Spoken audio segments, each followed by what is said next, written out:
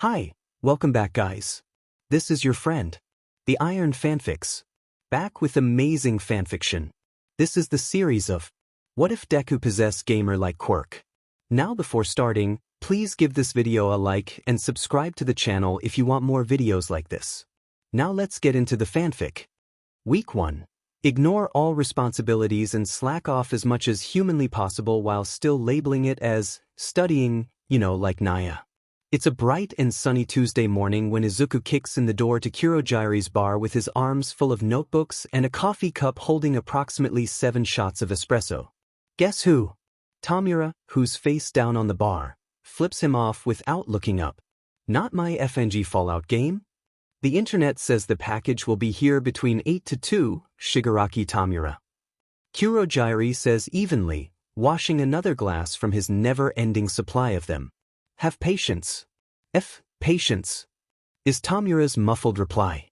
Anyhow, Izuku rolls smoothly over them as if they never said anything to begin with. I'm doing something out of purely spite and I feel like you should be proud of me. We are proud of you immensely. Compress tells him kindly, before turning to where Dabi has his feet up on one of the tables with a faker smile than Izuku's optimism in the world. Here's a gentle reminder to not put your shoes where we eat. Dabi pointedly crosses his ankles. No. That was a gentle reminder, yet your words of defiance bring me ungodly amounts of rage. Guys, Izuku, honest to God, whines, slinking over to his seat and throwing his notebooks down on the bar, gently, because he loves Kurogiri and respects the man for dealing with Tomura all day. I need validation. Himiko flounces up to him, taking the seat next to him and greedily grabbing one of the juice boxes Kurogiri puts out for them. It's okay Izuku, I'll listen. Magna nods from her corner of the room where she's playing Battleship with Spinner. Even Tomura sits up a little, probably, staring at him past the dead hand on his face. Straightening up, Izuku flips open the first notebook on the bar and shows off the application form. Kacchan always told me I'd never amount to anything and I would never be able to go to you, so I'm being petty as F and doing both at the same time. Tomura's hand falls off. You're going to a hero school? Dabi asks, voice thick with disgust. Izuku frowns. Obviously not the hero department, but I was thinking either general or management. It's the best school in the prefecture, which I have a few things to say about because the amount of money the government funds them while other public schools in the county are well below satisfactory levels, and besides, I don't want Shouchan to go alone. Dabi chokes. Shouto's going? To a hero school? The hero program, to be specific. Izuku adds. Spinner nods. He would be a good hero. Stain would approve. Magna hums. You're only saying that because he buys you your S'more Pop-Tarts, darling. She comments idly. B4 if you would. That's not true. Spinner defends. And if you... He stabs the red peg into the board with far too much untapped anger. Pop-Tarts are ravioli. Twice hops onto the table next to Magna and Spinner, throwing a peace sign and knowing full well the amount of chaos he just caused. 3. Tomura slams his hand down on the counter, his pinky carefully raised. Pop-Tarts are not even ravioli, you shitbags. Yes, they are. Himiko jumps up and down, dragging Compress into the argument, and within less than 3 seconds the entire bar descends into pure and unadulterated chaos until Kurogiri warps in an air horn and silences them all with the deafening sound of Izuku's future investment in hearing aids. Children! Kurogiri shouts, the gold of his eyes furrowing heavily. I am this close to dropping you in the middle of the Pacific Ocean and making you swim back to land. Spinner raises a hand. I can't swim. Kurogiri just stares at him, letting him know without words how little FS he has about that fact. They all quiet down, the fear of God, or Kurogiri's irritation, effectively put into them as they go back to their tasks. Except Izuku. The planet is ravioli. He whispers under his breath. Dabi glares and throws his left shoe at him. It's silent for a good minute, Dabi scowling at his shoeless left foot before the earlier conversation reoccurs to him. Wait, we were talking about Shouto joining the hero program. Why the hell is he doing that? Didn't he run away from home because he didn't want to be a hero? No, he ran away because your dad is an abusive dickbag. Himiko chimes in helpfully. Dabi's eyebrow gains a twitch. Thank you, Toga. You really needed to announce my tragic backstory to the entire bar. That's so awful. Grow up, everyone has a shitty past. Twice pops up on the other side of Himiko, which she grants him a single pat somewhere on his face. It's hard to tell where exactly with that mask on. He looks happy enough, at least. Beach, we've already unlocked it 20 levels ago. Tomura deadpans to Dabi, ignoring the commotion behind him easily. Compress dramatically presses the back of his hand against his forehead. Me, on the other hand, will forever remain a mystery dash. Seiko Atsuhiro, a former entertainer, age 33, lives at 45-6, Higashi Ikebukuro 1 Chome, Toshimaku, Mizudafu, prefers dogs over cats but isn't picky, favorite drink is warm sake, favorite food is grilled eel, likes to listen to jazz music and electro swing, Quirk, compress, is activated through physical touch through the arms, so the best way to subdue would be to immobilize at least from the forearm down. Izuku rattles off absent-mindedly. When nobody says anything for a long moment, he glances up, blinking at their stunned expressions. Was I wrong about anything? Compress slowly slinks down, crouching on the ground with his hands over his head. Kurogiri, can I? Kurogiri doesn't say a word, only slides the shot glass of warm sake over. Compress downs it without even glancing up, shivering silently on the floor. Is he okay? Izuku asks, concerned. Himiko claps him on the shoulder. Once, twice, thrice. I'm sure he's just fine, Izuku-kun. She reassures him cheerfully, her eyes frenzied. Speaking of, you wouldn't happen to have anything about me, right? Izuku smiles comfortingly. Ah, don't worry, Himiko. She relaxes, smiling back at him. I didn't write any of it down. Everything's in code anyhow, but just in case, I memorized all of it and destroyed any of the physical evidence. Himiko, for some reason, doesn't look comforted. Since I'm taking the UA exam, which is one of the hardest exams in the country, I'm gonna need all the help I can get. Izuku shuffles all his notebooks back together, having already made a study plan of all the information the exam might have and stayed up to 3 a.m. last night regretting everything, had a panic attack, called Dr. Shinso and had her talk him out of his usual coping mechanisms of dissociating and playing near automata so that sweet existential dread can kick back in. He's doing fine. Midoriya. Kurogiri begins almost hesitantly. It's December. Entrance exams are in January. So, Izuku smiles maniacally. My plan for doing everything this month is to not sleep, drink a lot of coffee, and hope the power of Christmas can get me through it all. Kurogiri stares. Do you take constructive criticism? Izuku keeps smiling.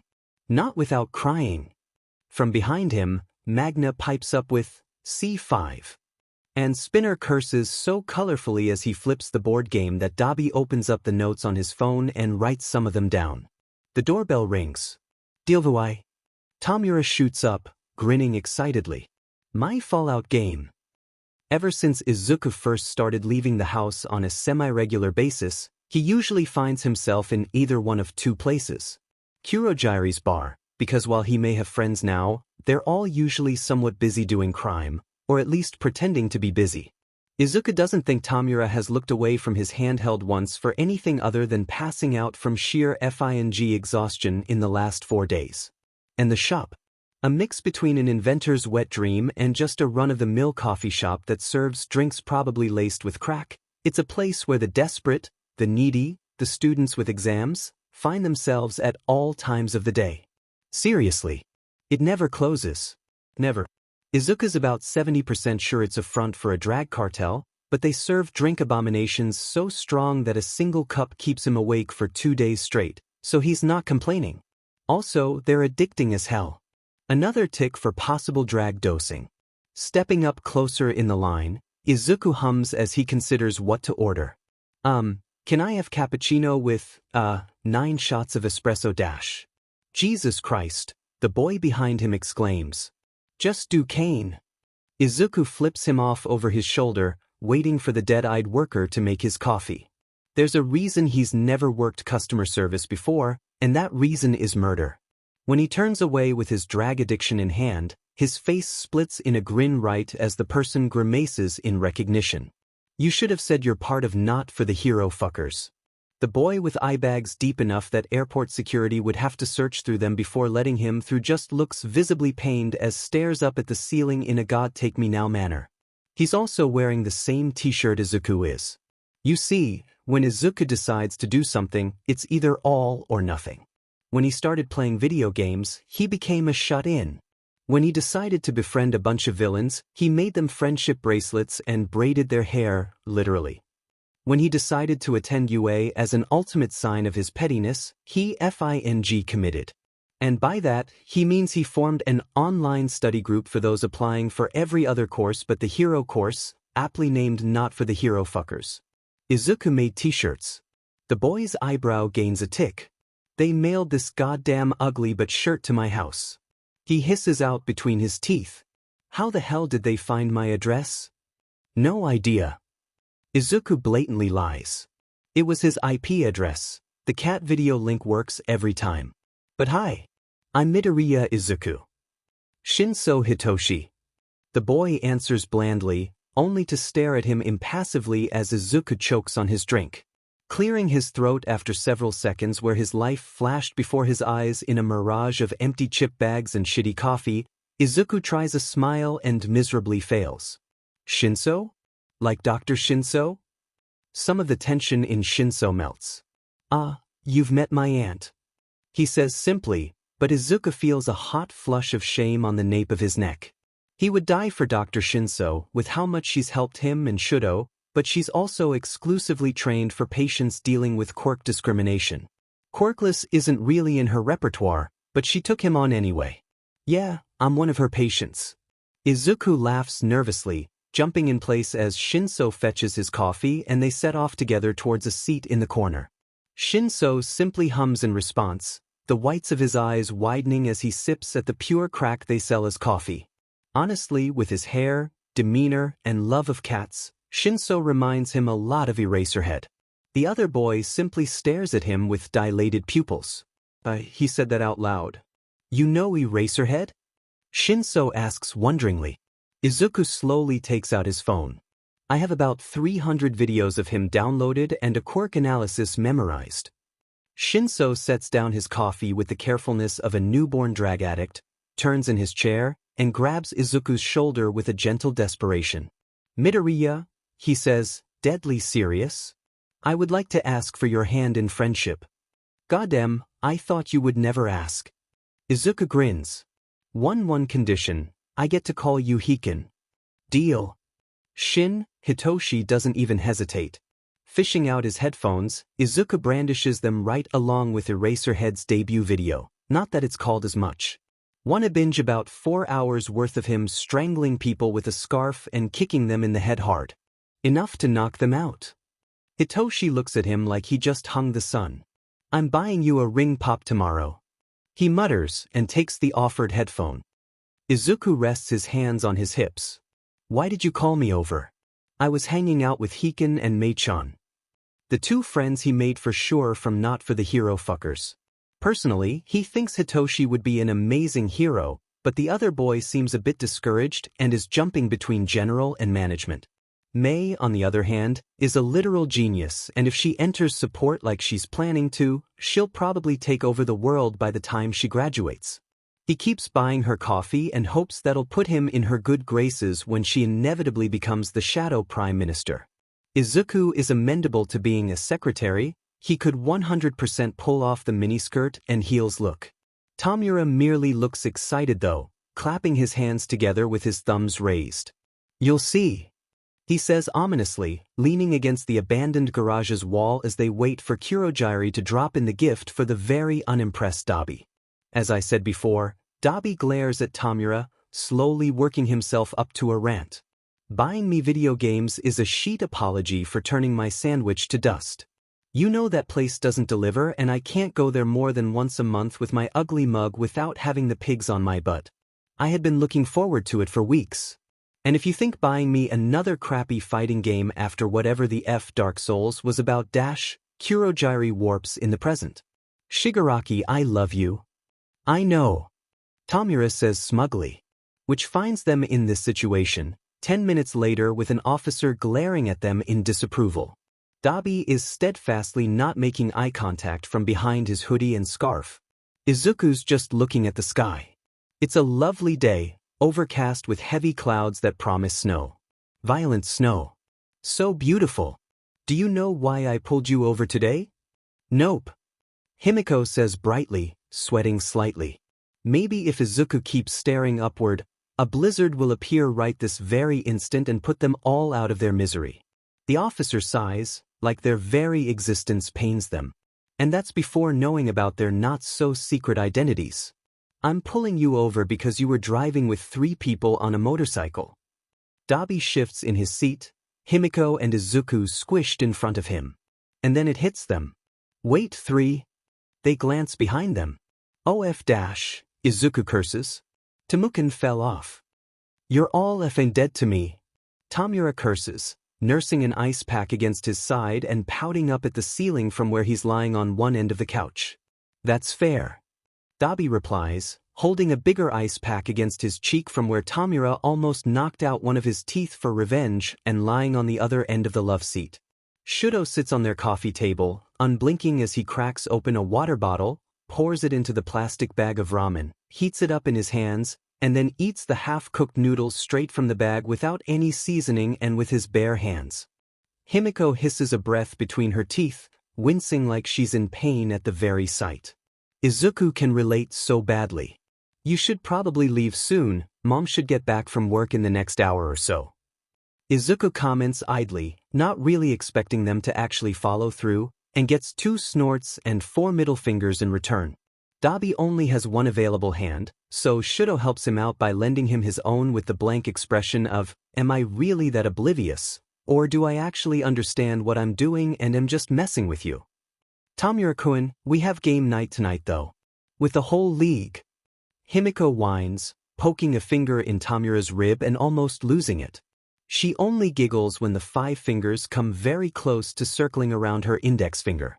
Then they can move their lazy buttes over here, Tomura snarls, closing his eyes and ignoring her as he presses the ice pack harder against his bruised ribs. I'm not getting up for anything less than death. Izuku taps his phone against his knee. Would you get up for Monopoly? Tomura cracks an eyelid open. Keep talking. Hey, Dabi says casually later that night while the Midoriyas introduced all of them to the wonders of Monopoly. Twice is face down on the floor crying. Himiko's rapidly growing paler every time she lands on one of Izuku's railroad stations. Izuku himself is cackling as he collects in all the dough he's extorting from his friends, ignoring their desperate pleas. Compress called it quits 3 rounds ago and is helping himself to Mom's yakitori in the kitchen. Shouto and Dabi teamed up but yet are both still failing collectively harder than anyone else in the house. Tomura's been banned back to the couch to sulk after he accidentally dusted some of Dabi's money with another ice pack. Magna watches all them, terribly bemused and laughing freely as she lands herself in more and more debt with the attitude of someone who stopped giving a F dash. Spinner keeps muttering under his breath, this isn't what Stain would want, as he lands on another one of Mom's many properties. And Inko, his lovely mother, the apple of his eye and the person he loves more than anyone else in the world, just smiles at all of them with that gentle, serene smile as she ruthlessly destroys all of them without batting an eyelash. Kurogiri, who's nursing his small handful of money and even smaller handful of properties, had said at one point to her quite genuinely that she reminded him of Sensei. His mom had only smiled and thanked him, because she was amazing like that, before laughing and stating that the only person who had even come close to beating her was her husband. Only once though. She said mildly, taking another $400 from Spinner's shaking hand without even looking at him. He cheated horribly too, was always a sore loser, that one. He married me for my competitiveness though, he should have known what he was getting into. Quite unfairly, everyone's head turned towards Izuku, which he thinks is rude. He's not that competitive. Yes, Dakuin? His mom prompts when Dabi only frowns at his and Shouto's property, a single brown one that Izuku's been eyeing for the past 20 minutes. If he puts a little more pressure, he might be able to get it for 100. Dabi flushes, though whether it's at the nickname or the unfamiliar maternal affection Inko tends to douse whenever some lost-looking child wanders within 3 feet of her. I have a request. Even Shouto looks curious, blinking up at his brother with his forever impassive expression. The closest he's gotten to expressing anything close to a smile is when either A, cold soba is in front of him, or B, it's Thursday book club with Inko and the rest of the neighborhood's middle-aged mothers. Personally, Izuku just think all the Todorokis have mommy issues. Point proven literally 30 seconds later. What the F dash? I want to break our mom out of her psychiatric hospital. His mom calmly sorts her money. I see. Is this the one where she's been stuck in for the past 10 years? Dabi nods with a deep glower, and his mom hums, folding her money away. Well, that will be a bit difficult, considering how tight the security is there. She says easily as she tugs at Himiko's offered property, the younger girl close to tears as she desperately clings onto it. But give me 3 days, I have some calls to make. With that, she rips the property away from Himiko and fans out all her cards on the table like they're playing poker. I believe this is a win for me, ladies and gentlemen. Compress leans over Izuku's chair, still eating their yakitori. Your mother is absolutely terrifying. He informs the teenager cheerfully. My dad's scarier. Izuku says blandly. All of his friends look various degrees of horrified, except for Kurogiri. Kurogiri looks delighted. 3 days later, Izuku trails into Kurogiri's bar with his mother on his heels, holding an impressively thick manila folder. Dakuindeer. She hums softly, dropping it on the table of the suddenly polite and well-behaved adults. Mommy issues, the lot of them.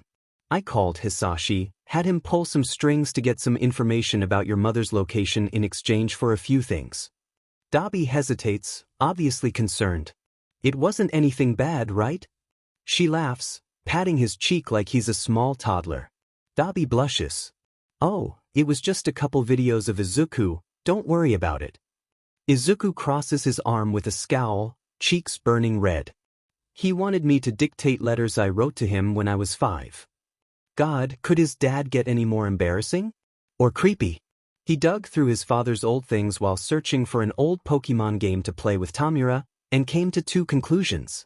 His dad is possibly a career criminal, if his tax returns are any indication. The amount of baby pictures of himself is quite frankly disturbing. He shudders. He could deal with being a career criminal, but who the F needs over 400 photos of him as a newborn? Dabi brightens up with the obliviousness of someone who's never had an overly attached parent before. Oh well, that's not too bad then.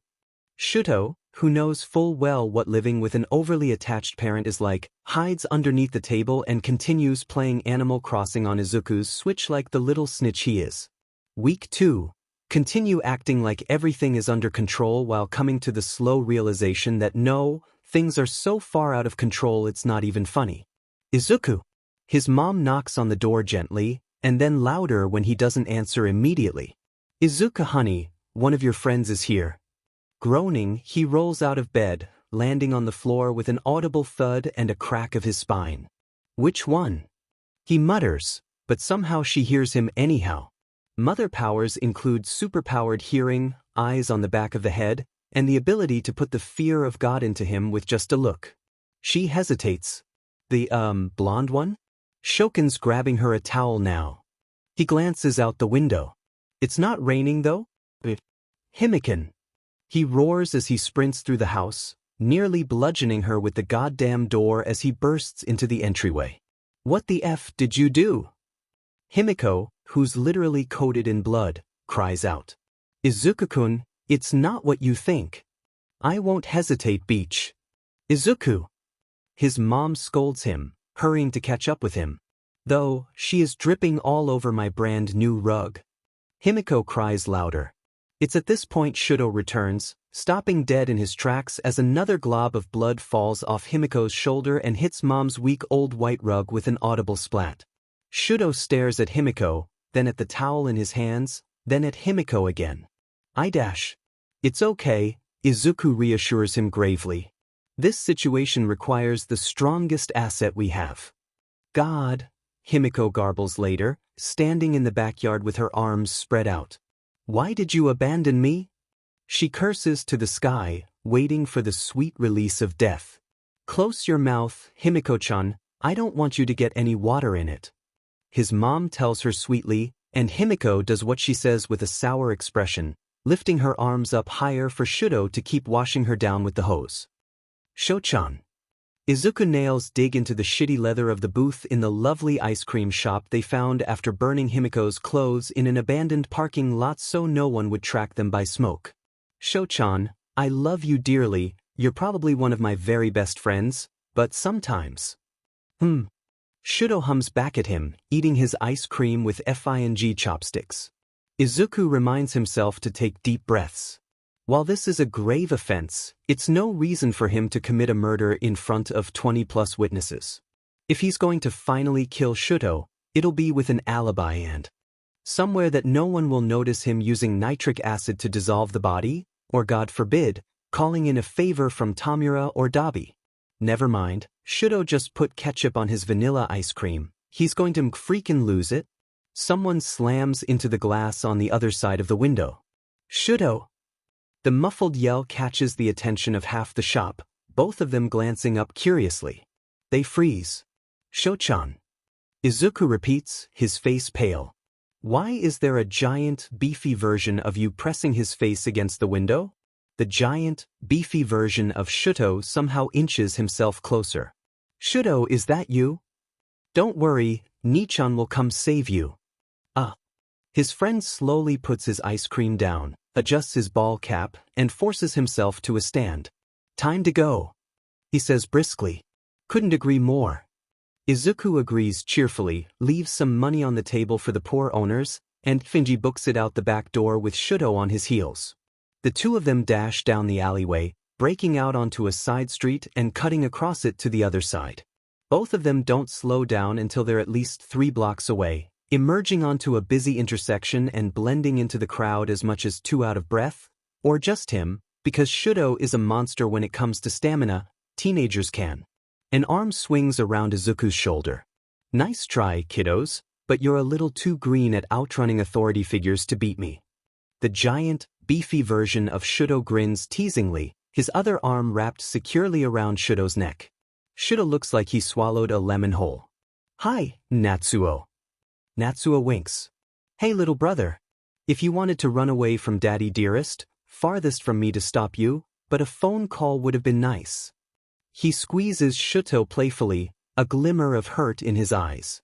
Shouto seems to catch it too, for how bad he is at social situations. Seriously, he asked Izuku the other day while he was on the floor crying over his math textbook if he was cutting onions. They didn't even have any onions. It was a bit of a spur-of-the-moment decision. Shouto decides on, and Izuku chokes down an inappropriate laugh. Well, that's one way of describing it. Sorry, Natsunai. It's like Shouto hit the jackpot. That's okay, Natsuo announces, his eyes huge as he fights off a giant grin. You know what? I'm totally cool with it. Just give me a number so I can keep in contact with you, and keep calling me that, preferably forever. His best friend grimaces. Sure thing, Natsunai. If his mouth can purse up any more, he wouldn't have lips. Natsunai, meet my friend Izuku. Izuku, meet Natsunai. Under the bus Izuku goes. Nice to meet you, Sho-chan Zenai-san. Izuku puts on his award-winning smile to the older brother of the teenager he accidentally kidnapped. I have a question, if you wouldn't mind?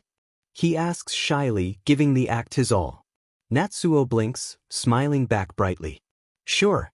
Anything for Shouto's friend. His tone 100% implies that Shouto's never had friends before, so he's about 30 seconds away from giving Izuku his firstborn. Great, should make things easier. Are you a vigilante? He asks, humming innocently as Shouto suddenly chokes on his own tongue. Natsuo keeps smiling, his eyes screaming. Your statement earlier implied you run from authority figures often. which includes more than just police, as a hero would never deal with a teenager doing petty crimes. So obviously you've done something big enough to have heroes chasing after you, and you navigated rooftops when chasing me and Shouchan if the emergency ladder from the alleyway just behind us is any indication. And those muscles aren't for show, never mind that your sneakers are a professional brand for those in extreme sports.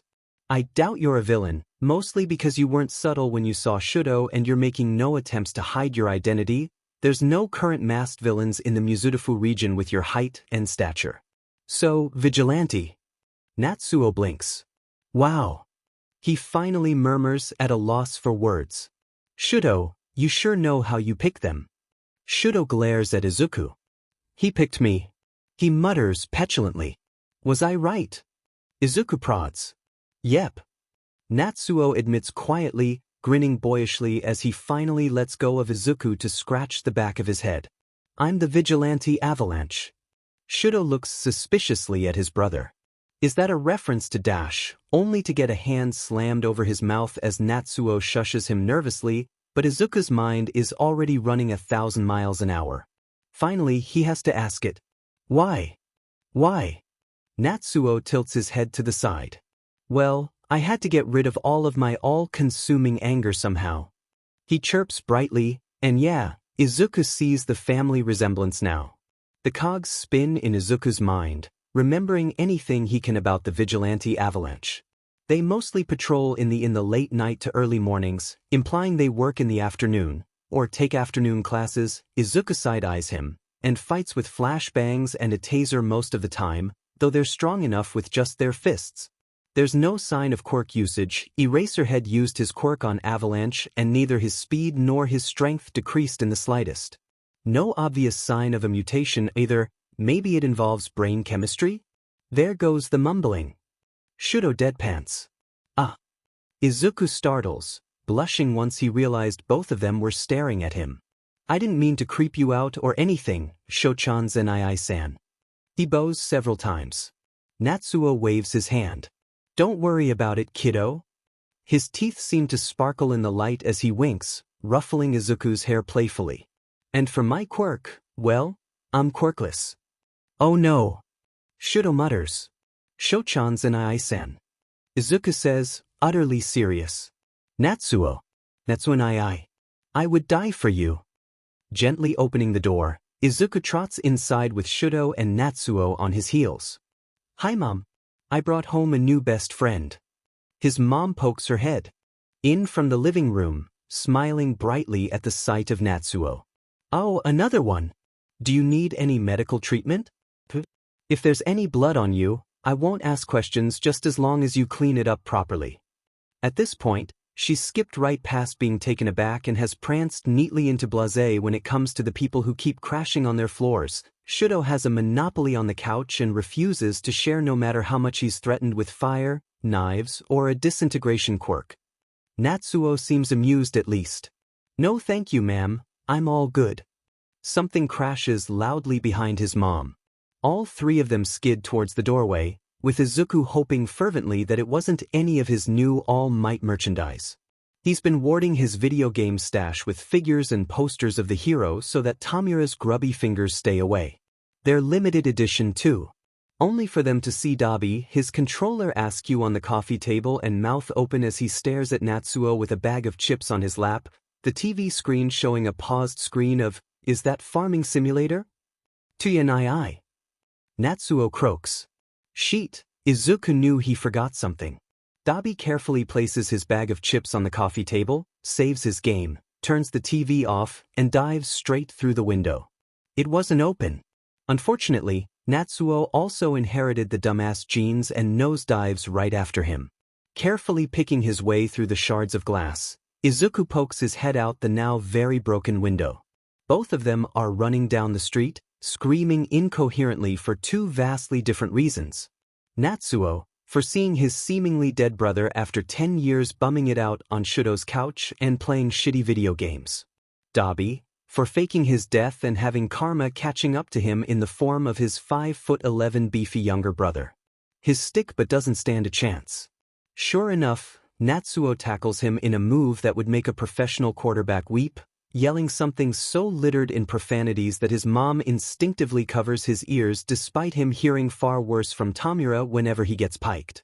Are they? Shouto trails off from where he's sticking his head out a foot below Izuku. Noogieing each other? Either that or passive-aggressively hugging. Izuku notes wonderingly. I certainly hope one of them plans on paying for the window. His mom frowns, glancing at the glass all over the floor. Ding, I just cleaned in here too. Ever since Natsuo discovered his missing younger brother and his supposedly dead older brother, Shouto and Dabi have thus ditched the friend group in order to invite Natsuo on their sibling bonding. Their sibling bonding, if Shouto's search history was any indication, involves donuts, sticky notes, mayonnaise, and jello. No, Izuku doesn't know either. Thus, Izuku finds himself at his fifth best option, after his mother, Shouto, Dabi, and the cat that likes to hang out by the convenience store on the corner. F you and F your pixelated cartoon, but you effing 2-bit knockoff Kacchan. Tomura howls at the TV screen, shooting at Kala Maria with extreme prejudice. Considering Izuku keeps getting hit by her eel and fish combo, he's about ready to flip the TV himself. Maybe playing Cupheads wasn't the greatest of ideas. Then Izuku dies and he flings his controller at the wall. IFNG dodged that. What the hell, who the F designed this level? Satan? Tomura growls, closing the game without saving and switching to his game library. I'm playing something else before I have a goddamn aneurysm. And because Tomura cringes at the mere thought of Harvest Moon, it took Izuku 2 FING years to stuck cam. He's not deleting his save file if it kills him. He immediately puts on Call of Duty to de-stress. He's beginning to feel like they have two very different coping methods. Leaning back against Tomura's headboard, Izuku absently plays BitLife on his phone and has SEC with 20 people in a year, keeping one ear out to Tomura's shouts at the game. Who the F used a goddamn grenade? A tense pause. I'm not effing hypocrite, UD-. I'm perfectly confident in my shooting skills that I don't have to compensate it with a bunch of FING grenades. Temukan, calm down. Izuku scolds lightly, more focused on abandoning his 18th child on the side of the road. He's sorry, but he only works as a esterpia. He doesn't have time to pay all that child support. If Dr. Shinso sees him now, he has a feeling he would be psychoanalyzed to hell and back. I am calm. Tomura hisses out, but obligatorily flops backwards so his head is resting on Izuku's lap while he kills people violently in Su. Izuku hums to himself, patting Tomura's head and running his fingers through his greasy hair, which he knows Tomura is self-conscious about even if he won't admit it. Sure enough, Tomura tips his head up and eyes him speculatively during a loading screen. Tell me I'm pretty, he orders. Smiling softly, Izuku pinches his cheek. Pretty effing annoying. Rude. Tomura huffs without much intent, eyes flicking back to the screen and eyebrows scrunching up. I'm effing pretty because I said I'm pretty a-hole. He spits out to whoever's on the other end of his headset, button mashing with his pinkies raised. Rolling his eyes, Izuku goes back to playing BitLife, before eventually skipping over to webcomics when he gets bored. Honestly, some of these are good inspiration points for when Mei inevitably takes over the world and he has to help her manage the populace. An hour later, Himiko bursts into Tomura's bedroom with Kuroji's kiss the cook apron and her hair done up in a ponytail with a cute scrunchie. You two are effing. Both of their noses wrinkle, because videos games are way better than section. But they also have a reputation to remain, so Tomura pauses his game and looks up at Izuku. Why didn't you tell me, Midoriya? I would have put my game down.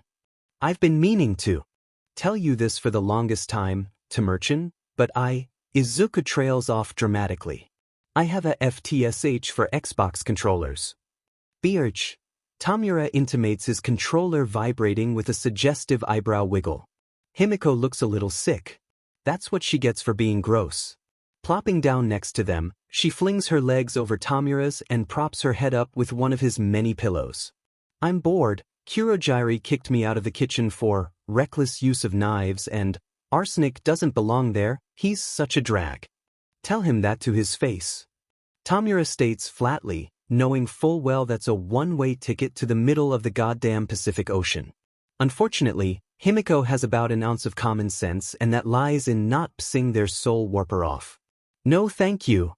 She chimes sweetly. A faint smell reaches upstairs, but Izuku can't tell what it is. What were you making? Sue him, he's a little hungry too. Cinnamon rolls. Himiko bobs her head, having slipped out her phone and idly browsing it while Tomura plays his game loudly. Though he's probably busy dealing with the kitchen being on fire. Izuku chokes, Tomura's controller fumbles in his hands and accidentally disintegrates, and Himiko reblogs a post about cats being assholes. The smell is definitely smoke, and something dawns on Izuku horribly. Dabi spends more than a given quarter of his time here, which means the FING sprinkler system is disabled. Tomura shouts, leaping off of the bed and scrambling for his consoles. Midoriya, get all my limited edition figures. Toga, my pre-ordered games. Sir, yes sir. Would you mind telling me why all three of you ran back after evacuating the first time? Kurogiri asks them, voice low and simmering with anger. I'm a minor, so legally, anything I say doesn't count, right? Himiko asks with a panicked smile, juggling the giant Persona 5 box next to the Dissidia collection. The gaze turns to Izuku. I'd really not say. Honestly, the figurines are getting a little heavy, but he has a feeling Kurogiri will warp them the instant they're out of his arms and up 1,000 feet up in the air directly over his head. Tomura, oh Tomura, the man has no fear. Bold words for a man who saved his alcohol collection first before checking in on his ward. Kurogiri is silent for a long moment. Agree to never speak of this again? Agreed. Izuku comes home in time for dinner, covered in soot, ash, and icing. Turns out that even after being roasted in the oven at temperatures unsurvivable to humans without either a fire-resistant quirk or pure spite, those cinnamon rolls tasted pretty good. So despite brushing death, Kurogiri, he's in a pretty good mood. Until he walks into the kitchen to see not only his mother, but Dabi, Natsuo, and Shouto crying hysterically. Is everything okay? Izuku asks, almost hesitant to know. Did something bad happen to the boy's mom? Did someone famous die? Does he need to go on a revenge spree? Tea-turtles never meet their mothers. Dabi sobs out with blood trickling down his cheeks as his Walmart brand tears, and the four of them start crying anew, positively wailing at the top of their lungs. Blinking, Izuku slowly steps back. I'm just gonna go. His mother waves him off, loudly blowing into her napkin and patting Shouto's shaking back. Izuku retreats back to his room, suitably weirded out, and vows to bleach the very memory from his brain in favor of playing Undertale. Week 3. Cram, cram, cram, until sleep becomes an unaffordable luxury, all the while listening to All Is Well on repeat because it resonates with all dying students. Midoriya-kun, Hitoshi says slowly, dead eyes focused on the screen in front of him from where they've been studying linear progressions for the past hour. They've only grown deader with every letter found in a numerical equation where there shouldn't be one. You have weird friends. Izuku hums distractedly, checking his phone. Shouto sent a picture to the #WhoIsThatVillainIC channel, a selfie of him throwing a peace sign with a blank expression in front of a giant billboard with his face on it and the words "Have you seen me?" Right below it, Dabi sent one with a similar theme, but with a manic smile in front of a home shrine with his baby picture on it. Himiko has one with her T-posing in front of a whole board of missing teenager papers in a CU store, and even Tomura has an old newspaper, with the name already decayed. He's beginning to feel a little left out at this point. I don't think they're that weird. Izuku lies blatantly. Hitoshi makes eye contact, takes a long sip of his crack coffee that somehow comes across as threatening, and then points out the window. Izuku refuses to look. He knows full well that Twice and Himiko are having an aggressive dance-off right outside the shop.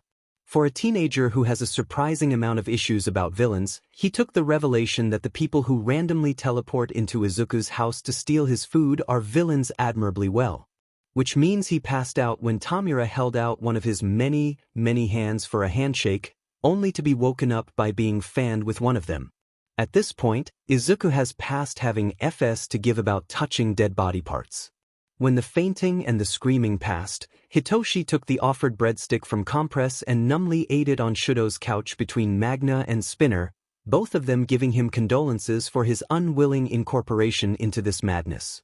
Izuku's pretty sure they go bowling every Wednesday to complain about them now. The sound of sirens puts a halt to Himiko's and twice dabbing, both of them shrieking before diving into a nearby alleyway as some rookie hero gives chase. Izuku goes back to studying. "I've brought you here," Compress says slowly, the room dark and lit only by a dim light bulb above his head.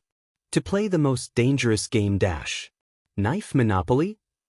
Himiko idly asks, turning on her phone and blinding the entire league with a very graphic image of a dissected bird as her home screen. Izuku needs better friends. Compress hesitates. "I was going to teach you all how to play strip poker, but now I'm curious about whatever Knife Monopoly is." Later, Izuku begs, eyes burning as he stares at his chemistry textbook, trying for the love of God to understand what the electron clouds are about. "I'm begging you." "You okay, kiddo?"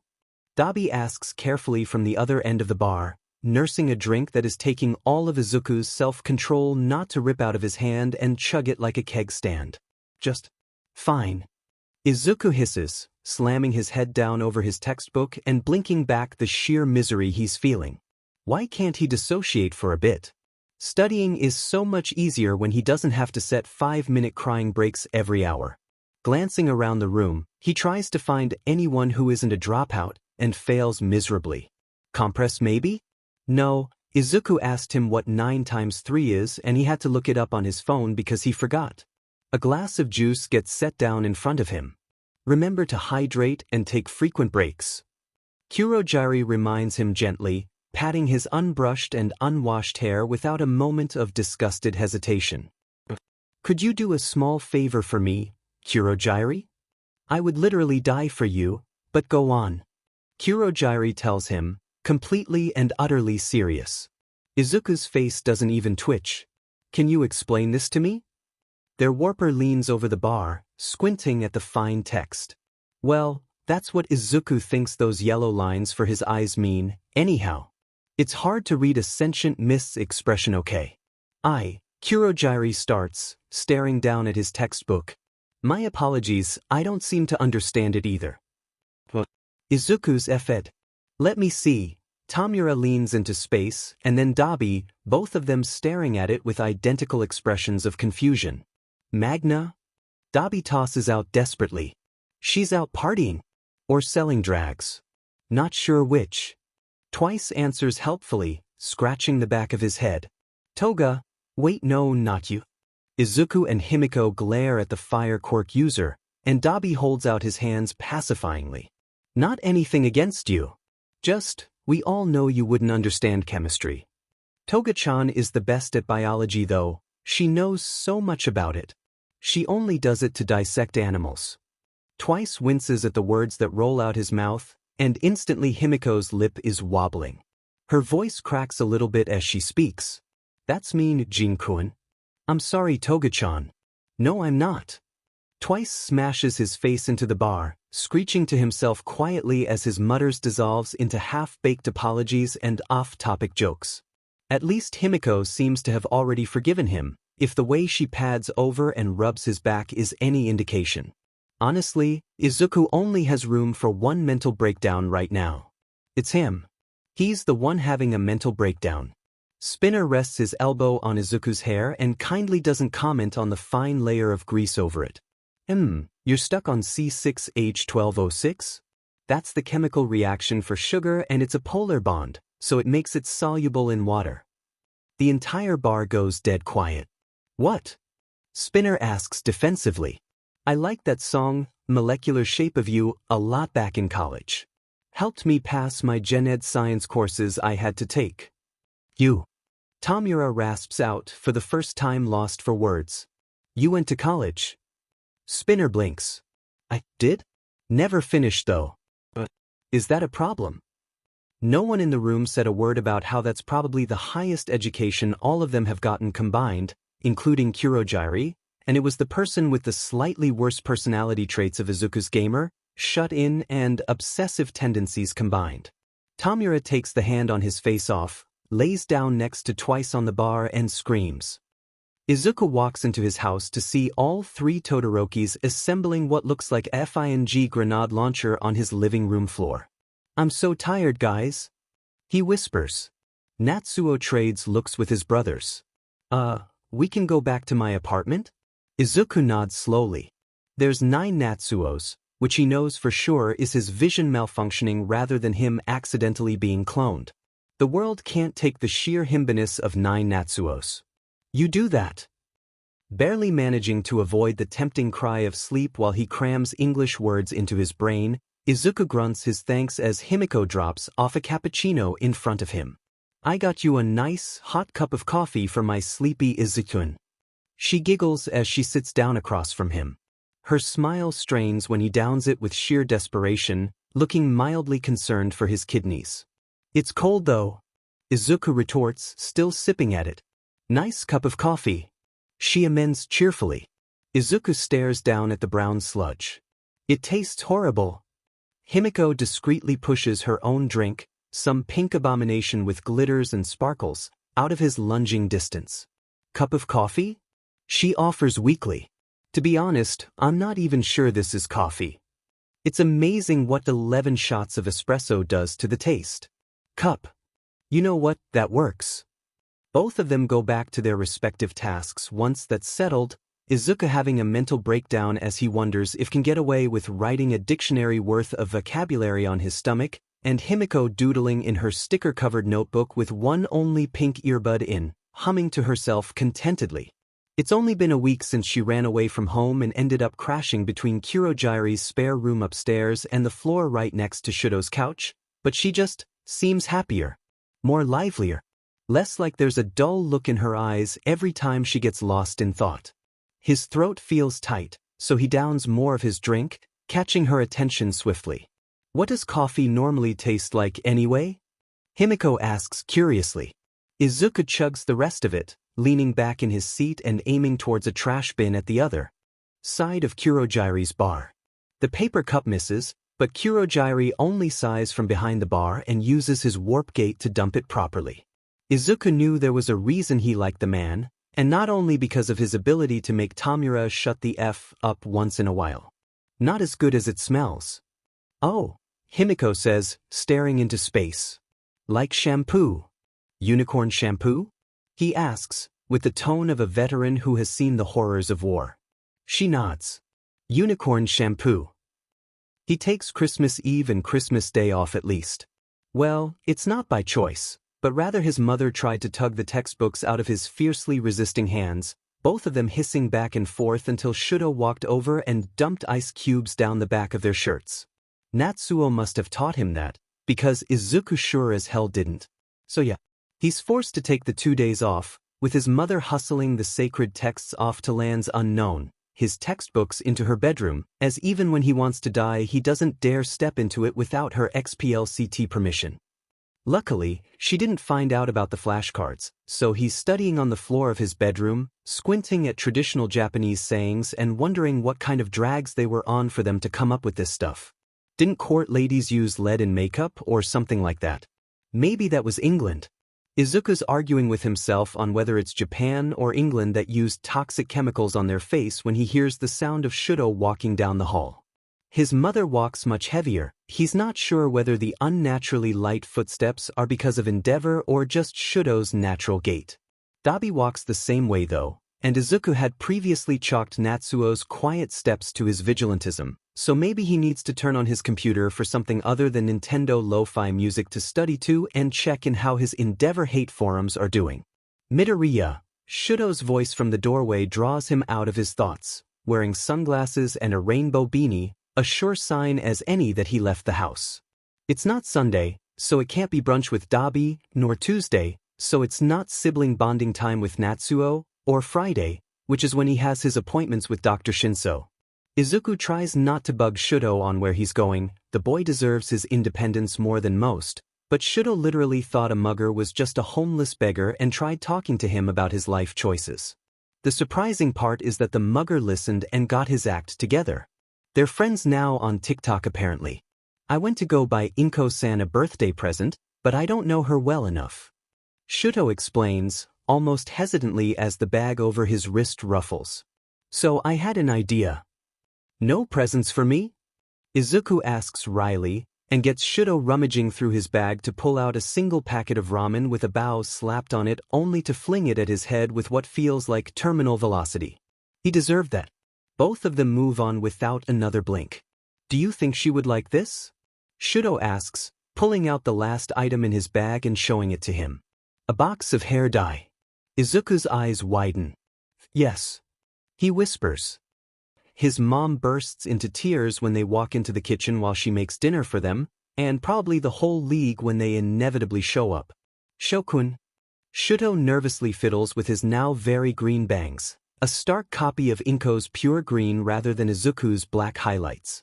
Izuku offered, but Shouto had one person in mind when the two of them were dyeing his hair, and one person alone. He doesn't mind. Shouto deserves all the good people in his life, and Izuku isn't biased, but his mom is the best. Shokun, come here.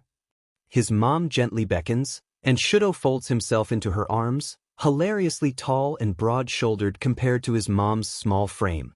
She talks to him softly, so quietly that Izuku can't hear it, but Shouto relaxes more in her arms, burying his face in her shoulder. Izuku makes to leave, only for Shouto to call his name. Glancing back, he raises an eyebrow as Shouto steps back from his mom and digs through his pocket, eventually holding out an eyebrow pencil. For the freckles. Shouto explains at his confused look. Needless to say, the hug Shouto gets almost sends him flying to the floor. Izuku scans the fresh produce, dropping a couple of bell peppers from Kurogiri's list into the basket over his elbow. At his side, Dabi picks up a box of raspberries with his gloved hands, humming as he checks it for mold before putting it back and grabbing a different one. What brand of chips do y'all want? Himiko shouts from one end of the store. I'm always a slot for Doritos. Tomura yells back from the other end. Izuku sighs. Man, this has been a long week. Dabi gives him a weird look. It's 8 a.m. on a Tuesday. I know. Himiko skids around the corner with a carriage full of junk food, Tomura on her heels with 3 baskets of canned goods in his gloved hands. We good. Both of them do a cursory look at the list. Yeah, we got everything. Izuku finally says, sending the text out to Kurogiri. Within moments, a warp gate appears in the middle of aisle 1, vegetables and fruits. Thank you everyone. Himiko waves to the hostages sitting on the ground, but it's with her bloody knife. Everyone gasps and flinches back in sync. What? She blinks, glancing around to find the source of their terror. Luckily, the sound of sirens distracts her confusion. Let's go! Dabi shouts, pushing him and Himiko first through the warp gate like the good big brother he is. Izuku oofs as he lands in the middle of the bar, Himiko skidding next to him, then Tomura and Dabi already bickering. The gate closes, leaving them surrounded by the efforts of their bi-weekly grocery run, theft. It's a sheet ton of food to feed the whole but league. How did it go? Magna asks, already rifling through Himiko's snacks and stealing a bag of.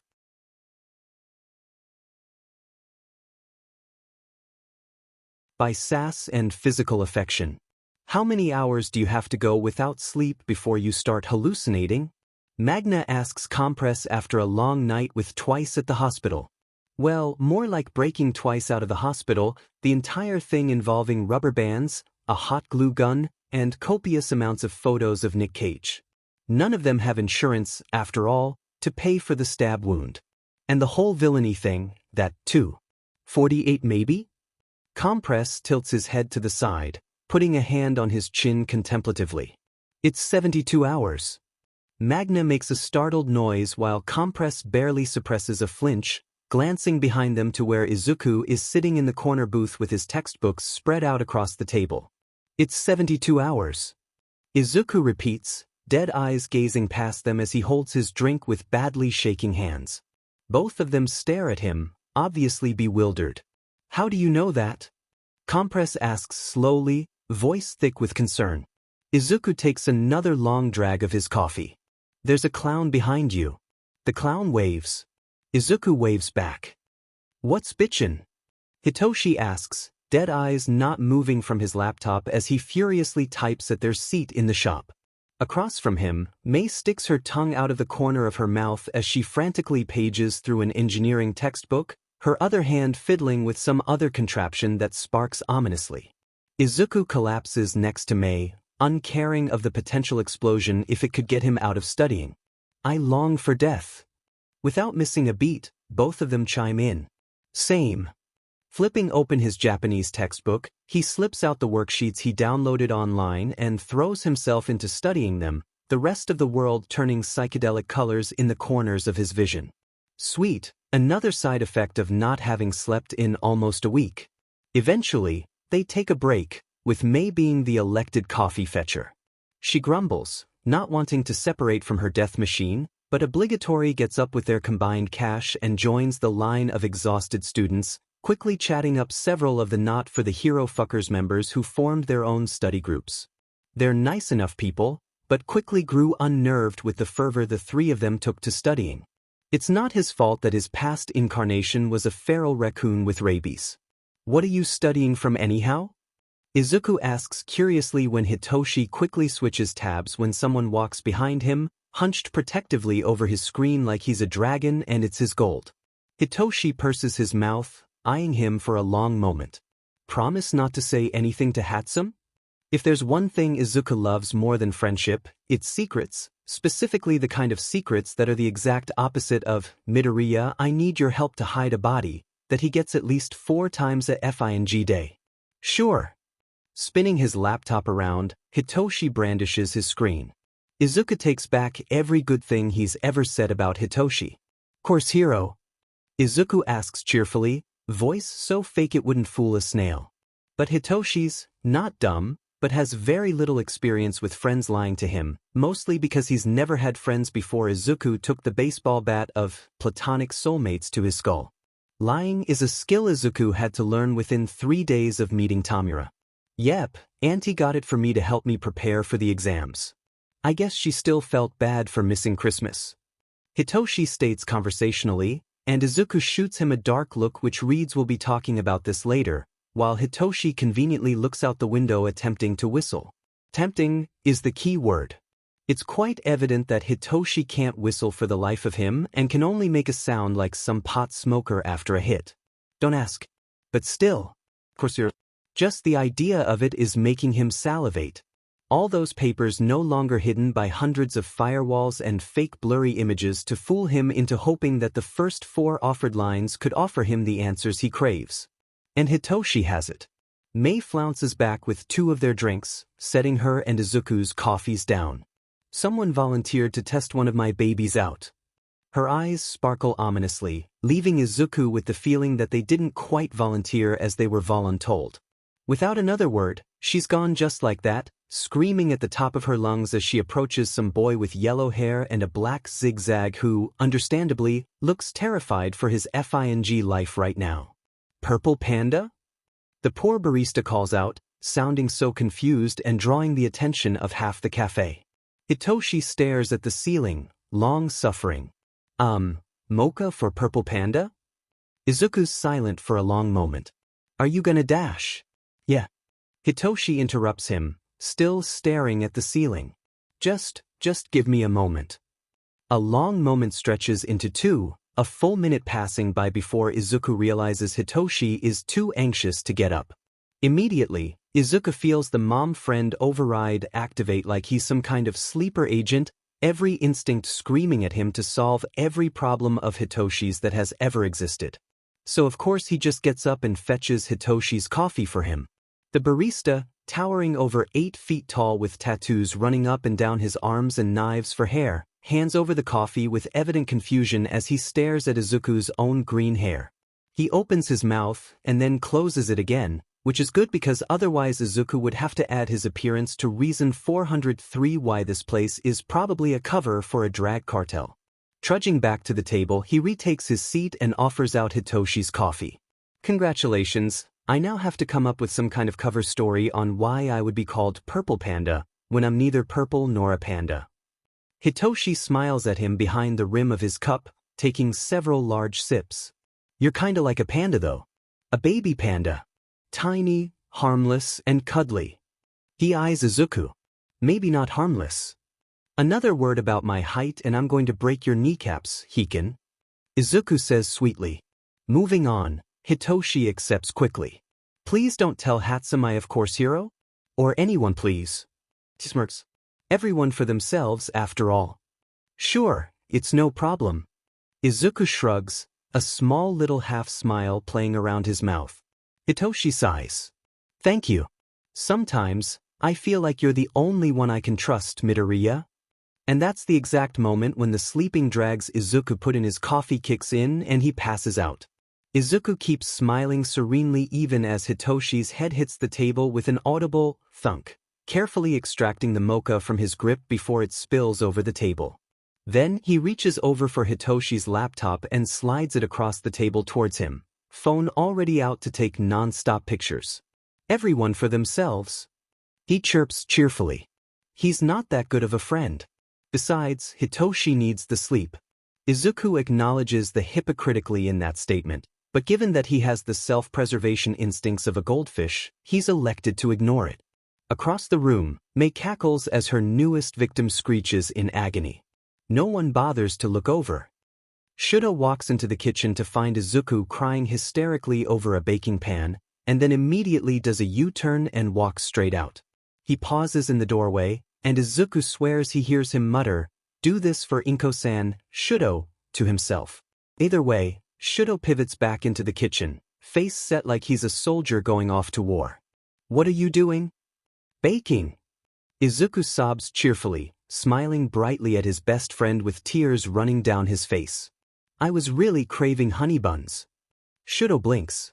It's 2 a.m. He keeps sobbing with a smile. I know. Another blink. Do you ever sleep? Shouto asks, almost wonderingly. I mean, sometimes I close my eyes when I blink. As if he was a wild animal, Shouto slowly approaches him, gently taking the baking pan out of his hands. Izuku lets him, mostly because his hands are shaking horribly.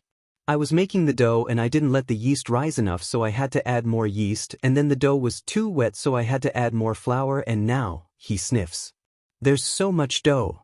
Shouto glances over to where a giant cooking bowl is filled to the brim with dough. Don't worry about it. He reassures, though he frowns in bafflement at what they're going to do with approximately 10 pounds of dough. It isn't this hard in cooking, mama. Izuku blubbers, barely noticing how Shouto tucks the pan away and guides him by his shoulders out of the room. Have you ever heard about ASMR? Shouto asks, faux casually as he steers him towards his room. I've been really into the video where the nun takes care of me while I have the plague. There's a long pause before he says, voice fond. I feel like I'm in good hands. Considering Izuku has watched that video, he feels like he should be concerned about that when he has more energy to care. Izuku gets 3 lines into Shouto monotonously reading the B-movie script before he passes out face first sideways on his bed, Shouto asleep perpendicular over his back. Inko takes a photo and hangs it up on the hallway wall to shove off to all the other Thursday book club members. Kurogiri walks into the bar to see the entire league crying hysterically, all of them holding loaves of various sizes. There's just, Himiko sobs. So much bread. Shouto sits among a throne of bread, handing out more loaves to the crying villains with a blank face. Have some more. He says blankly to a bawling spinner. Homemade bread for free. Shouto chants, like some knockoff 19th century newspaper boy. Kurogiri tries to leave, but a small figure cloaked in green stops him in his tracks, balancing 4 loaves on his open physics textbook. Eat the bread, Juriken. Izuku says, eyes manic. Eat the bread. Don't do this to me, I can't handle any more yeast products. Loaded on Buddio. Twice yelps, the sound mixed with both utter joy and utter pain as Shouto hands him more bread. In the corner, Dabi shoves an entire loaf into Tomura's mouth, laughing maniacally as Tomura lets out a muffled scream. Kurogiri, understandably, is terrified. Hey, do you have a bag I can borrow? Tomura asks, searching around the bar for his handheld. The only bags I have are the ones under my eyes, and they're specifically designed to carry the burden of my existence. Izuku says. Literally all you had to do was say no. Izuku glares at him, one hand practically attaching the coffee cup to his mouth while the other is scribbling formulas in the vain attempt at memorization. What do you even need a bag for? I'm going camping, Tomura says absent-mindedly, not noticing when Izuku chokes on his coffee. Tomura, camping? I need something to hold my games. Across from him, Himiko looks vaguely shell-shocked. This is the dark timeline. She mutters under her breath. Kurogyuri, luckily, comes to their help while wiping a perfectly clean glass. He has a feeling that the fact they live on top of a bar isn't a coincidence in the slightest with how much he's thrown himself into the aesthetic. Shigaraki Tomura has discovered where the middle Todorokis son lives and has decided to go stalk him. Himiko and Izuku trade wide-eyed looks. Dude, Izuku breathes. Dabi's going to kill you. Tomura grins. I know, right? Finding a bag, Tomura pockets all his games and pulls up his face mask. See all you losers later, I'm going on a stealth mission. Have fun? Himiko waves hesitantly as Tomura walks out the door, looking honestly not sure what to do with herself. Izuku feels her. He feels her so badly. About 20 minutes later, one of his Snapchats lovingly nicknamed cryptid sightings solely for embarrassing pictures of Tomura pops up with a notification. Himiko and him open it at the same time, staring at the selfie of Natsuo grinning wildly in a grocery store with Tomura following him, not being inconspicuous at all, and the caption he thinks he's so slick. Less than 30 seconds later, Dabi storms down the stairs, already on fire like some kind of avenging angel. I'm gonna kill that necrophile a-hole.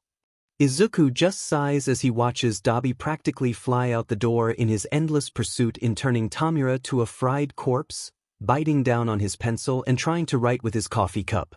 Himiko stares, and it takes him a moment to realize what just went wrong. Are you effing killing me? Izuku doesn't sleep the night before the exam. He doesn't study either, a migraine taking residence behind his eyes by banging pots and pans obnoxiously. It's nearing 1 a.m. when he creeps out of bed, stumbling down the hall towards the low level of noise from the living room.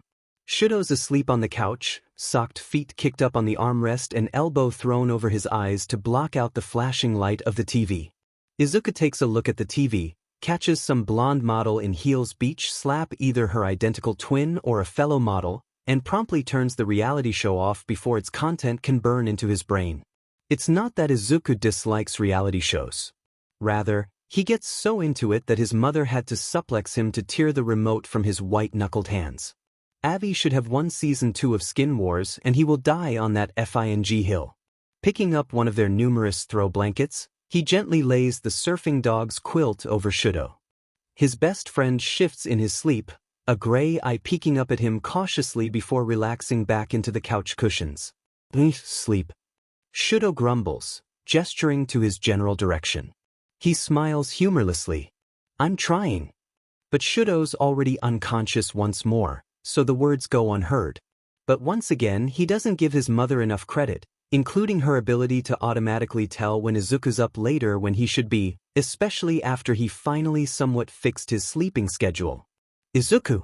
He jolts up, glancing up down the hallway. His mom yawns back at him, hair messy and a sleeping robe loose around her shoulders in the dim light of the lamp from her bedroom. Can't sleep? Shaking his head mutely, she smiles gently, beckoning him over. They end up sitting on her bed against the headboard, her arm wrapped around his shoulders as he cuddles into her side. For a long moment he just listens to her breathe, closing his eyes as she gently runs her hand through his hair. What if I don't get into UA? He whispers.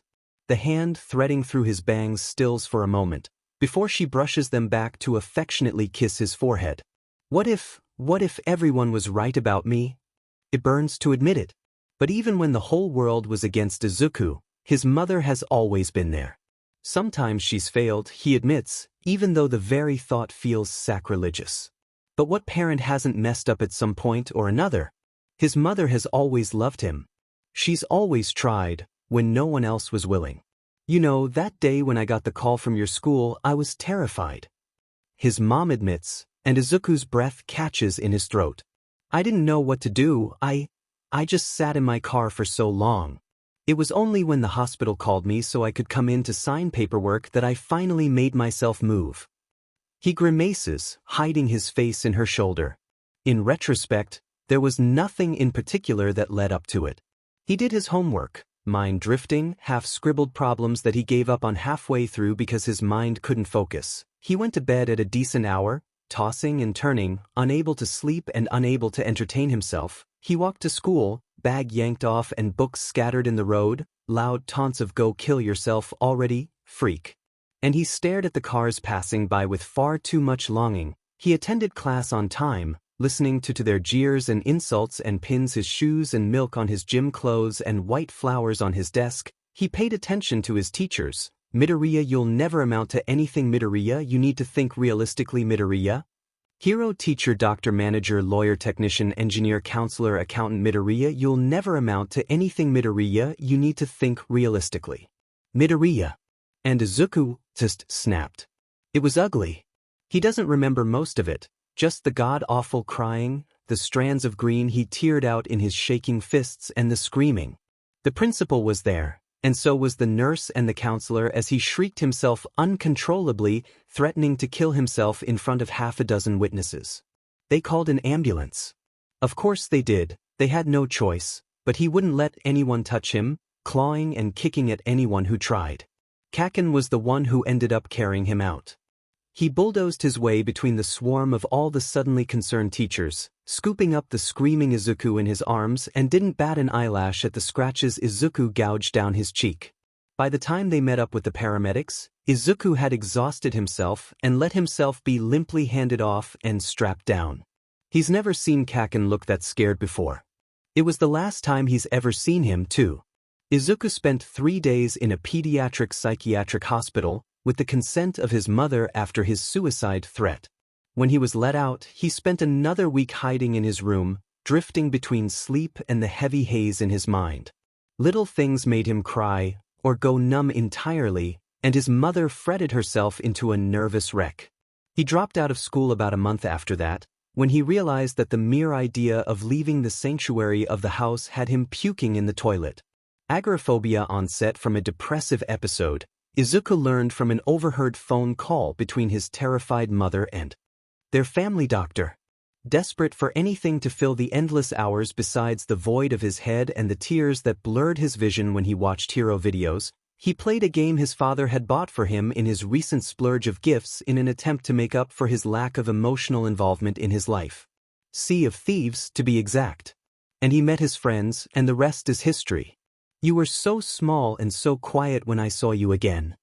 He remembers how she had clasped his cold hands with her trembling ones, crouching down in front of his chair with unshed tears clinging to her eyelids. I promised myself that I would do everything I could to make the world easier for you. Izuku, listen to me. His mother looks him in the eyes and tells him the words he's always wanted to hear but never had the courage to ask. You are not useless. No matter what you do in life, what you become or career path you chose. You're 14, baby, you're not supposed to know what you're doing with your life right now. She tickles his side, pulling a laugh out of him. If one path collapses, there's 3 more in its place. If UA doesn't work out, there's the programs at Shiketsu or Ketsubutsu, there's online schooling, you don't even have to go to school at all and I would still be just as proud of you. She kisses the top of his head. So just live.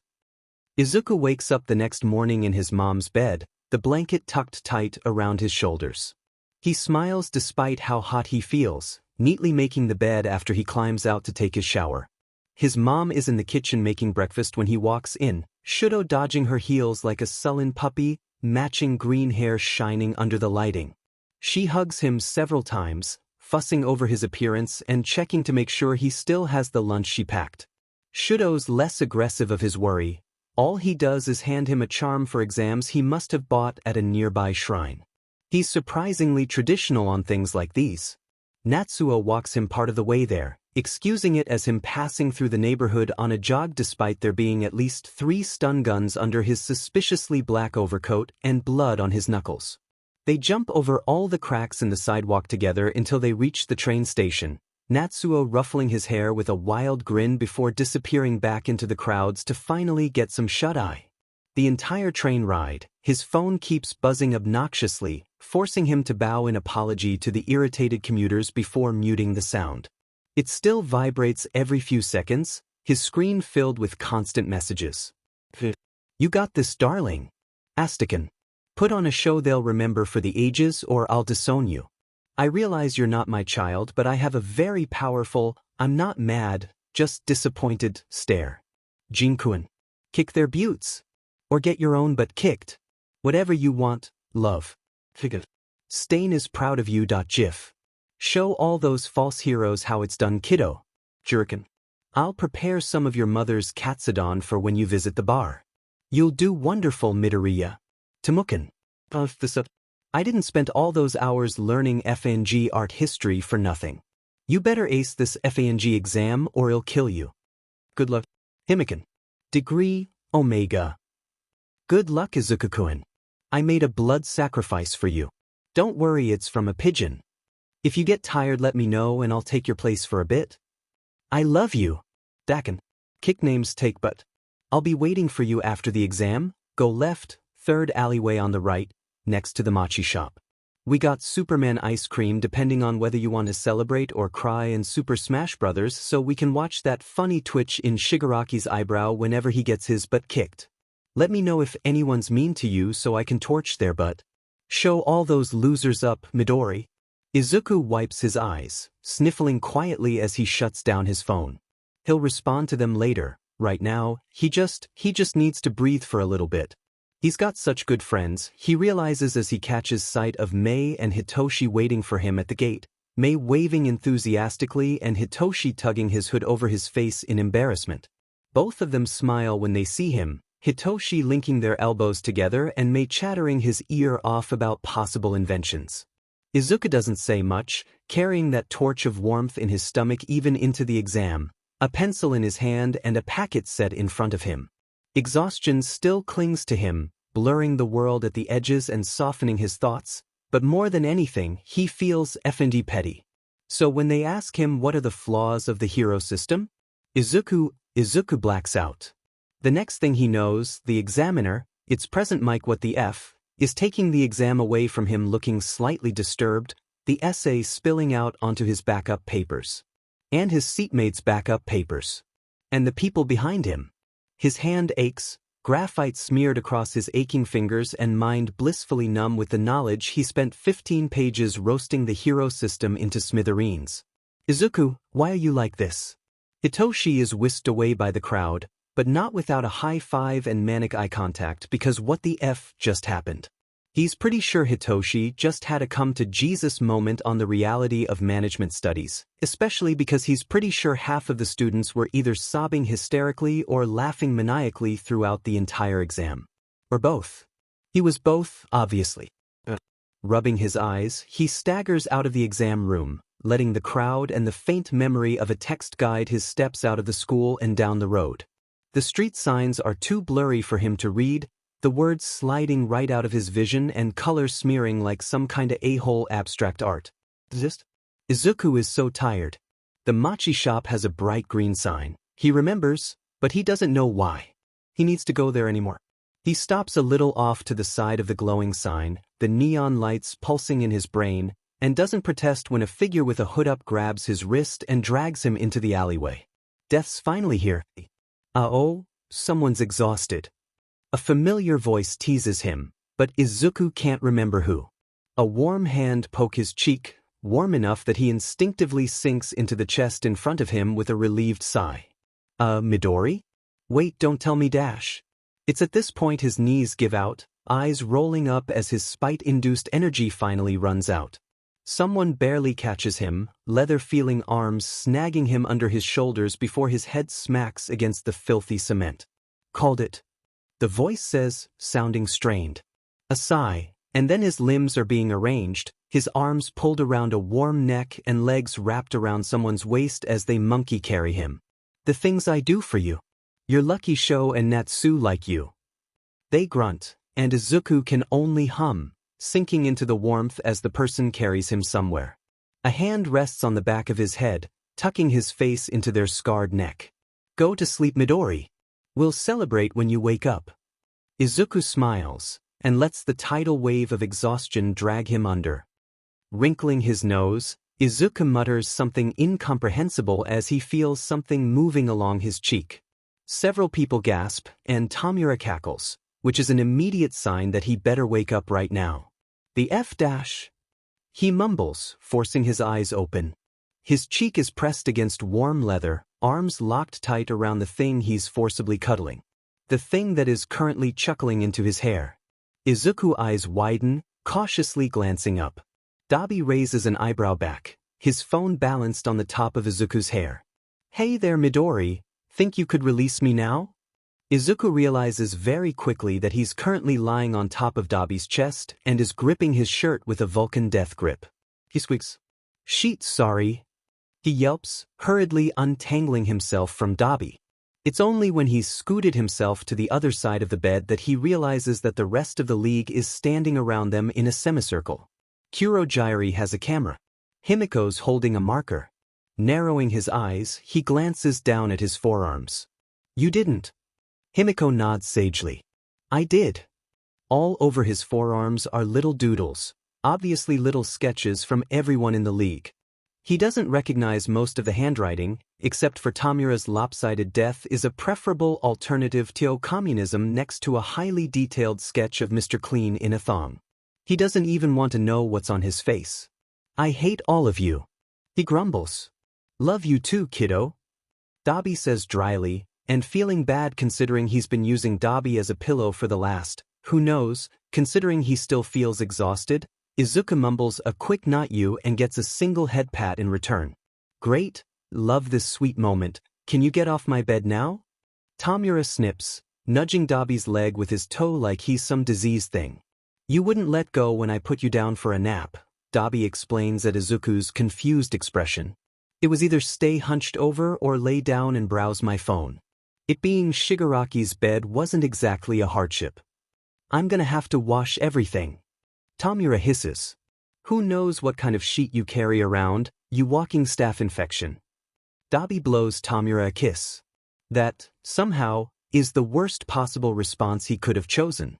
Before another bloodbath occurs, Kurogyari claps his hands cheerfully. I'm sure Midoriya is still exhausted. Your mother called, you can stay as long as you need to rest up before returning home. Izuku was pointedly not thinking about the fact that they have each other's numbers. Kurogyari's crush on his mother isn't something he likes to think about. You heard him, get. Tomura pokes Dabi again with a gloved hand, and it's only quick reflexes that stops himself from getting a steel-toed boot to the crotch. The rest of them trickle towards the exit of Tomura's room, lingering around the doorframe as Dabi extracts himself from Tomura's nest of pillows and blankets. Good night, Midoriya Izuku. Kurogyari says, sounding like he's smiling. Izuku smiles sleepily, moving over so Tomura can crawl into the bed next to him. Night, Juriken. Get some sleep. Spinner waves enthusiastically. Compress tips his hat. Sleep tight. I love you, Izuku-kun. Himiko jumps in place. Don't let the bed bugs bite. But of course, the league being the league, they can never have a soft moment without someone ruining it. He trusted Magna. Tonight. I'm a fight. Twice immediately chimes in, his huge smile visible even under his mask. Dabi finger guns, sheet-eating grins stretching as far as the staples would let him. Till we see the sunlight. Tick-tock.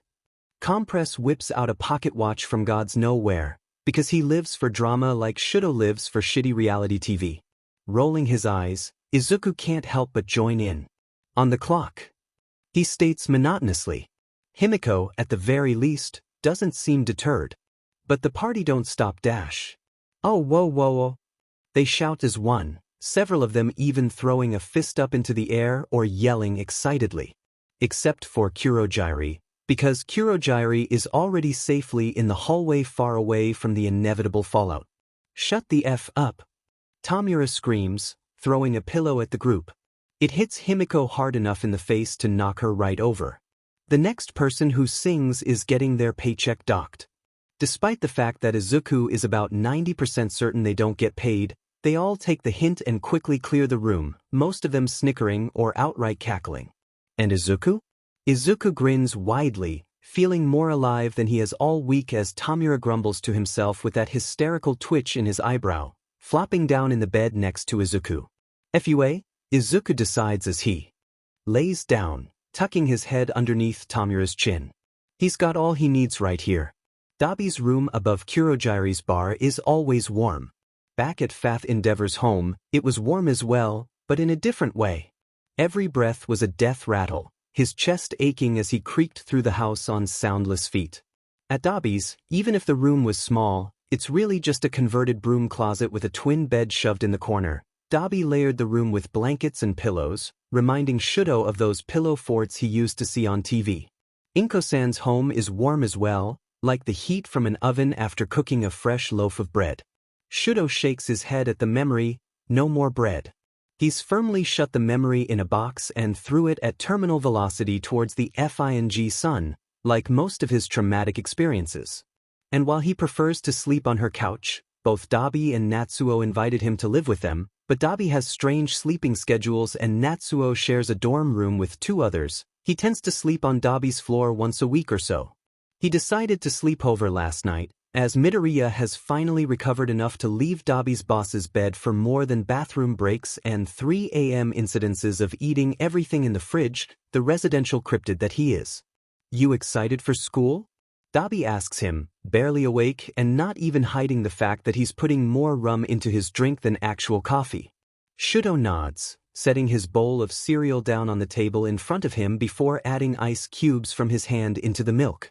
Dabi winces like he was shot, before skipping the coffee altogether and chugging rum straight from the bottle. Inko-san made me a bento for lunch. It has little sausage octopuses.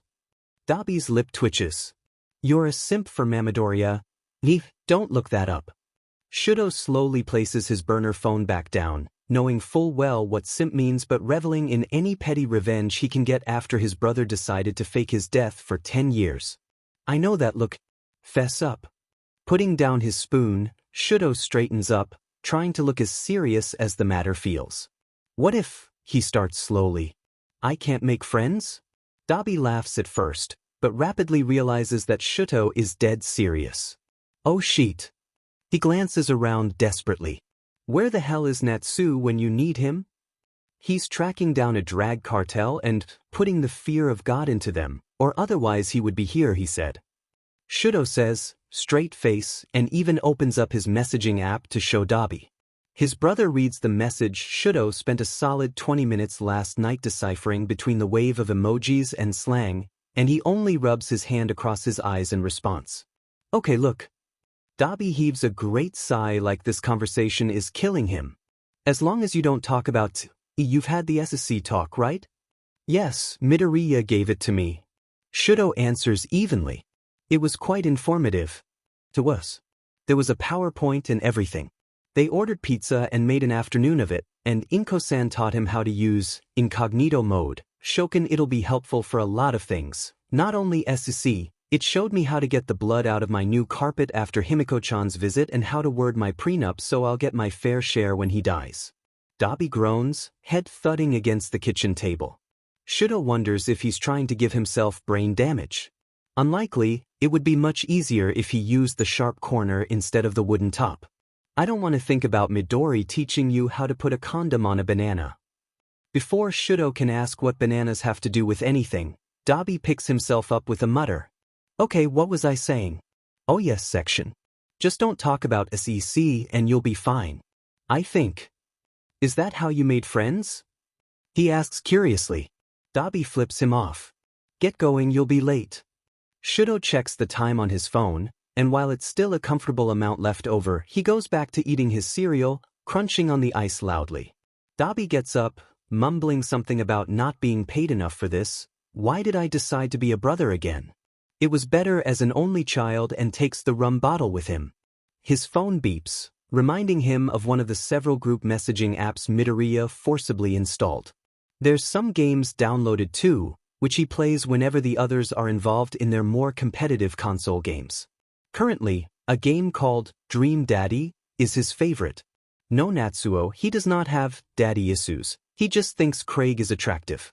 Toga understands him, though she called him basic for his tastes, whatever that means. King Simp. Good luck today, Izuku-kun, Shouto-kun. God Simp. Thanks Himiken. You're the best anti-simp. Choke on it and die. God Simp. Are you offering to Mukin? I bite smiley face. Army. Why are you biting? From somewhere further in the apartment, Dabi lets out a muffled screech. Simp magnet. Frechtfenf and 01F tell him. God Simp. It's a sec joke, Shouchan. Army. What does Frechtfenf mean then? Anti-simp. It's a key smash idiot. Army. How do I do that? King Simp. Just type anything you want. Army. Dabi laughs so hard Shouto has to get up to make sure he isn't actually choking. It'll be a good day. Thinks. Meanwhile, Izuku is about ready to kill a beach. Love you, Mom. He calls out as he runs around the house like a chicken with its head cut off. Where did he put that notebook? His mom smirks at him, raising an eyebrow as she dangles his blackmail notebook from one hand. This one. Thank you. Izuku grins, throwing himself in a hug. She instantly hugs him back, rubbing his back and soothing any of his first day's nerves. You're the best, he says as he steps back, rubbing the back of his head sheepishly. She playfully slaps his arm. You know I am. Now, your father called earlier, you were still asleep at Tokens, don't worry, and he wants to call you after your first day of high school. Despite himself, his face scrunches up. Does he have to? If you really don't want to. She says slowly, eyes moving across the ceiling oh so casually. But if you talk to him, he might just buy you that new PlayStation you wanted. Izuku narrows his eyes. God of War Edition? She nods with a smug grin, knowing she already has him. Fine. He acquiesces grudgingly, because a 10-minute awkward conversation would be worth it to have the white console with a matching controller and a price tag worth well over 100,000 yen. They shake on it, because they understand the value of deals, before Izuku realizes he's going to be late at this rate. I gotta go, I'll update you on how my day is going at lunch. He sends his text to Kurogiri, begging for a quick pickup. Please do. Ruffling his hair, she steps back as the unmistakable sound of Kurogiri's warp gate opening fills the room. Have a good day at school. Don't hurt yourself. And please, for the love of all that is sacred, don't kill someone on campus. Izuku waves goodbye. No promises. Which answer is that question for? Yes. Eyes a dash. Bye. He jumps through the warp gate with a sharp salute, snickering at her exasperated sigh. It's like stepping out his front door, the change in air pressure and temperature that's just noticeable enough for him to hesitate for a beat.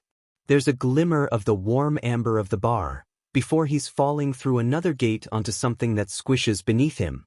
Izuku doesn't have much time to dwell on that, mostly because 176 inches of pain lands directly on his solar plexus and grinds his spine into the dirt like skis in a mortar bowl. Hey Shouchan. He wheezes. Shouto wheezes back from where he's starfished over him. Hey Midoriya.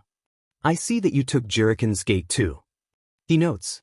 Shouto makes some kind of sound that, at best, would be described as a cat overcome with disgust at the absolute failures of humanity. Izuku's not sure if it's aimed towards himself, Izuku, Kurogiri, or the world in general. Eventually, both of them manage to climb to their feet, clutching their aching stomachs and glaring half-heartedly at each other. He finally manages to take a look at what he landed on, and his face scrunches up at the sheer pettiness of it. A dumpster? Really, Juriken? Having somehow fully predicted this, Shouto whips out a Febreze can from his bag and douses himself liberally. Want some? He offers, shaking the bottle. Izuku sighs, spreading his arms out. Why not? Shouto quickly showers him down like it's bug spray with a bottle labeled as Downy April Fresh. At least Izuku has good friends. And even mildly annoyed, Kurogiri only dropped them a street over from Ue. Izuku knew the old grump liked him somewhere in that cold, dead heart of his that only cares about Tomura for some reason. He's not touching whatever weird pseudo-parental exasperated adult versus whiny man-child dynamic they have going on with a 10-foot pole. Have a good day at school, Shouchin. Izuku waves his best friend goodbye at the gate, ignoring all the weird looks they get as they take turns taking pictures in front of the entrance. Both of them are going on his mom's wall, and considering he would literally kill God for her, everyone else can burn. Quite literally, as Shouto sets fire to someone's Endeavor keychain in revenge for their snickering. Or it might just be because it's Endeavor, who knows? Emerge from your chrysalis like the beautiful social butterfly you were always meant to be. A strange, almost frantic light passes over Shouto's eyes. A social butterfly, Midoriya, you're a goddamn genius. I'm going to go make friends. All the friends. Izuku pats his shoulder. God help them all. He mutters under his breath. What was that? Nothing. Shouto pauses in front of his classroom, looking at the freakishly large door. Like, is this really necessary? But no, he has more important things, and that is his solemn duty to making friends. He's never really had any before, discounting Dabi and Natsuo, who are his literal brothers, and Midoriya, who's more like an affectionate parasite that bribes people into following them home before locking the door and gently kidnapping them. Inko-san, of course, is a goddess among men and doesn't count. Opening the door, he eyes the occupants, choosing his first target with precision after checking the seating chart on the teacher's desk. Want to be friends? The girl with a ponytail blinks. Sure. He sits down next to her in his assigned seat, mentally fist-bumping at already making a friend. He's so good at this. Great. I'm Shirakumo Tuya, nice to meet you. No, he did not choose the last name. Rather, when they were drafting his current fake ID so he could go see Dr. Shinso on Fridays, Kurogyari was the one in charge of sketching up a fake name, as Shouto couldn't be bothered to pick one. They couldn't choose Midoriya, in case of plausible deniability, and that was the only one he truly wanted, so Shirakumo it was. When Shouto asked about the origin, Kurogyari himself seemed confused on where it came about. The first name was 100% intentional though. Dabi made the most hilarious face when Shouto chose it, and every time it's mentioned, his whole body spasms like he's having a seizure. Natsuo, naturally, finds it hilarious as well. Yayorozu Momo. She answers hesitantly, hands folded neatly in front of her. In a way, she reminds him of Magna, perhaps it's the big sister aura they carry, as Inko-san would say. It's a pleasure to meet you, Shirakumo-kun. Nope, he's not gonna get used to that one. The boy sitting in front of Yayorozu spins in his rolling chair. His inner Midoriya is chirping at how this is such a bad idea. He gently, but firmly, tells his inner Midoriya to leave him alone and go cause chaos elsewhere, to face them and grins widely. I overheard your conversation, and wow, I like your passion, Shirakumo. Yurashi. Inesa, at your service. Nice to meet you, call me Inesa. Yayorozu waves her hands frantically. Oh, I couldn't. Sure you should. Inesa leans forward with an eager smile. Shouto hums. Call me Tuya then. It'll be easier to respond to that than Shirakumo. Want to be friends? Of course. Inesa agrees easily, and Yayorozu's face is so red he's worried she's having a sunburn. Maybe she's overheating? He cools down the temperature around him, just be sure. We should get food after class together. How about udon? He frowns. Oh, I prefer cold soba. It's important to be honest with your friends, after all. Inesa makes a fist, still grinning widely. I know a place that has both. Oh, that's a totally different story then. Okay then. Yayorozu still looks a little flustered. Maybe she's feeling left out? It's okay, you're still my friend. He comforts her. Now we're all friends. And going to eat soba and udon. He's looking forward to it. She puts her face in her hands, ears burning a bright pink. That's not the problem. He tilts his head to the side, but before he can say anything, a monotone voice silences the entire classroom.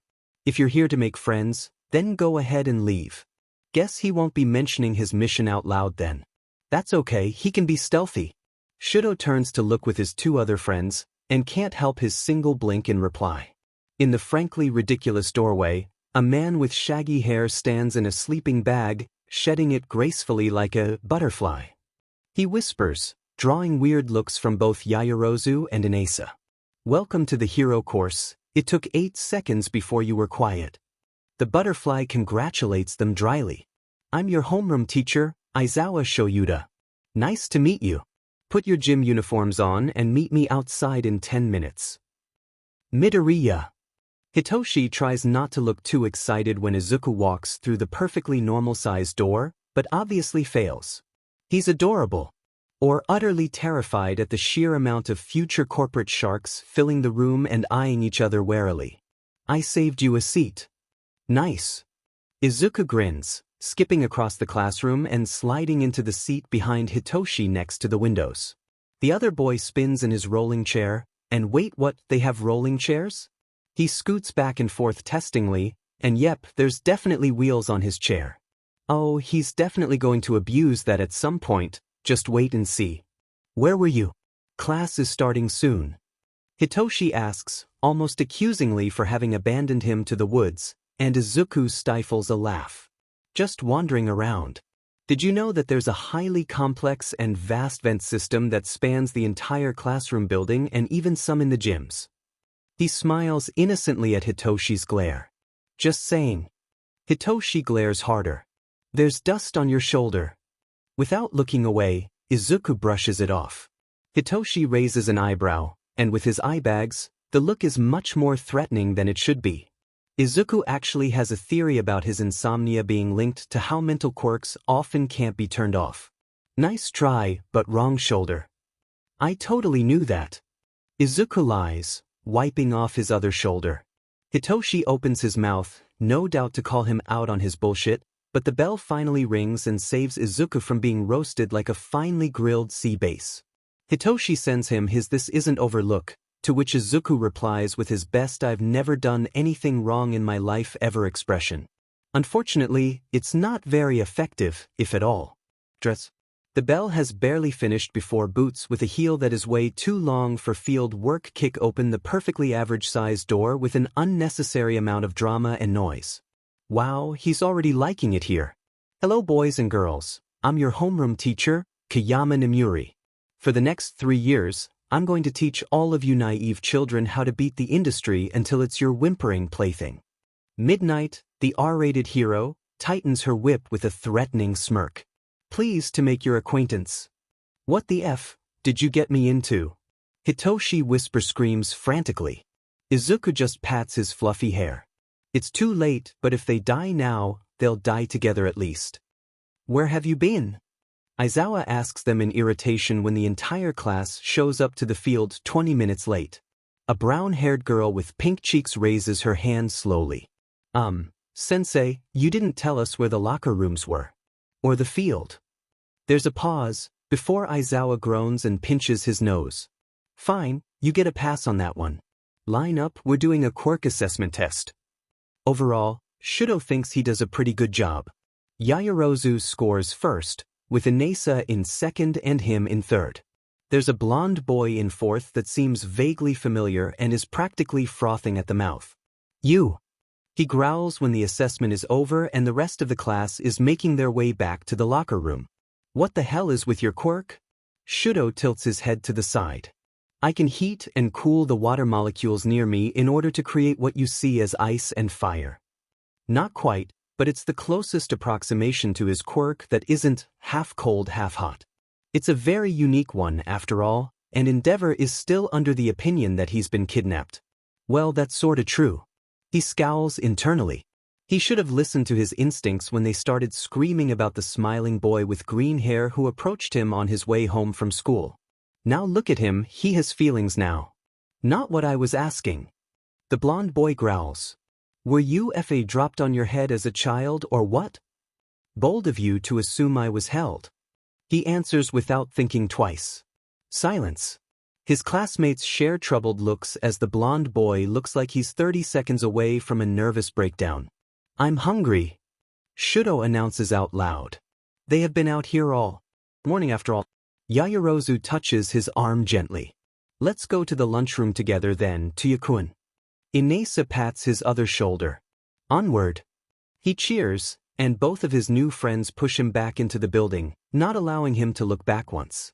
Off to the side, Aizawa watches him with an unreadable expression. They're taking turns introducing themselves, and by the virtue of being later on in the class roster, Izuku can just sit back and let his anxiety stew while they introduce their names and quirks. Great, another reminder on how they're living in a dystopia. Eventually, it's Hitoshi's turn. I'm Shinso Hitoshi, and my quirk is brainwashing. I can control people who respond to me, and no, I've never committed a crime beyond mild trespassing. Said incident was because there was a cat in the window who looked sad. At least the owner was very understanding. Shinso, your quirk would be great for business. Kayama snaps her whip eagerly as she stops next to his desk, but Hitoshi only frowns uglily. I'm not gonna break the law. The entire class jarks at Kayama's loud laughter. Ha ha dash, she grabs his shoulder with wild eyes. Shinso, my sweet summer child, do you think there's laws in the business world? Hitoshi, wisely, sits back down and shuts up. Next. She snaps her whip towards Izuku, and he stands up with a soft smile. And then proceeds to lose his brain-to-mouth filter. I think the entire hero system is a deck of cards that's about to collapse, and I have no intentions of going into managing the business side of heroes, but instead taking advantage of the amount of weight UA holds for college applications and your internship opportunities. Oh yeah, I'm Midoriya Izuku, and I'm quirkless, but that just means I'm legally able to carry around a taser and no one will believe I'm the perpetrator of an assault charge. Let's get along now, Kay? Kayama only bares her teeth in a grin. I like you. Thanks. He grins back just as dangerously. I like me too. Hitoshi groans and smashes his face into the desk. Is it too late to go back to general? Like they're all working on some unheard signal. As one, they all start chanting, one of us. One of us. One of us. Hitoshi looks like he's regretting every single one of his decisions that led him to this point, but mostly his sheer existence as the entire class plus Kayama start screaming loudly as they prepare for the war ahead. Or, high school. Shirakumo. Aizawa's face curdles as he says his face name, looking pained for a brief moment before it fades back into perpetual blankness. Stay after class. I'll meet you at the gate. He reassures Yaoyorozu and Inesa, and then pulls out his phone to message Midoriya and Inko-san to be sure. Inko-san replies with a thumbs up and congratulations for making friends, causing him to feel fuzzy, while Midoriya leaves him on read. Not surprisingly, last Shouto saw him, he was talking to a group of rapt management students at lunch like he was a cult leader and they were all his loyal servants. Choosing to stand by the teacher's desk, he waits patiently for the rest of the class to clear out, until Aizawa shuts the door. Then he glares at Shouto. What's your name? Shouto blinks. Isn't his name on the roll card? Besides, Aizawa just called him by it. Maybe he forgot about it. Inko-san did say once that older people forget things more often after he spent half an hour looking for her keys which were in her pocket the whole time. I'm Shirakumo Tuya. Don't lie to me. Aizawa shuffles towards the desk, glaring at him with red and baggy eyes. You're clearly Todoroki Shouto. No, I'm not. I'm Shirakumo Tuya. Shouto immediately lies once again. Listening to authority figures is overrated. Except for Inko-san. He would die for her. Aizawa narrows his eyes. The hair dye and quirk name change might have fooled most people, but you have a very distinctive scar. He shrugs. Wow, what a coincidence. He says monotonously. I could call Endeavor. Aizawa warns. Well, he wants to be a hero, but not that badly. Sleeping on Inko-san's couch and watching Married at First Sight all day doesn't sound too bad either. Maybe he could do some minor jobs for Dabi's boss to pay her back, though he's seen her bank statements when he runs errands with her. She doesn't need the money, not with what her husband sends her every week, but he could still buy her something nice. Maybe a new quilt. She likes the one that looks like a fried egg they saw on a commercial. But I won't. Shouto blinks up at his teacher, not bothering to hide his surprise. Whatever the reason you ran away, you're in one shape, you're being fed, and you seem happy. Are you staying someplace safe? He slowly nods, and Aizawa lets out a sigh of relief. If that ever changes, here's my number. Aizawa hands him a post-it note with a series of digits on it and a doodle of a cat in the corner. Any questions? There is one, actually. A burning question that's been on his mind all morning, entwined so deeply in his being that he thinks of it every step of the way. He looks up at Aizawa with eyes burning brightly and asks, "How do you make friends?" Aizawa chokes. He wipes his mouth, looking frantically around. Go ask President Mike about that. I have a staff meeting. Right now. Goodbye, stay safe, I'll see you tomorrow. With that, he full-on sprints out the door left flapping behind him. There's a rustling sound above him, and the vent's grate moves out of the way for a head full of green. I thought he would never leave. Midoriya complains.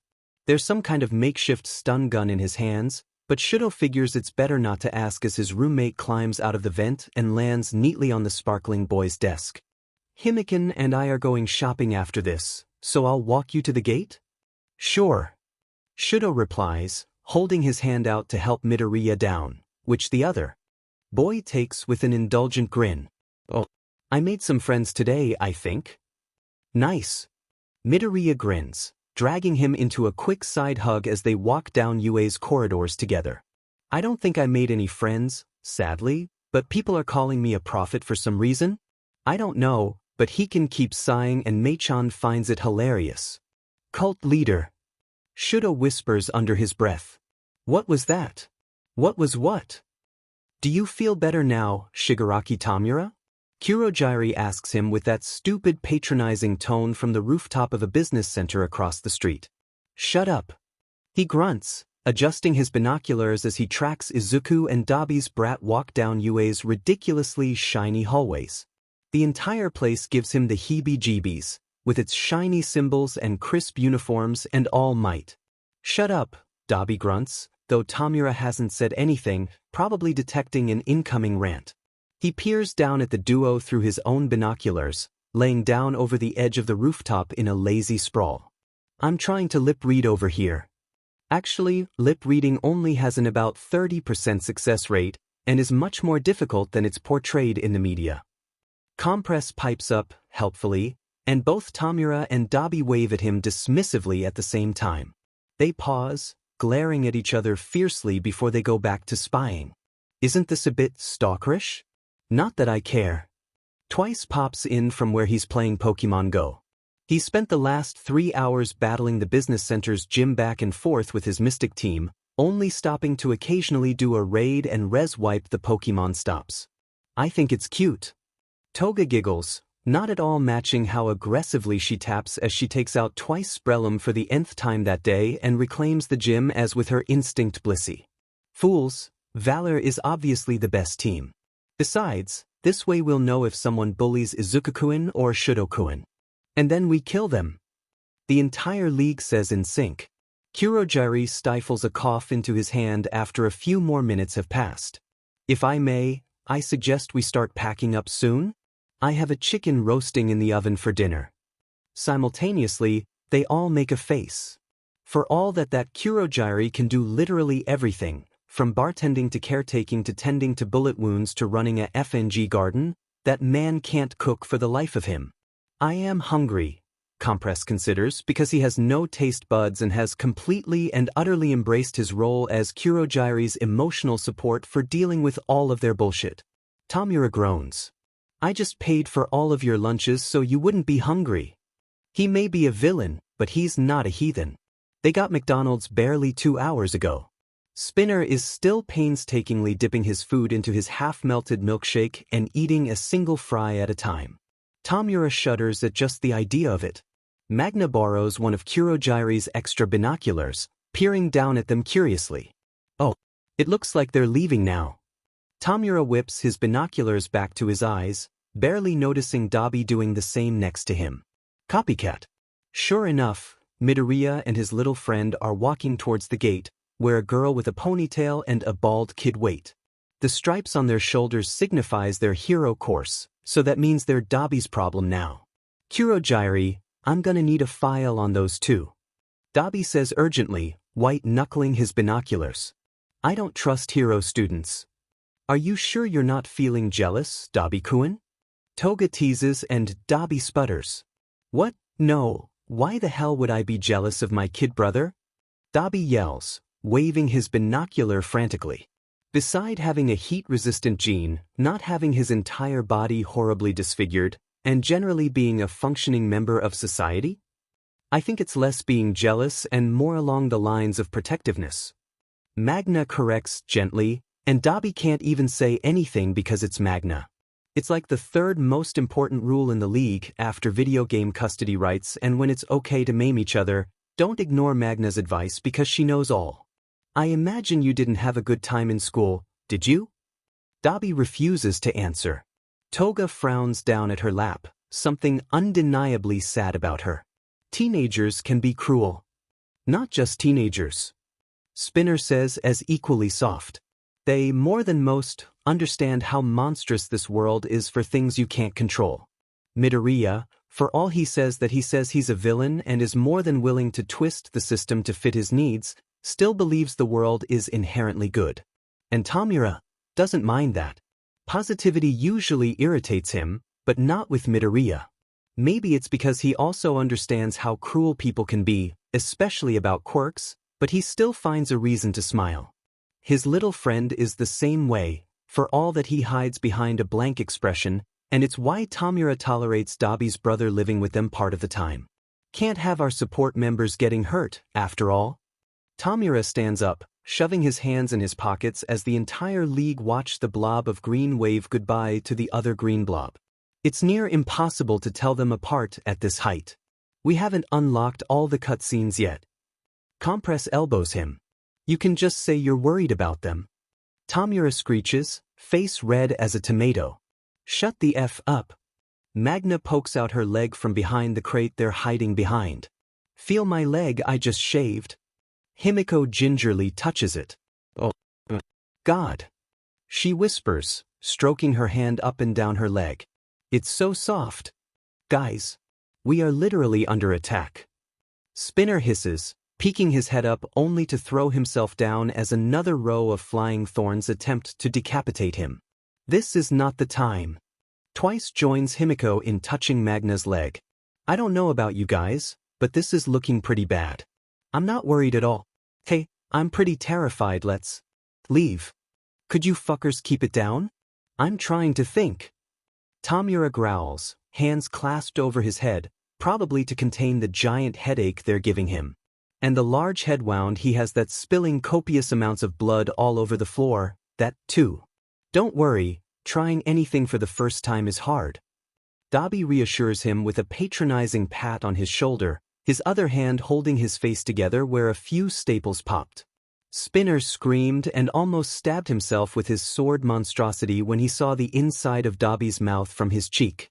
I get the sense we've finally encountered a problem where murder and arson aren't the optimal solutions.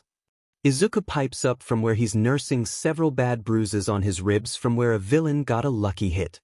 Himiko, who's covered in blood and absolutely delighted about it, grabs his hand and puts it on Magna's other leg under her bemused gaze. Whoa, it really is soft. He pets her leg like a skittish cat, wondering if he should start shaving his own legs if they always feel this nice. So what, we try diplomacy? Tomura groans.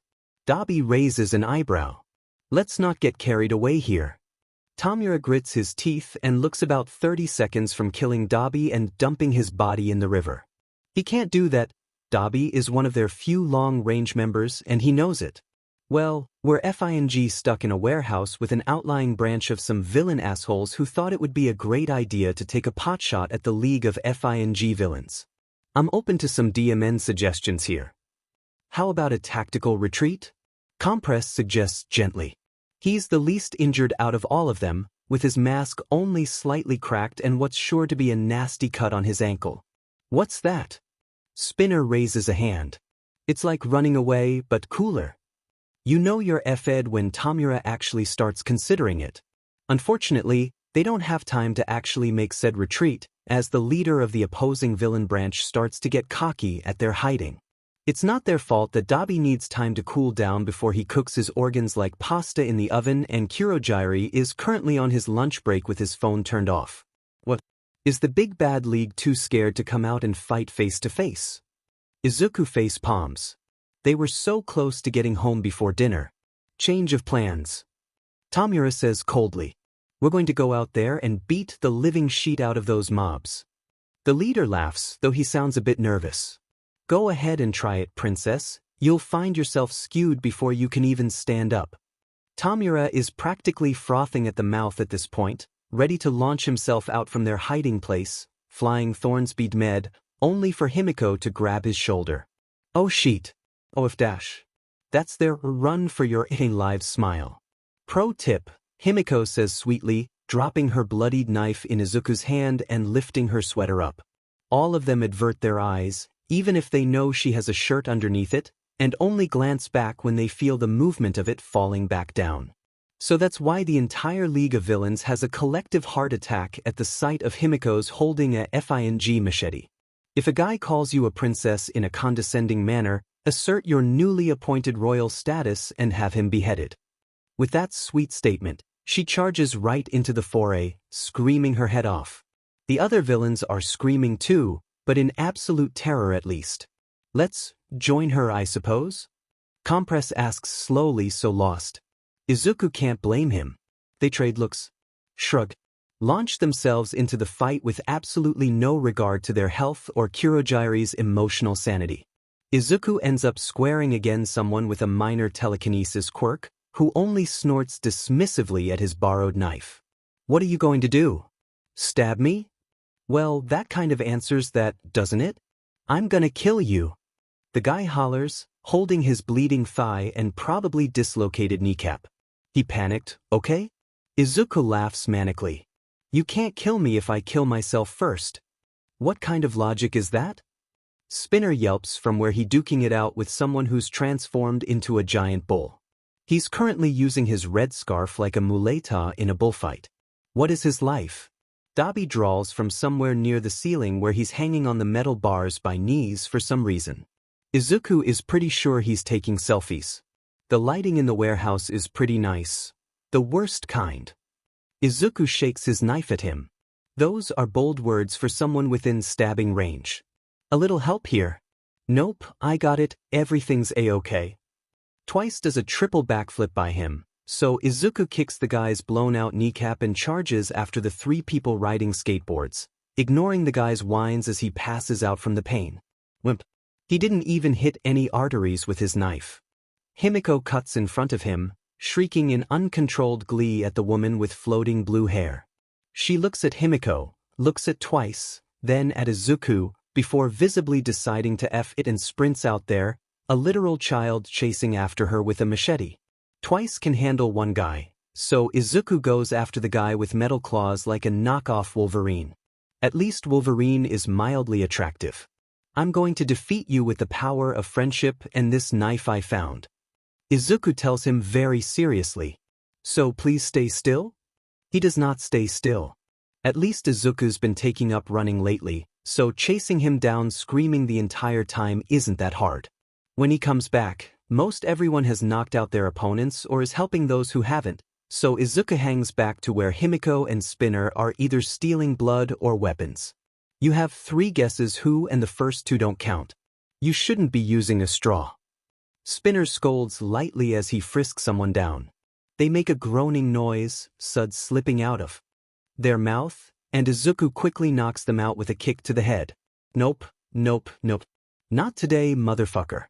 Himiko sighs like a war veteran returning home after having seen the horrors of humanity, a pink swirly straw that makes the word beach slipping out of her mouth. I know, it's bad for the environment. It's just a really weird way to drink blood." Spinner says. Dabi and Twice shamble up to them, leaving Magna and Compress to help defeat some girl who's more slippery than she looks.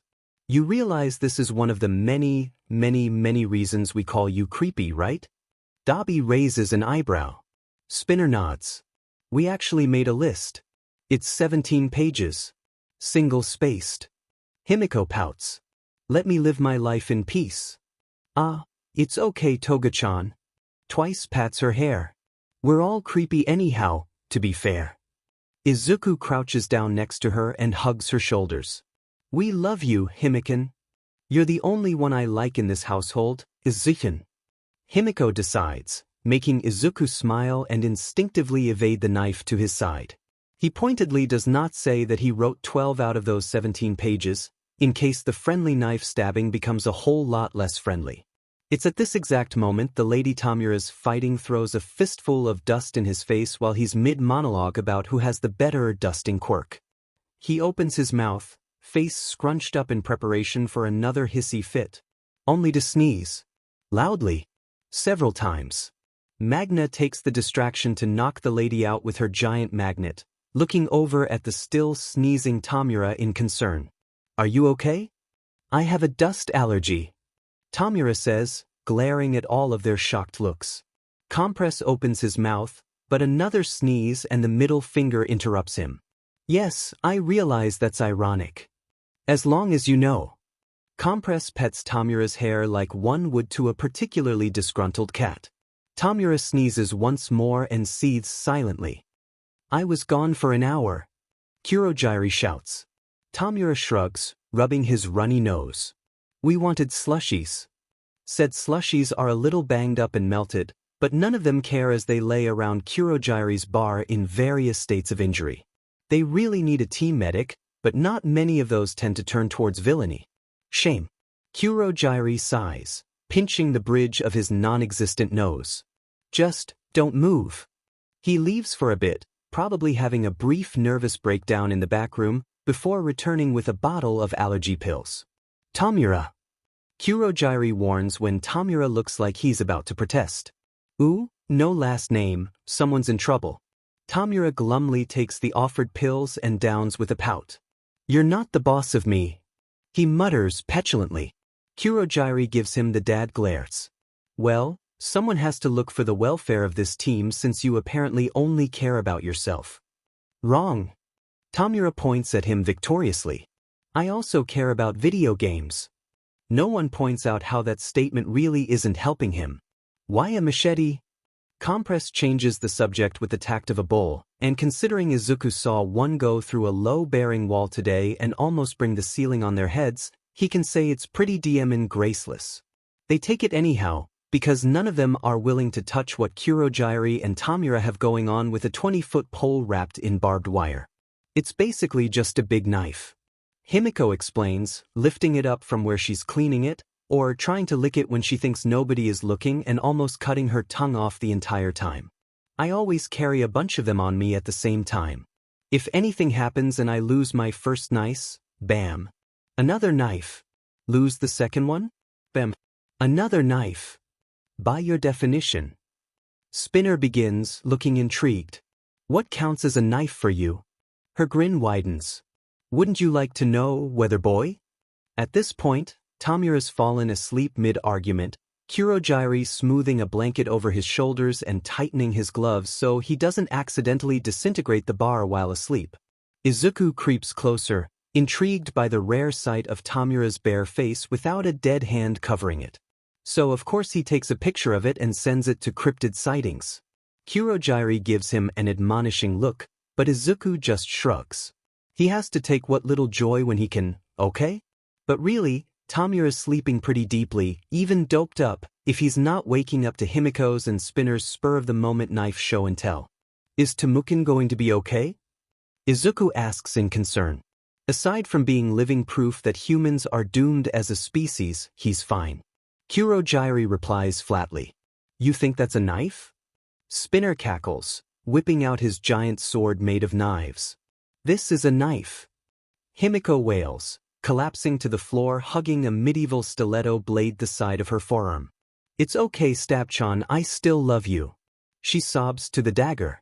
The entire league is chanting Spinner's name, with Twice and Magna even picking him on their shoulders like he's a football player who just won the winning score at the Super Bowl. Tomura keeps sleeping, a pile of drool forming on Kurogiri's precious countertops. That reminds me, where is Dabi? Kurogiri asks, glancing around the bar. The league quiets down, all of them looking for their residential pyromaniac with daddy issues. Oh my god, we lost him. Himiko breathes. Kurogiri grabs one of his special wines from the top shelf that the entire league isn't supposed to touch under the pain of quadruple amputation via warp gate, pops the cork, and then chugs it like a man dying of thirst. Dabi was neither lost or, as the more hysterical members of the league would insist, twice kidnapped, but rather getting himself something to drink. His slushy got knocked over by a very enthusiastic toga with a FNG machete, so he's at the nearest drink place finding the coldest, most bland thing his stomach can handle. Also, Shouto's never had boba tea before, and it's a effing disgrace. He's ashamed of him. Waiting in line with a scarf pulled up to his nose and a pair of sunglasses on, Dabi endures the terrified looks of the cashiers believing they're about to be robbed. See, he would, but he's promised his brothers he would be at Midori's house by 3, and also he's really FNG lazy. Get someone else from the league to do that sheet. His phone buzzes from the group chat between him and his brothers, reminding him that he should probably get them something too unless he wants to be fending off thieving raccoons with their monstrous bite sizes all night. N is for anywhere and anytime at all. You okay, Sho? You seemed a little out of it yesterday. Yesterday consisted of them crashing in Natsuo's dorm room and eating enough discounted White Day candy to put them into a sugar coma while watching animated movies. To be honest, Dabi doesn't remember much past Shrek, having passed out on Natsuo's cold concrete floor 3 inches in front of the blaring TV. He's slept in worse places. It is for you and me. I'm fine, I was just thinking of something. Atsuo is for anywhere and anytime at all. Owo? Does our whittle Shouto ha crush? It is for you and me. Is the Easter Bunny the Catholic Church's persona? Fuck boy, ice for fire that burns down the whole town. I hate this effing family. Atsuo is for anywhere and anytime at all. You're legally obligated to care about us. Fuck boy, ice for fire that burns down the whole town. Joke's on you, I'm legally dead so the laws don't apply to me. It is for you and me. Does this mean you don't pay taxes? Atsuo is for anywhere and anytime at all. You don't pay taxes? Fuck boy, ice for fire that burns down the whole town. I'm FE villain, why the F would I pay taxes? Atsuo is for anywhere and anytime at all. BC, you're secretly nice underneath all that. I don't care about anything but revenge and video games? It is for you and me. Atsuo is for anywhere and anytime at all. You're like an onion. Fuck boy, ice for fire that burns down the whole town. One question. What the actual F? It is for you and me. You have layers. Fuck boy, ice for fire that burns down the whole town. I do not have layers, WTF. I'm as flat as the earth. It is for you and me. The earth isn't flat though. Fuck boy, ice for fire that burns down the whole town. Leave me alone, I'm legally dead. What boba tea do you all you freeloaders want, BTW? Atsuo is for anywhere and anytime at all. Honeydew for me. And, get strawberry milk for Sho. It is for you and me. Is this because of the hair? Atsuo is for anywhere and anytime at all. It is 100% because of the hair. Fuck boy, ice for fire that burns down the whole town. It is for you and me. Do you want me to kill you? Fuck boy, ice for fire that burns down the whole town. Honestly? Atsuo is for anywhere and anytime at all. TNI know. Fuck boy, ice for fire that burns down the whole town. TNI yes. Dabi puts his phone away as he reaches the front of the line, being careful to show his hands at all times to the cashier who looks like one shake away from calling the police. Can I have 3 larges, a honeydew, a strawberry milk, and a chilled black milk tea? Sure, she stutters, taking his cash with trembling hands. He would smile at her to reassure her, but his lower face is pretty terrifying even when he isn't covered in blood from fixing his missing staples. The drinks are done in record time, the shop all too happy to get rid of Dabi. Too bad for them, his stomach actually feels good enough today for him to add condiments to his bland tea. Hell yeah, he mutters as he squeezes honey into his cup. Get in the leaf juice, you CCB sauce. Someone next to him chokes. Dabi glances over, only to meet someone else wearing a gigantic trench coat, a scarf wrapped around the majority of their face and hair, and a pair of sunglasses. It's like looking at a twin in rush disguises. Do you take constructive criticism? They croak quietly. Dabi winks from behind his heavily tinted sunglasses. I absolutely do not. With that, he takes the drinks and escapes out the shop before the cops really do get called on him. His phone buzzes once he's halfway down the street, and with some finagling, he manages to check it. One's from the group chat with his brothers, and considering the last message is from Shouto asking if they want their ice cream with pulp or no pulp, just no. Another's from the group chat with the league, which he muted after Toga spent 3 solid FING hours spamming with pictures of Yandere aesthetics, and the last is from I don't have enough money for chicken nuggets. Yo, I saw the weirdest dressed guy today. Chicken Nuggets, otherwise known as the guy he's catfishing from Grindr, who sends him a couple thousand yen a week in exchange for him to send voice recordings because apparently he talks like a ASMRtist pawn actor. He literally just sent an hour-long video 3 weeks ago consisting entirely of him beaching about his coworkers, and Chicken Nuggets sent him a tip big enough for him to eat comfortably for the next month, saying that it made his day. He laughed so hard. The league wishes they had what he did. 69 cents, degree. Well, same actually. Dabi meets with his brothers in front of Midori's house, Natsuo aimlessly turning in circles on his skateboard while Shouto watches in absolute enrapturement. What are y'all waiting for? He drawls, passing out their boba drinks. Natsuo happily chugs his, while Shouto cautiously takes a sip, before his eyes go hilariously big. Dabi sticks his straw in his mouth, making a face at how much it's cooled down, and without looking away from his drink, Shouto sticks his finger against his cup, icing it instantly. No, he's not envious that Shouto's basically his own environmental control system. Shut up.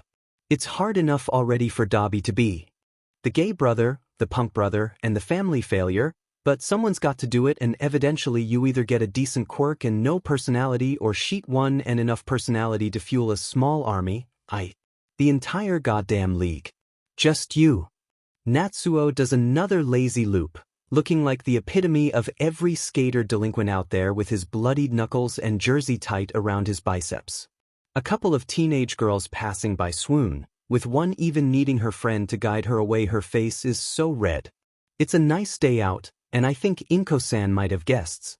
Dabi pops his sunglasses and scarf back on right as Shouto whips out his eyebrow pencil and starts furiously dotting his face, because for some reason he's convinced that's the ultimate disguise. Natsuo, meanwhile, just rolls his eyes at their paranoia and leads them into Midori's house, skateboard tucked underneath his arm. Your kids sound absolutely delightful. Inko-san's voice floats through the house, where she must be talking to the guests in the living room. You'll have to tell me stories of them later. Izuku was always a quieter child, so it's hard to believe they can be so rambunctious. Natsuo strolls towards the entryway of the living room ahead of the two of them, speaking before he even passes the threshold. Sorry for interrupting, but would it be okay? His shoulders tense up in a manner that Dabi recognizes even 10 years later. As if they've never dulled, long-ago instincts come roaring back into Dabi's brain, and his monkey hindbrain flings himself backwards safely away from the entryway against the hallway wall before the intruder can see him. Shouto stares at him with wide eyes, desperately glancing back between the both of them to see what he should do. I didn't know you were here. Natsuo says, voice shaking. How did you find this place? Oh, I just followed you last week. Todoroki Fuyumi, Dabi's twin sister and also single-handedly the most terrifying person in the world, tells Natsuo from where she's calmly having tea in the living room with Inko-san. Shouto, realizing just how effed they are, slinks into the wall next to Dabi and stares into space with an absolutely shitting his pants expression. Natsuo sputters. I rooftop jumped. So? Fuyumi inquires, in an exact imitation of Elwood's what, like it's hard?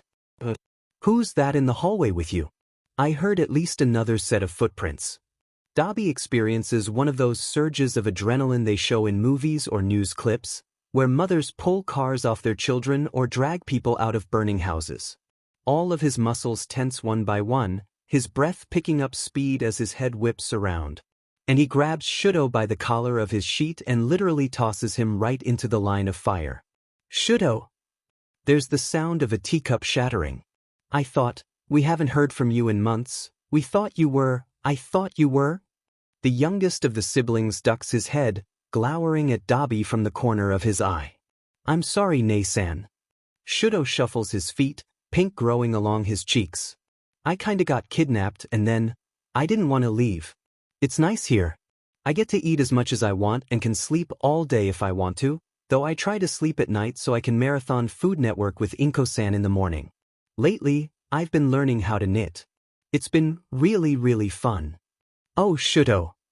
Fuyumi whispers, and then Shouto is charging into the living room to hug her. Dabi sighs in relief. He can sneak out through the window once they settle down and hopefully with a couple of bribes, Shouto will forget this ever happened. Unlikely. He'll be waking up with pink hair for the next 2 weeks, but he doesn't regret it for an instant. I wish you would have contacted me, but I don't blame you for wanting to leave. She sighs. Father and I really were worried about you, Shouto. He's been tearing up the entire country looking for you. I just wish you knew someone was in your corner, and that if you needed time away, I would have helped you. After Tuya, I can't handle losing another sibling. Tuya, right? Shouto states monotonously, the absolutely shitty liar that he is. Luckily, Fuyumi is too overwrought with emotion at seeing her baby brother alive that she doesn't notice his odd tone. Now. Fuyumi's voice deepens, and Natsuo visibly shudders. He feels that so badly. Repeat what you said about the kidnapping again? Dabi smacks his face and then freezes. What was that? Fuyumi asks, voice sharp. Natsuo laughs nervously. Who else is in the hallway, Natsu? His darling twin asks sweetly, and Natsuo looks 30 seconds away from a nervous breakdown. Dabi sighs silently, setting down his tea on a nearby table, before awkwardly stepping into the entryway, hands raised in surrender. Hi, Fuyumi. If Dabi was expecting the same kind of reunion, he was sorely mistaken. Fuyumi stares at him for a long moment, jaw dropped and eyes wide behind her glasses, before her face steels. You. Me. Dabi points to himself with a squeak. You left me, Fuyumi begins slowly. On dish-washing duty for 10 years. Where the hell have you been? Dabi scratches the back of his head, avoiding eye contact. I accidentally indulged in too much me time? Without looking away from him, Fuyumi reaches down, grabs a throw pillow, and flings it at his head hard enough he topples backwards into Natsuo. You've been reported missing for a decade. Everyone thought you died. I made your shrine Hayashichuka every year for our birthday and cried the entire time cooking it. She flings out her arms in a mixture of rage and embarrassment. Oh shit. Yep, he's dead. He's so dead. I love you. He squeaks. Wrong move. Fuyumi grabs the actual FING coffee table and lifts it up over her head. That's it. She practically breathes fire, glaring at him with dagger eyes. You're dead to me. I thought I was already dead. To you. Dabi says immediately, because the League has 1-1, Brain Cell and Kurogiri has it. At least he's fast enough to dodge Fuyumi dropping the coffee table with an inarticulate cry of rage and launching herself at the speed of a Mach 2 across the living room. F-. He curses, diving rapidly to the ground to avoid her tackle. You and Natsu should take football lessons together. You'd be really good sheet. Dabi contorts his body in ways he didn't know were possible as Fuyumi stomps her foot and freezes over the entire floor in about 2 seconds flat. Laundry. Vacuum. Cooking. All by myself. She raves, ripping Natsuo's skateboard out of his arms and using it as a makeshift baseball bat, forcing Dabi to slide to his knees underneath it. 10. FING. Years. Tuya. Should we intervene? Shouto asks quietly from the safety of the hallway. Nah, Natsuo slurps his boba drink. He deserves it. Shouto tilts his head to the side as Dabi somehow manages to flip over the skateboard projectile by using the back of the couch as a springboard. Why? Natsuo shudders, before glowering in Dabi's general direction where he's now desperately clutching the ceiling fan in a terrified ball. Bathroom duty. Shouto blinks, shrugs, and then goes back to slurping his own boba drink. Dabi squeals as Fuyumi sends a row of icicles at him, jumping off the ceiling fan and diving towards the window. Only for Inko-san, who had never left and was watching the family brawl like it was her favorite soap opera, to grab Dabi by his scarf with her quirk and halt him in his tracks. No! Inko-san hisses. I just replaced that window. Sorry, Inko-san. Dabi croaks. And you? Inko-san turns on Fuyumi with a fierce glare. If you're going to scold your brother, stop destroying the furniture. Before Dabi can sigh in relief, Inko-san pulls a wooden spoon out of her apron pocket and slaps it in Fuyumi's hands. Use this instead. Fuyumi beams at Midori's mother, taking the wooden spoon gratefully. Thank you, Midoriya-san. She turns to Dabi with a terrifying smile and a white-knuckled grip. Prepare yourself, you absolute a-hole. Oh F me. Dabi mutters. And runs for his motherfucking life. Izuku looks up from doing homework at Kurogiri's bar with a bright smile. Hey, you weren't kidnapped. His smile falters at Dabi's weird walk. You okay? No, Dabi says flatly. Is that a bruise on his cheek? He turns around to head upstairs, and Izuku chokes on his soda. The petite woman clinging to his back lets out a loud sob, burying her face into his neck as Dabi awkwardly piggybacks her. I'm sorry, Tuya. She wails, squeezing his neck so tightly that Izuku's about 25% sure Dabi can't breathe. Wait, bump that up to 80%, Dabi is looking distinctively purple in a way that has nothing to do with his burn scars. I swear I don't have badly repressed anger issues. Sure. Dabi wheezes out. Whatever you say, sis. The two of them shamble up the stairs, with Dabi grunting out reassurances to his sister's blubbers. Izuku's jaw is still on the floor when Natsuo and Shouto stroll into the room, nursing half-empty boba drinks and a container of popcorn. Dare I ask what that was about? I don't know, but I got it on video. Shouto holds up his phone. Natsuo rolls his eyes with a half-smirk. Fuyumi has a shit-ton of pent-up rage from over 2 decades of our dad's shitty behavior, and it boiled over after having 2 very emotionally charged discoveries with 2 of her brothers she assumed were dead. By Shouto's eyebrows, that was simplifying it. Izuku considers that statement for a long moment, before deciding to stay out of the Todoroki family drama and simply makes a grabby motion towards Shouto's phone. Gimme. Already sent it to you. Shouto answers, leaning over his homework. Also, you forgot to carry the 4 here. Izuku knew there was a reason that Shouto was his favorite. A loud crash from upstairs interrupts them. You're AF villain? Oops, Natsuo mutters unrepentantly right as Dabi starts screaming frantically. They all trade looks, before individually yet simultaneously decide that is it absolutely not their business whatsoever. F. Shouto intones quietly, all of them repeating after him and nodding their heads seriously. Rest in peace, Dabi, it was nice knowing you. Class 1J watches with bated breath as Kayama shuffles the pack of cards, dealing them silently to the 4 players hunched around the teacher's desk. Go clockwise, is all she says before she steps back, allowing them free range to do what they please. May hums before placing her card down first. Ace of spades. She proclaims to the room like an announcer. Someone dramatically gasps.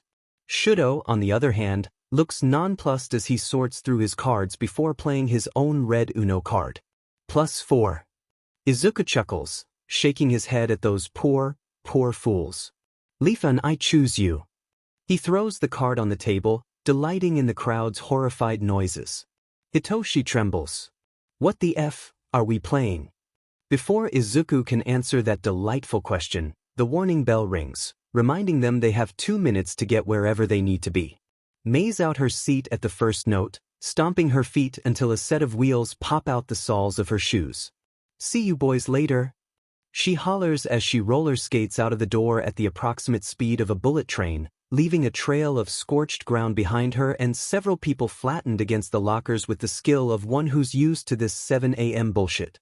Izuku glances back to Shouto, but his best friend is already gone, the only sign that he was there being the open window and the faint sheen of melting ice. Kiyama claps her hands. Everyone to their seats. We'll settle today's round of shock value tomorrow, so Midoriya is the de facto winner, once again. She narrows his eyes at him, but Izuku only smiles brightly. What she can't prove can't hurt her.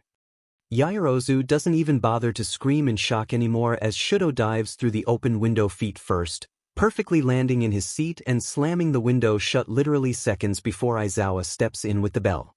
Aizawa stops dead in his tracks, eyes devoid of any emotion as he tries to make the connection of having seen Shouto in the middle of playing shock value with 1J literally 10 minutes prior and yet somehow being in the classroom without passing him by the door. I don't know what you're up to, Aizawa says. But for the love of all that is good in the world, stop it. I have no idea what you're talking about, sensei. Shouto says blandly. He gave his best I truly have no idea what's going on look, the same one that can drive Midoriya to attempted murder in less than 2 minutes. He knows this fully, as Midoriya did not take him eating the last Trix yogurt last night well in the slightest. Inko-san had to drag Midoriya off of him before the other boy suffocated Shouto with a pillow. Aizawa rubs his face. You know what? I'm not going to touch that. I've gotten 4 hours of sleep in the last 3 days. I am just too tired. Kirishima raises his hand, despite how he's been shivering all morning. Are you feeling all right, sensei? Peachy, Aizawa says dryly, leaning back and using his eye drops. In other news, I'm going to take a nap. Don't wake me up for anything less than one of you bleeding out or the building within a couple meters is on fire. They school didn't burn down in his 40-minute nap, but it came pretty close. Shouto doesn't have any proof, but he just knows it's Midoriya's fault somehow. For once, the league is actually having a somewhat calm day. Izuku says somewhat, because they're never truly calm. All of them, except Kurogiri and Compress, are just too feral for that. Currently, he and Magna are braiding Himiko's hair on one of the couches, weaving in as many googly eyes, Izuku, and ribbons, Magna, that can physically fit. Tomura and Spinner are on the other couch playing Breath of the Wild, while Dabi sits on a nearby stool reading something on his phone. Twice and Compress seem to be pretty reoccupied with an old pre-Quirk karaoke machine they stole from the restaurant they get their food from on Burger Thursdays. Why anyone thinks putting something that valuable behind glass will deter villains with sticky fingers is beyond him, personally. Kurogiri isn't available, but he had told them softly, but very firmly, that if they left the building he would eviscerate every single one of them except Tomura. Tomura would get grounded, though, so he's not sure which fate is worse. That looks pretty fun. Izuku comments as he watches Link cross-dress and still kicks but in a crop top. What an absolute legend. Can I have a turn later? After the Yiga clan. Tomura waves him off, teleporting somewhere with a sheet ton of birds to buy some ingredients. Dabi perks up. If you're letting Midori play, can I skip around Zora's domain dash? No. Both Spinner and Tomura snap, with Spinner looking queasy at the mere thought while Tomura practices some very familiar deep breathing. He is doing the exercises Izuku taught him for his anger issues after all. Magna blinks. I feel like I'm missing something. She admits. Dabi is under no circumstances, Tomura hisses, allowed to play Breath of the Wild. Why just this one? It's Dabi-kun's kind of game.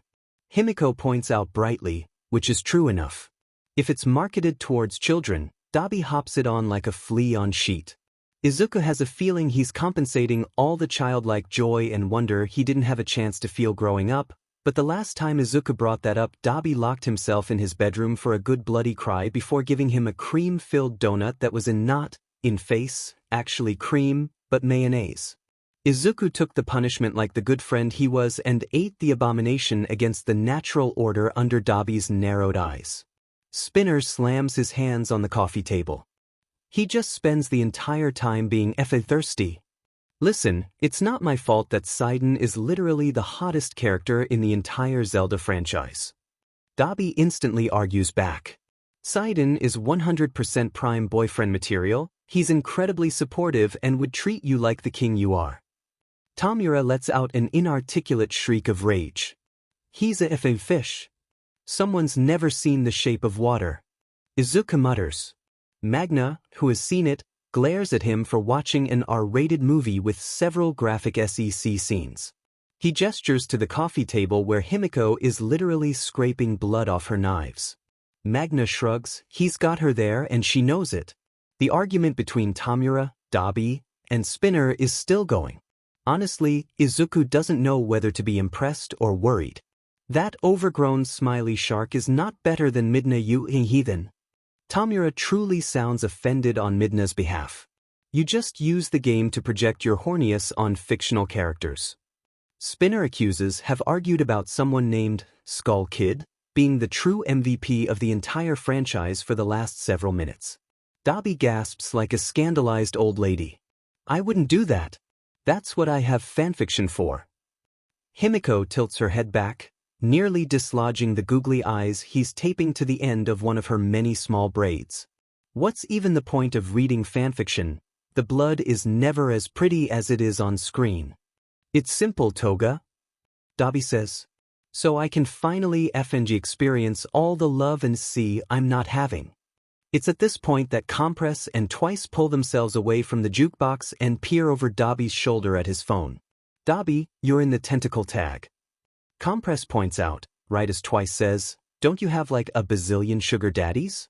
No, I think it's only like 12 or 5. Dabi raises an eyebrow. Did I stutter? It's not clear which question he's answering. If Dabi-kun can't play, can I play? Himiko pipes up, while Izuku hisses at her to keep still. Damn it. No, Tomura shuts down immediately. You're not allowed to play either after last time. Himiko whines. Just because you like to be a completionist doesn't mean that I can't have fun. Tomura points at her. Fighting Ganon buck naked with a FING tree branch is not having fun, that's being chaotic neutral and we already have Midoriya. Excuse you? Izuku asks, honestly offended. I'm chaotic good and you know it. We already said I'm chaotic neutral, Tomura-kun. Himiko protests. Izuku-kun is chaotic good, you're neutral evil, and Dabi-kun is chaotic evil. We've been over this. Yes, they had an entire debate about it. No, they're not allowed to argue about it anymore after destroying Kurogiri's sink. It's at this exact point, when Tomura is too distracted by League Alignment Chart Part umpteenth, that the familiar anxiety-inducing music starts. Guardian! Spinner shrieks. I can see that. Tomura screams, hurriedly smashing the buttons to teleport away. They all let out a sigh of relief when Link lands safely on some tower, with Tomura handing the controller over to Spinner for a much-needed snack break. Spinner, who's much more willing to share, allows Izuku and Himiko to watch him play, explaining something of the finer mechanisms to them as he troops around Hyrule. That's a Stomoblin, basically the skeleton version of a Moblin. Spinner explains as a literal corpse climbs out of the ground what the fuck. You can rip their arms off and beat them to death with it. With that cheerful statement, he proceeds to do just that with a smile on his face. This is fine. This is the opposite of fine. Twice whispers with feeling. Tomura slurps his Capri Sun. You can do that in real life too if you're not a FING coward. Okay, they're going to ignore that vaguely ominous statement. Link is so small though, so swole. Himiko says before gasping dramatically. He's a twunk. Compress squints. What's a twunk? His tone implies that he really doesn't want to know. A mixture between a TWK and a hunk. Magna explains kindly, a distinctively haunted look in her eyes that screams of memories that should under no circumstances be relieved. She's seen some sheet. Tomura snorts. No way. He waves it away dismissively. Have you seen his biceps? Spinner, show them that Link is a hunk. Spinner sighs long-sufferingly and strips Link down to his underwear in the menu screen, spinning his figure around so they can all get a good look at him. Izuku hums. Yeah, I don't see it. Can just anyone pull off cross-dressing that easily? He doesn't think so. Himiko holds the hairbrush in front of her mouth like a microphone. Izuku-kun challenges Tomura-kun's argument with the idea that Link is in fact a TWK. Climbing up on the coffee table with dozens of small braids and at least 10 googly eyes, she appraises the room. Ooh, ooh, pick me. Twice raises his hand with a little bounce. Or don't. She points at Twice excitably, to no surprise. Who in the black mask? 3 categories, take you pick. He's a hunk. He decides, covering his mouth before he can contradict himself. Something that sounds like, TW, makes it past his fingers anyway. That's 2 votes for hunk, people. Himiko shouts. You with the fancy mask. Compress, who's looking more and more like he wants to hide behind said mask, shrugs. I suppose twunk? Admittedly, I'm out of touch with this sort of terminology and don't know the difference. Himiko graciously ignores the last fact. That's 2 for twunk, 2 for hunk, and only 1 for TWK. Anyone else care to join the riveting debate of the century? Dabi obviously must have just finished reading his tentacle FIC, or maybe he was replying to one of his gazillion sugar daddies, but either way he finally contributes to the conversation with a single TWK. Tomura, of course, rises to the bait. No FNG way. He gestures to the screen where Spinner has been ignoring all of them and is currently fighting some kind of white centaur. He's literally riding a linol like it's a horse right now. He's a hunk. This isn't FNG Skyward Sword, Dabi. You can still be a TWK and have big D energy. Dabi waves at himself. I mean, look at me. You're a walking corpse with your skin held together with FING Office Max supplies. Tomura hisses. Dabi raises an eyebrow. Are set supplies being paid by people who think I'm hot? Are any of your stupid video games being paid for by anyone? Sensei pays for them. Tomura argues, before rapidly greening at the implications of what he just said. I can't, I just vomited in my mouth. Moving on now. Compress hurries them, patting Tomura's back and urging them to move on with the conversation. Unfortunately, Himiko does just that. If anyone's the TWK here, it's Izuku-kun.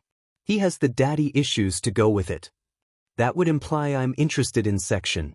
Izuku says boredly, kindly ignoring her last statement. Imagine the emotional labor. Tomura wrinkles his nose. That's too much work.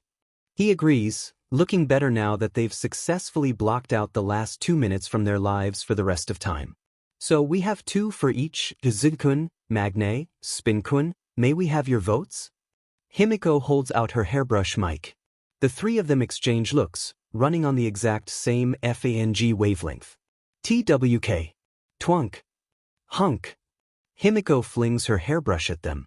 With a sigh, she collapses next to him and Magna on the couch, all 3 of them watching the screen in silence for a long few moments, which is never a good thing when it involves Himiko. The last time she went quiet for any long PRD of time, she made the headlines for a month. Hey, Link is pretty small, right? Even if he has great muscles. Yes? Spinner trails off, not knowing where she's going with this but smart enough to be wary. Do you think he can fit in a dryer? The League, minus Kurogyri, contemplates this. I don't know. Izuku admits, not liking that it bothers him. Himiko sits up. Hey, do you think Dash? No. Compress points at her. Under no circumstances are you allowed to climb in the dryer, young lady. Boo. Himiko sticks her tongue out at him. You're no fun. She turns to face Izuku, her best puppy dog eyes on as he tugs on his sleeve. You think I can fit in there, right? Izuku scratches his chin. It's a pretty big space. I'm more curious on how long the air supply lasts in there. Hypothetically, how long can you hold your BR dash? Let's, Compress interrupts loudly. And I cannot say this enough, not do that. The League trades a look. Compress groans and mutters something under his breath about wishing Kurogyri would come back from his errands soon. 40 minutes later, they're all crammed in the rather small laundry room at the back of the bar. Midoriya, please don't do this, I'm willing to beg. Compress pleads as Izuku climbs into the dryer. Izuku levels him with a flat stare. Then beg. And slams the door shut. After drafting his anxiety-inducing phone call with his father and the perfect way to get back at Shouto for eating the last Trix yogurt, he taps on the door of the dryer, taking in a huge gulp of air once the door is opened. Wow, Izun, you really can hold your breath for 4 minutes. Himiko chirps as Magna helps him climb out. Thanks. He grins brightly. The trick is not caring if you live or die. Dabi shoves him over. Move it, Magna said. It's my turn in the dryer. God. Hitoshi ems at lunchtime the next day, the 4 of them crammed between 2 potted plants in the frankly ridiculous-sized cafeteria. This headache just isn't going away. Izuku plunks down a tray of tonkatsu in front of Hitoshi. What's this? His platonic soulmate asks suspiciously. Food and water. Izuku answers blandly, nudging the glass of lemonade forward with a finger.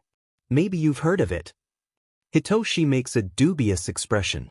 What about you, Ivy?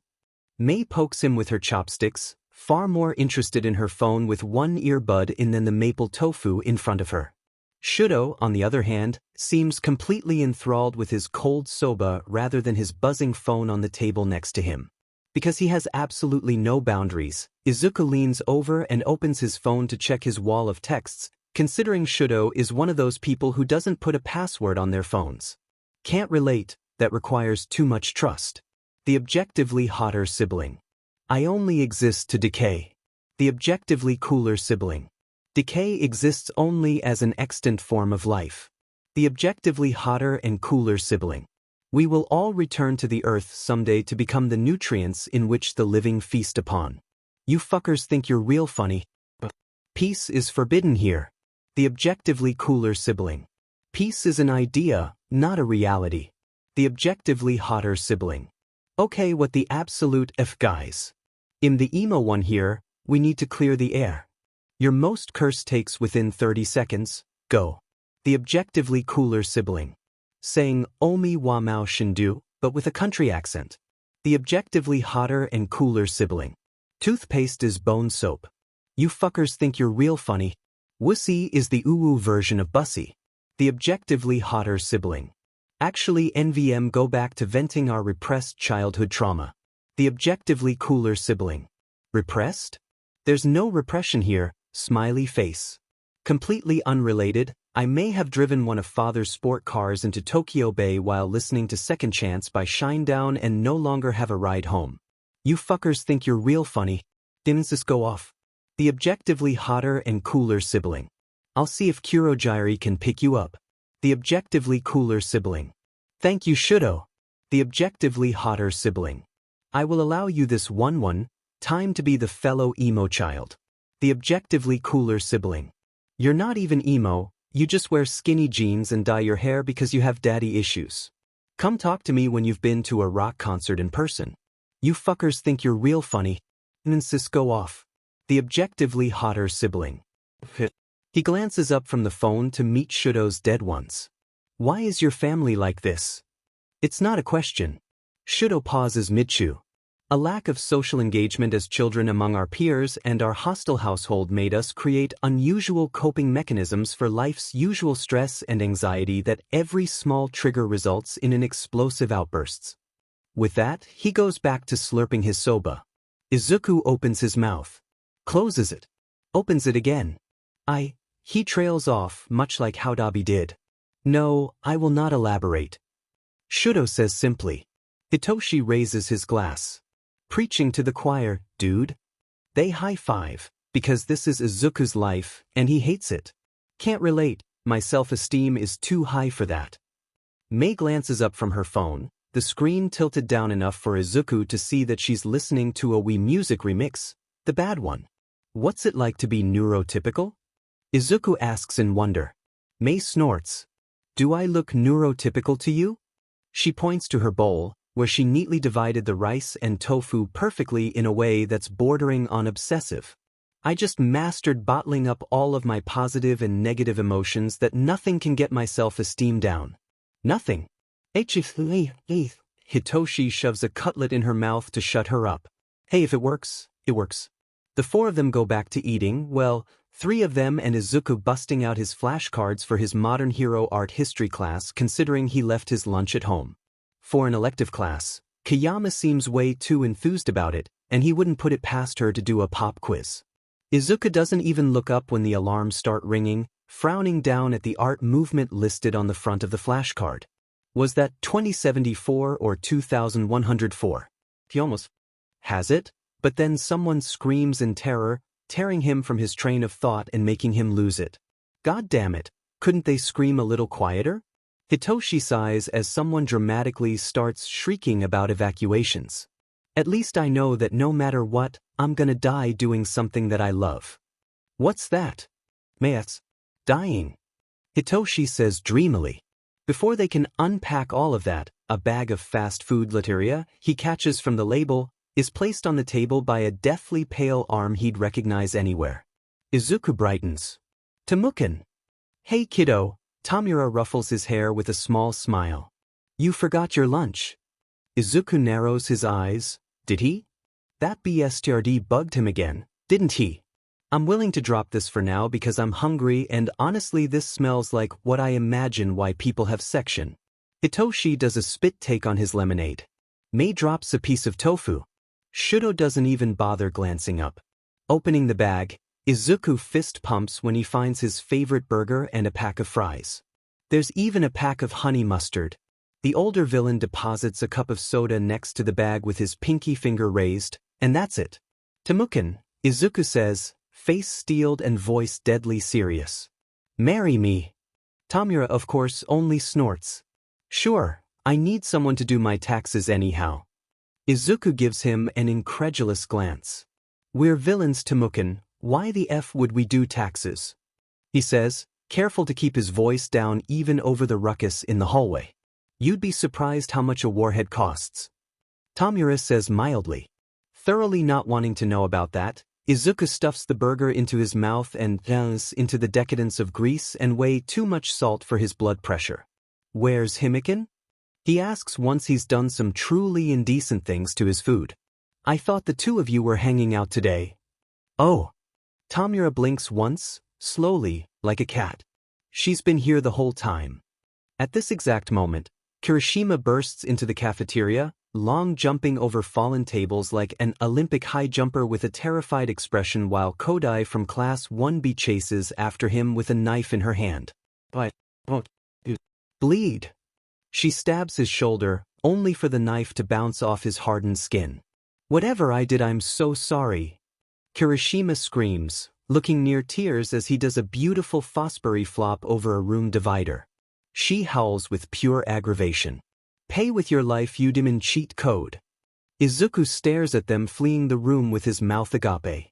But Tomura, the terrible influence he is, only looks begrudgingly proud. I knew that our 3-hour lecture on video game slang would pay off. Just go. Izuku points at the door.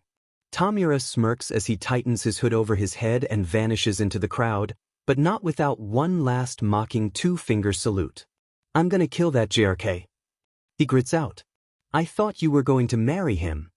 Mei teases. Haven't you heard? Izuku asks innocently. The life insurance for widows is great this time of year. We're all gonna die. Someone shrieks as they run by with their arms flailing in the air.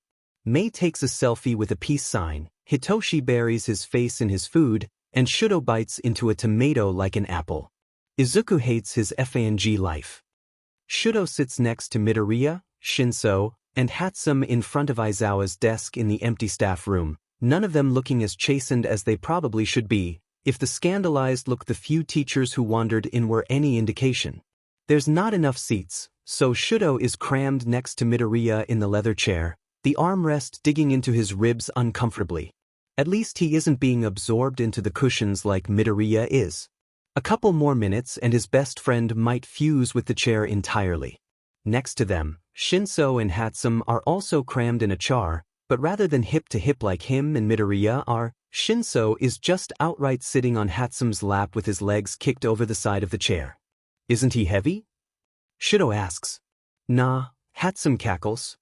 He's nothing compared to my latest baby. Your latest baby weighs almost 300 pounds. Midoriya drawls. Shouto, who has never lifted 300 pounds and likely never will, shuffles awkwardly in his seat. Midoriya wheezes slightly from where Shouto's elbow digs into his spleen. kicking him in the ankle. Because Shouto is petty like that, he makes sure to aim for that exact spot the next time he shifts. The four of them quickly shut up when the door opens, multicolored eyes tracking Aizawa trudging across the staff room. With a groan, he plops down his rolling chair, just staring at his desk with an expression of, "Kill me now." Shouto swears he hears Shinso mumble, "I feel that."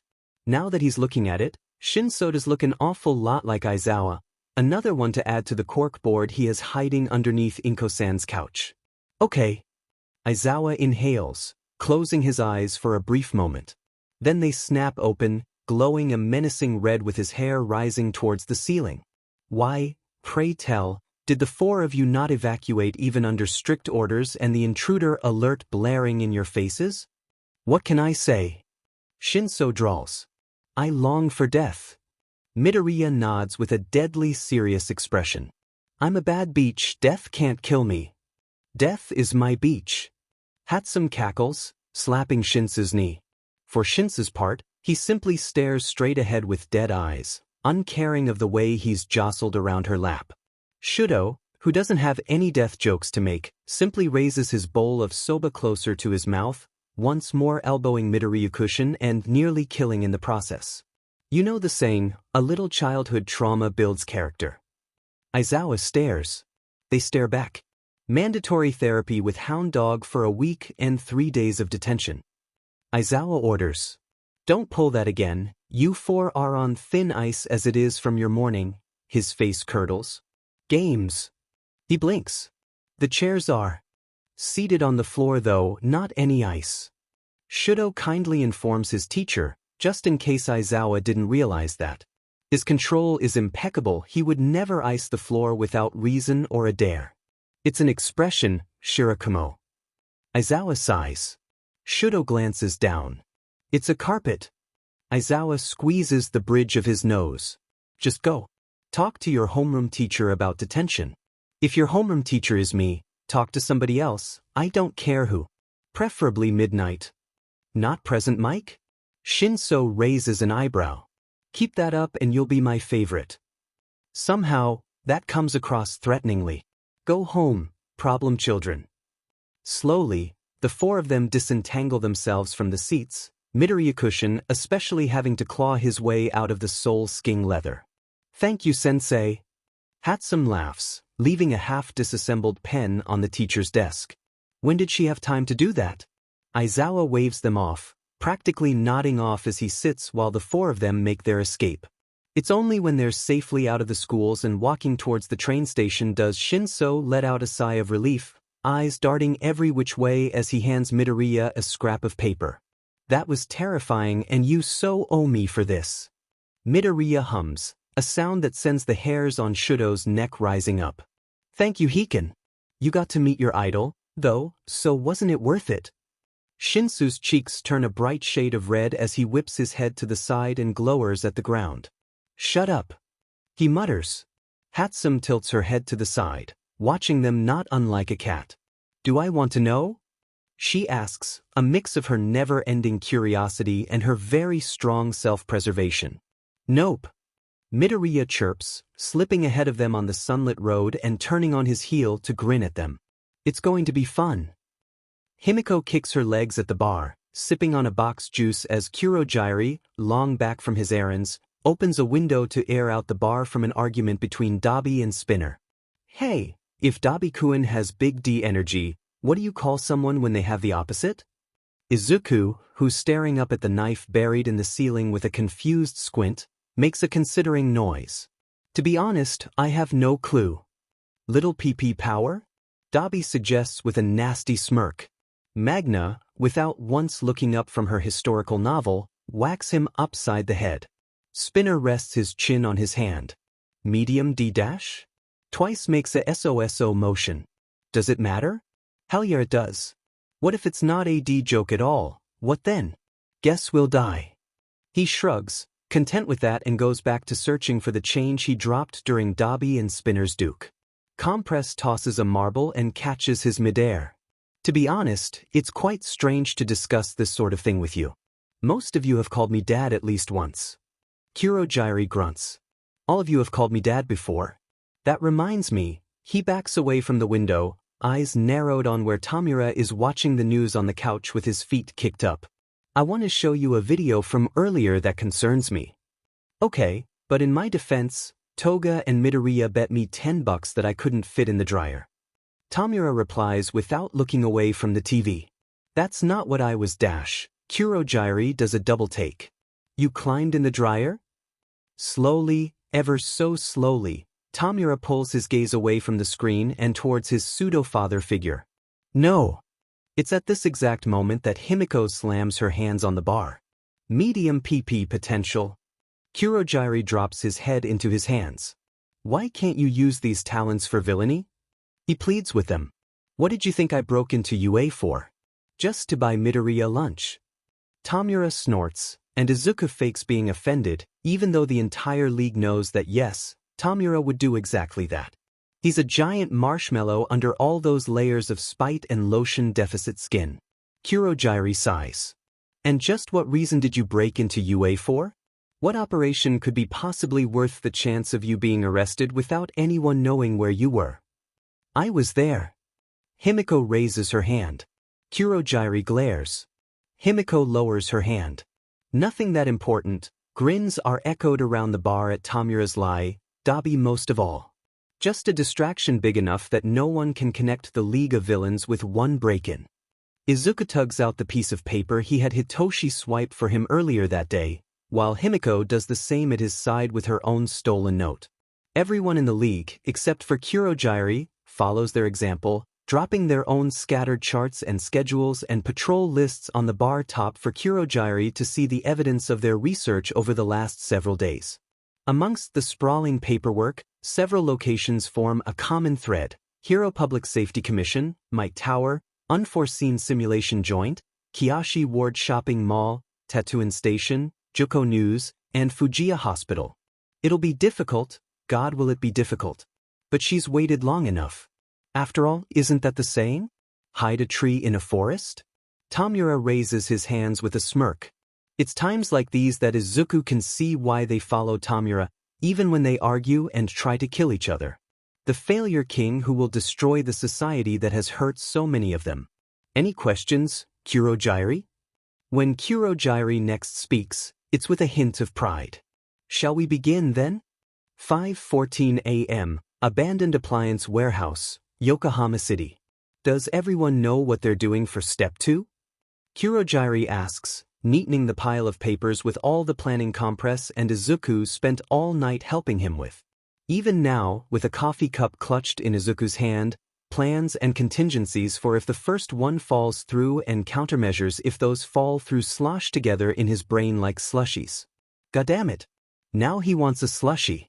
Twice raises his hand. About the plan? Or life in general? Kurogyri visibly stops himself from banging. His head on the table. The plan, Jin-san. Oh. Twice lowers his hand. Then yeah. Ooh, wait. Himiko jumps up and down. Kurogyri looks so tired. Izuku relates.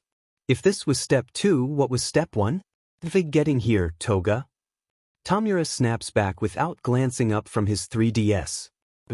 Izuku fiddles with his respirator between Twice and Spinner, bouncing on his heels as Kurogyri and Compress finish packing the last of their supplies. I just want to tell you something before we all split up, Compress says after he's finished with his part, wiping his eyes theatrically. All of you are such amazing, wonderful people, and we're going to show our best effort today and not focus on the fact that if one thing goes wrong, we're all going to die. Thanks, Dabi rubs his face. That was so very comforting. Compress beams. You're welcome. Nice pep talk and all, but can we go now? Spinner complains, shivering despite Dabi wrapped around his back like a disgruntled house cat portable heater. The warehouse they were using is awfully cold, considering it has half of a roof and not a single unbroken window. Even Himiko's cold, though that might be the skin-colored unitard bedazzled with glitter she's wearing. Fine. Compress sighs. Not a lick of showmanship in any of you. I'd have more showmanship if my ball weren't freezing off. Spinner retorts, half carrying half dragging Dabi towards the drag van they stole that smells faintly of licorice and mustard. Weird combination, he knows, but it has a hitch for them to tow something, and that's what's important. Kurogiri climbs into the driver's seat, while the rest of them cram into whatever available spot they can find. Izuku ends up sitting on Tomura's lap in one of the two-seat middle row, with Dabi the BSTRD stretching out his long legs in the seat next to them. Magna, Spinner, and Compress squeeze together in the back seat, while Himiko plops in twice lap in the passenger seat. Why the F doesn't this car have seatbelts? Tomura curses as the van starts up, refusing to touch Izuku whatsoever and hands firmly at his sides. Which would normally be sweet, but seriously, they've made out before in order to get a 12-pack chicken nugget from McDonald's. This is nothing. Izuku rolls his eyes, grabbing his arms and forcing them to hold onto his waist.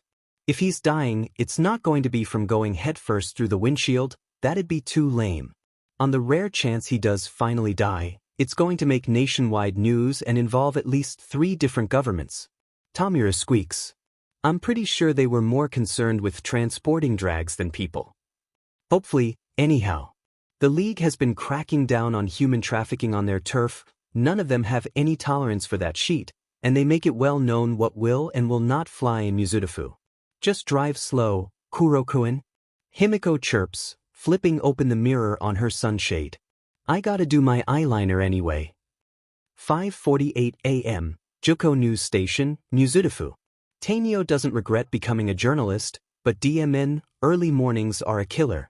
Juko News, the publicist he works for, is primarily a hard-print agency, but they do have a broadcasting center on the upper floors. Most of Mizudafu watch their morning news, mostly boring things, like a new city center being built or marathons for people to pet puppies. Stay-at-home parents and commuters like the peacefulness of it in a city where villain attacks occur on the daily, and so does the staff working at Juko News, even if it means they don't get paid as much. Early mornings are still a thing of dread no matter how much one likes their job, and it doesn't help that their newest intern is terminally late for everything, including getting their goddamn coffee. Ishikawa.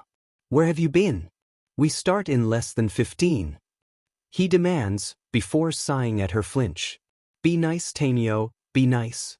Never mind, just don't let it happen again. Come on. Ishikawa blubbers her thanks as Tanio leads them over to the elevator, swiping his card to allow them entrance to the upper levels. She watches his card keenly, fiddling with the long blue pearl necklace, before he ushers her past their meager security and into their broadcasting center. Set the coffee down over by the director and go assist lighting, okay? He gentles his voice, glancing over his shoulder at their youngest member.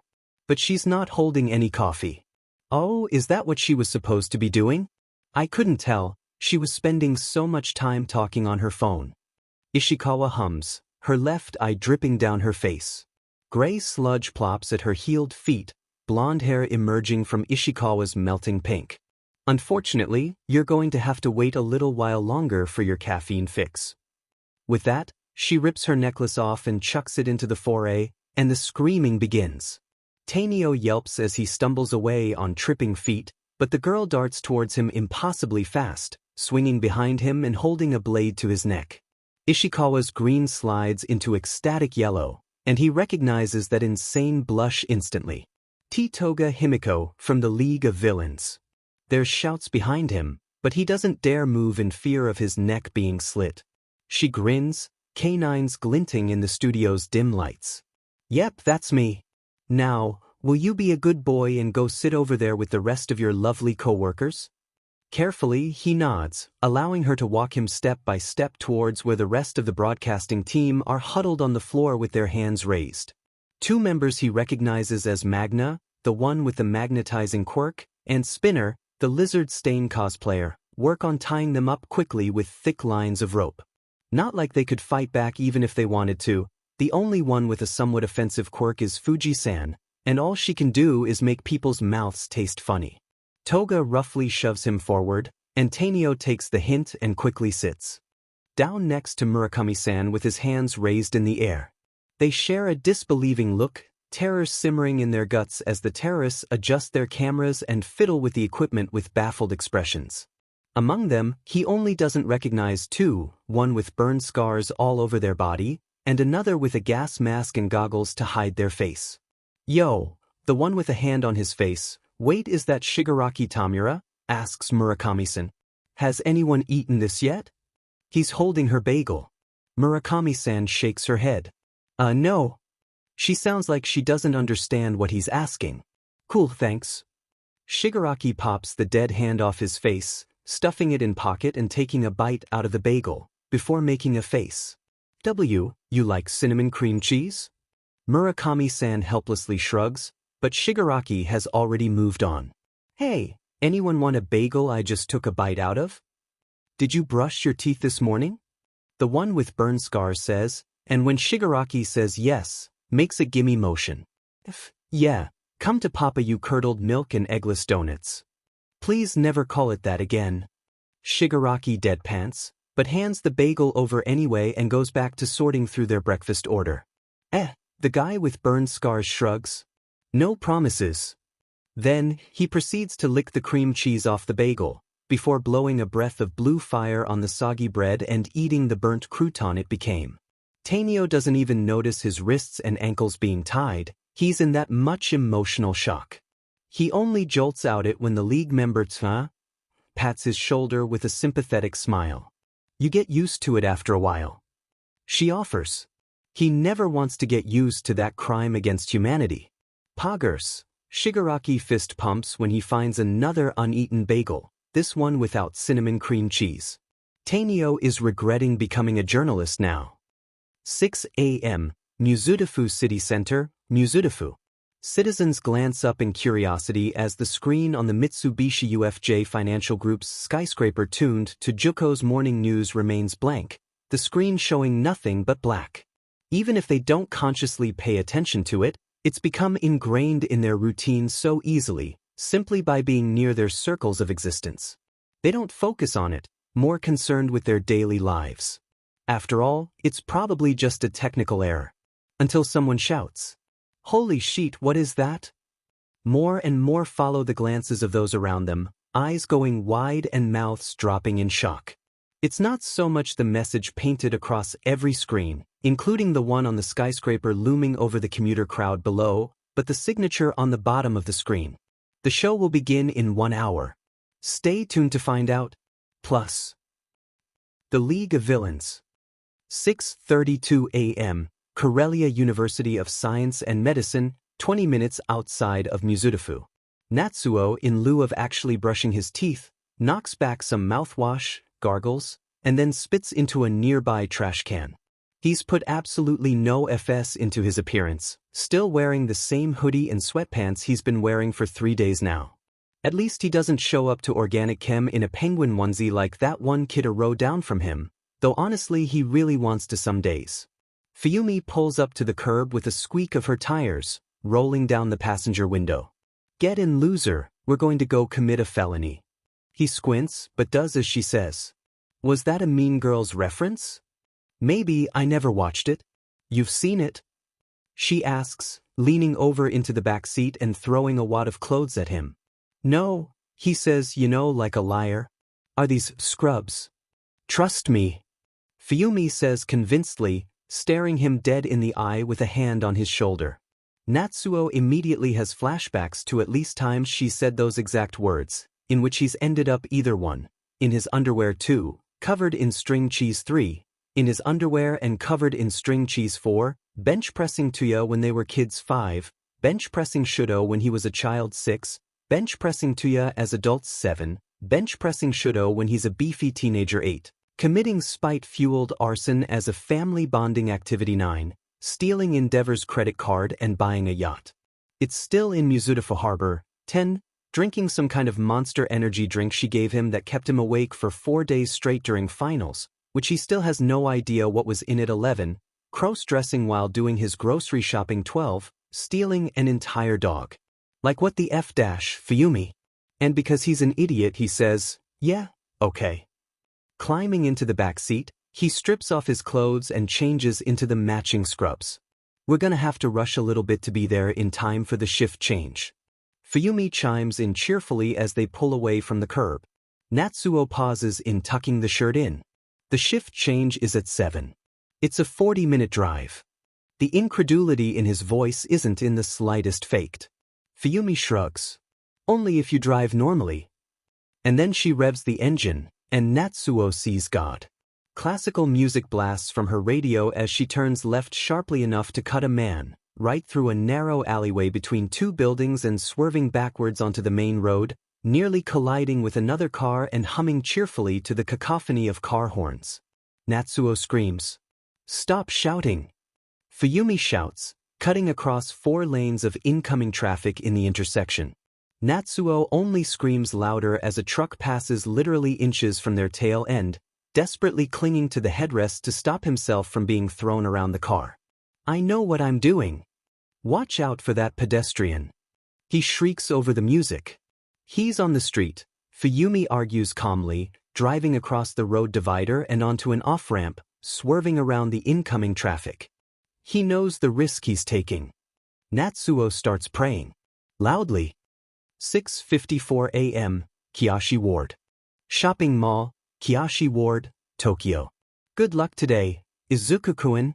Himiko pecks his cheek as she climbs out of the car, tugging the cat hoodie up with a bunch of pins. Izuku swears he sees one with a funky-looking cat that says DMN over her head.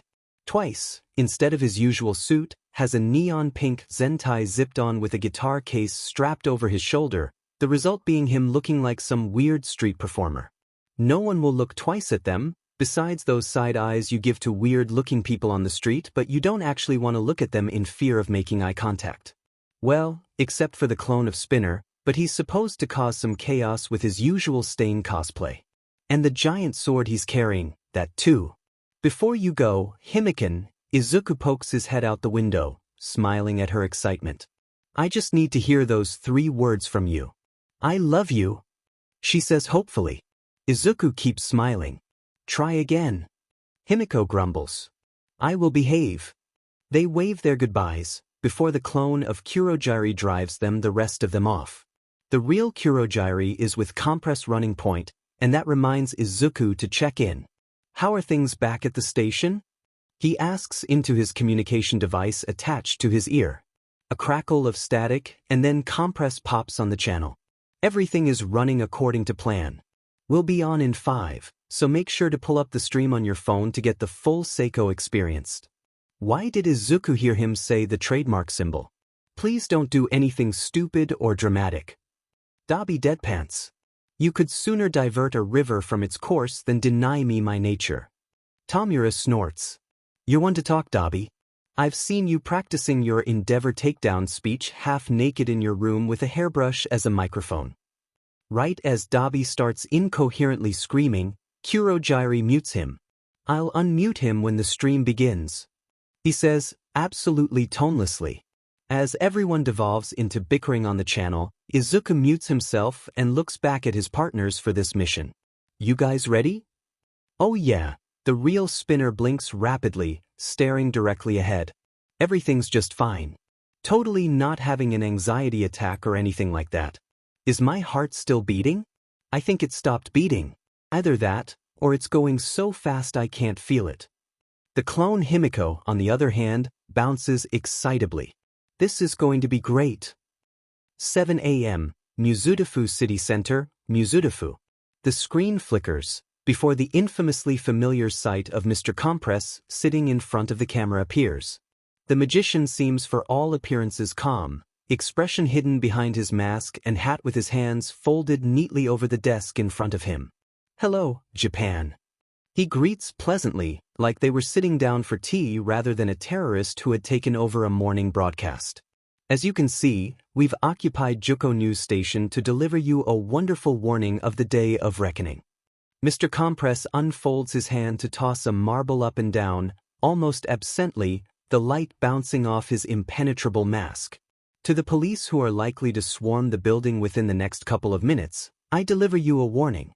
I have compressed a pyrophoric gas within this marble." He holds up said marble to the camera. "The workers at this station are my hostages. I have access to surveillance, so if I see any one of you pesky heroes infiltrating the news agency, I will bring this building down with me. If you have any arguments, feel free to contact me at this number here." Instead of a number, a green screen image of a Patrick from SpongeBob SquarePants making that face showed up. Mr. Compress doesn't react at all. Someone, probably one of the hostages, quietly mutters, "What the F dashed?" This may have been the desired effect. Many of you may be wondering why I would go so far. Mr. Compress switches tone, his voice falling back into joviality that leaves many viewers blinking rapidly at the sheer cognitive dissonance. After all, to many of you, we're a relic of times long gone, the last embers of Stain's will. To that I have only one thing to say. Mr. Compress leans forward, and with deadly seriousness, says, "The last person who called me old, I compressed their arm and shoved it up their butt." With that, he leans back and pulls a deck of cards out of absolutely FNG nowhere. "Now we have some time to kill. So, is this your card?" 7:28 a.m., Tatooine Station, Mizutofu. A little-known fact about Tatooine Station is that despite its location as a bullet train station, it's connected to not only the rest of the stations around Mizutofu, but the conflict monitor that detects problems among all traffic lights in the city. To be honest, the only reason the League has this kind of information is because apparently Dabi dared Jiren to a drinking competition with the rest of them as their witnesses. Jiren, apparently, had a reputation among most drinking establishments as being unstoppable when it came to said competitions and took the dare with a smug smile. Well, when an unstoppable object meets an unmoving force. Needless to say, Dabi is a FING tank and Tomura is never drinking with him again. No wonder no one has any videos of him getting shit-faced, yet their private Snapchat is filled with video evidence of their sins. If Tomura ever sees another video of Compress doing a pole dance half-naked, it would be too soon. That's a lie. Compress has a goddamn six-pack like, what the F dash. If Tomura had any interest in C and if he didn't view Compress as a weird, somewhat fatherly figure, then Tomura might have fallen a little bit in love. Unfortunately, Tomura didn't, so mostly he felt weirded out by his own attraction and had to go lie down for a bit. Walking quickly through the busy station with a hood over his head, Tomura pulls off his two-fingered glove by his teeth, closing his now bare hand around the doorknob for the staff room. Magna guards his back as he swiftly decays the lock, allowing them access to the security room. "Hey, you're not supposed to be Dash." The clone of Magna whacks her giant magnet over his head almost boredly, knocking the security guard out instantly and dragging the unconscious man from the chair. Slipping his glove back on, he takes the now freed seat and rubs his hands together, cackling maniacally to himself like the greedy little feral goblin he is. Midoriya once called him a goose with rabies, which is kinda like a normal goose, but just drools more. To this day, he's still unsure whether that was an insult or a compliment. Considering Midoriya, probably both. Squinting at the bright screen, Tomura grumbles to himself as he yanks out his reading glasses from his hoodie, slipping them on his face and navigating over to the files. "Locked? Damn it. You need glasses?" The clone of Magna asks, tilting her head over the top of the overstuffed chair. Tomura smirks. "And no one will ever believe you." She looks reluctantly impressed. As she should be. Inside the pocket of his ratty jeans is a single USB with a code spinner. Midoriya, Compress, and Kurogiri spent literally days working on. The four of them are some of the most intelligent people Tomura knows, even if Spinner's specialty lies solely in computers, but even then, they barely managed to create this virus in time despite working around the clock. Plugging it in, he holds his breath as the four little emojis pop on the screen along with a loading bar, a black cloud, a blue marble, a green rabbit, and a purple lizard. Clearly, Midoriya once again had too much coffee. Though this may be Compress' fault, as his job was more on the surface finishes, unlike Spinner and Kurogiri who had to create the finer details themselves while Midoriya tested them extensively on dummy computers the rest of the League had to fish out of dumpsters. Then the screen goes dark. "What's going on?" Dabi asks as Tomura lets out a string of curses over the open comms. "Your goddamn guess is as good as mine." Tomura snarls, bashing the keyboard in frustration. "FING sheet. Everyone worked so hard on this, it cannot F up now." He thinks of the sway in Compress' usually jaunty step, the shadows under Midoriya's eyes, the slur in Spinner's voice, the flickering on the edges of Kurogiri's mist, and feels anger so deep and hot that he nearly decays the entire system right there and then. "Hey, watch your FNG language," Dabi says, the distant sound of something revving obscuring his voice. "Anyhow, I'm pretty sure my guess will be infinitely better than yours." "Now's not the time." Kurogiri scolds them, but over the comms and background noise, comes across as more "now's not the time." It makes Tomura crack a smile, and moments later, the screen reboots, credentials signed in and the vast wealth of Mizurufu's active infrastructure laid out in front of him. He can't help it, he starts laughing like a demented hyena. Perhaps the rabies theory has more merits than he assumed. He should look to see if he remembers being bitten by a wild animal in the past. The clone of Magna leans over his chair. "Hey, quick question?" She doesn't wait for him to stop laughing. "Why are you like this?" He instantly sobers up. "I used too much No More Tears shampoo as a child and haven't felt a single healthy emotion since then." Unlike around Natsuo, or any of Midoriya's little friends, his ominous statement doesn't even draw a blink out of her. They really have been spending way too much time together. He needs better friends. If anyone tried to take the league away from him, he would decay their FING throat out. With that, he cracks his knuckles, staring up at the thousands of lines of text laid out in front of him. "Let's FNG go, boys. Gender-neutral terms, remember? OF- my bad. Let's go, you undeserving F-llamas." "Better." 8:02 a.m., Fujiya Hospital, Tokyo. "I'm telling you," Natsuo explains to Fuyumi. "Molotov cocktails always work. Anytime I had a problem, I threw a Molotov cocktail at it. Boom. I had a different problem." Fuyumi rubs her forehead. "That may be true in your vigilante work, but we're in a hospital. I'm not letting you set the place on fire just yet." "I heard that. Even if it means getting out of this DMN closet?" To prove her point, she kicks his shin from where they're pressed uncomfortably together. Natsuo pouts. "Ding, I was in the mood for a little arson, wait." He does a double take. "I never told you about being a vigilante. I wear glasses, I'm not blind." Fuyumi deadpants. "Besides, there's only so many hot sauce stains someone can take before it becomes obvious that it's blood." Natsuo crosses his arms, sulking silently, before he hears Fuyumi mumble, "You were easy to follow anyhow." "You did what?" He cries, only to get whacked on the head with a clipboard. "Shush." She glowers at him.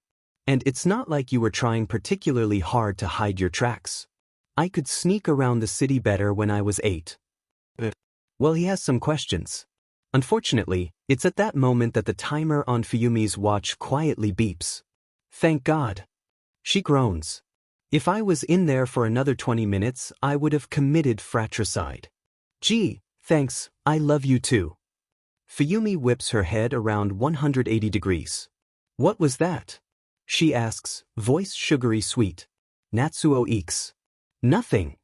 "Thought so." Fuyumi chirps, poking her head out of the door. Natsuo leans over her, both of them glancing back and forth before scurrying into the empty hallway. With their scrubs and dollar store clipboards, they blend seamlessly into the background as they leave the quiet oncology unit and slip into the psychiatric ward across the hallway. "Remember, don't be suspicious." Fuyumi reminds him quietly as they take the empty stairwell up. Natsuo rolls his eyes. "Don't be suspicious." He mocks, but it echoes around the stairwell, sounding almost nice. Which is weird, because it's a chronic fact that none of the Todorokis can sing for sheet. Fuyumi's glasses gleam. Don't be suspicious."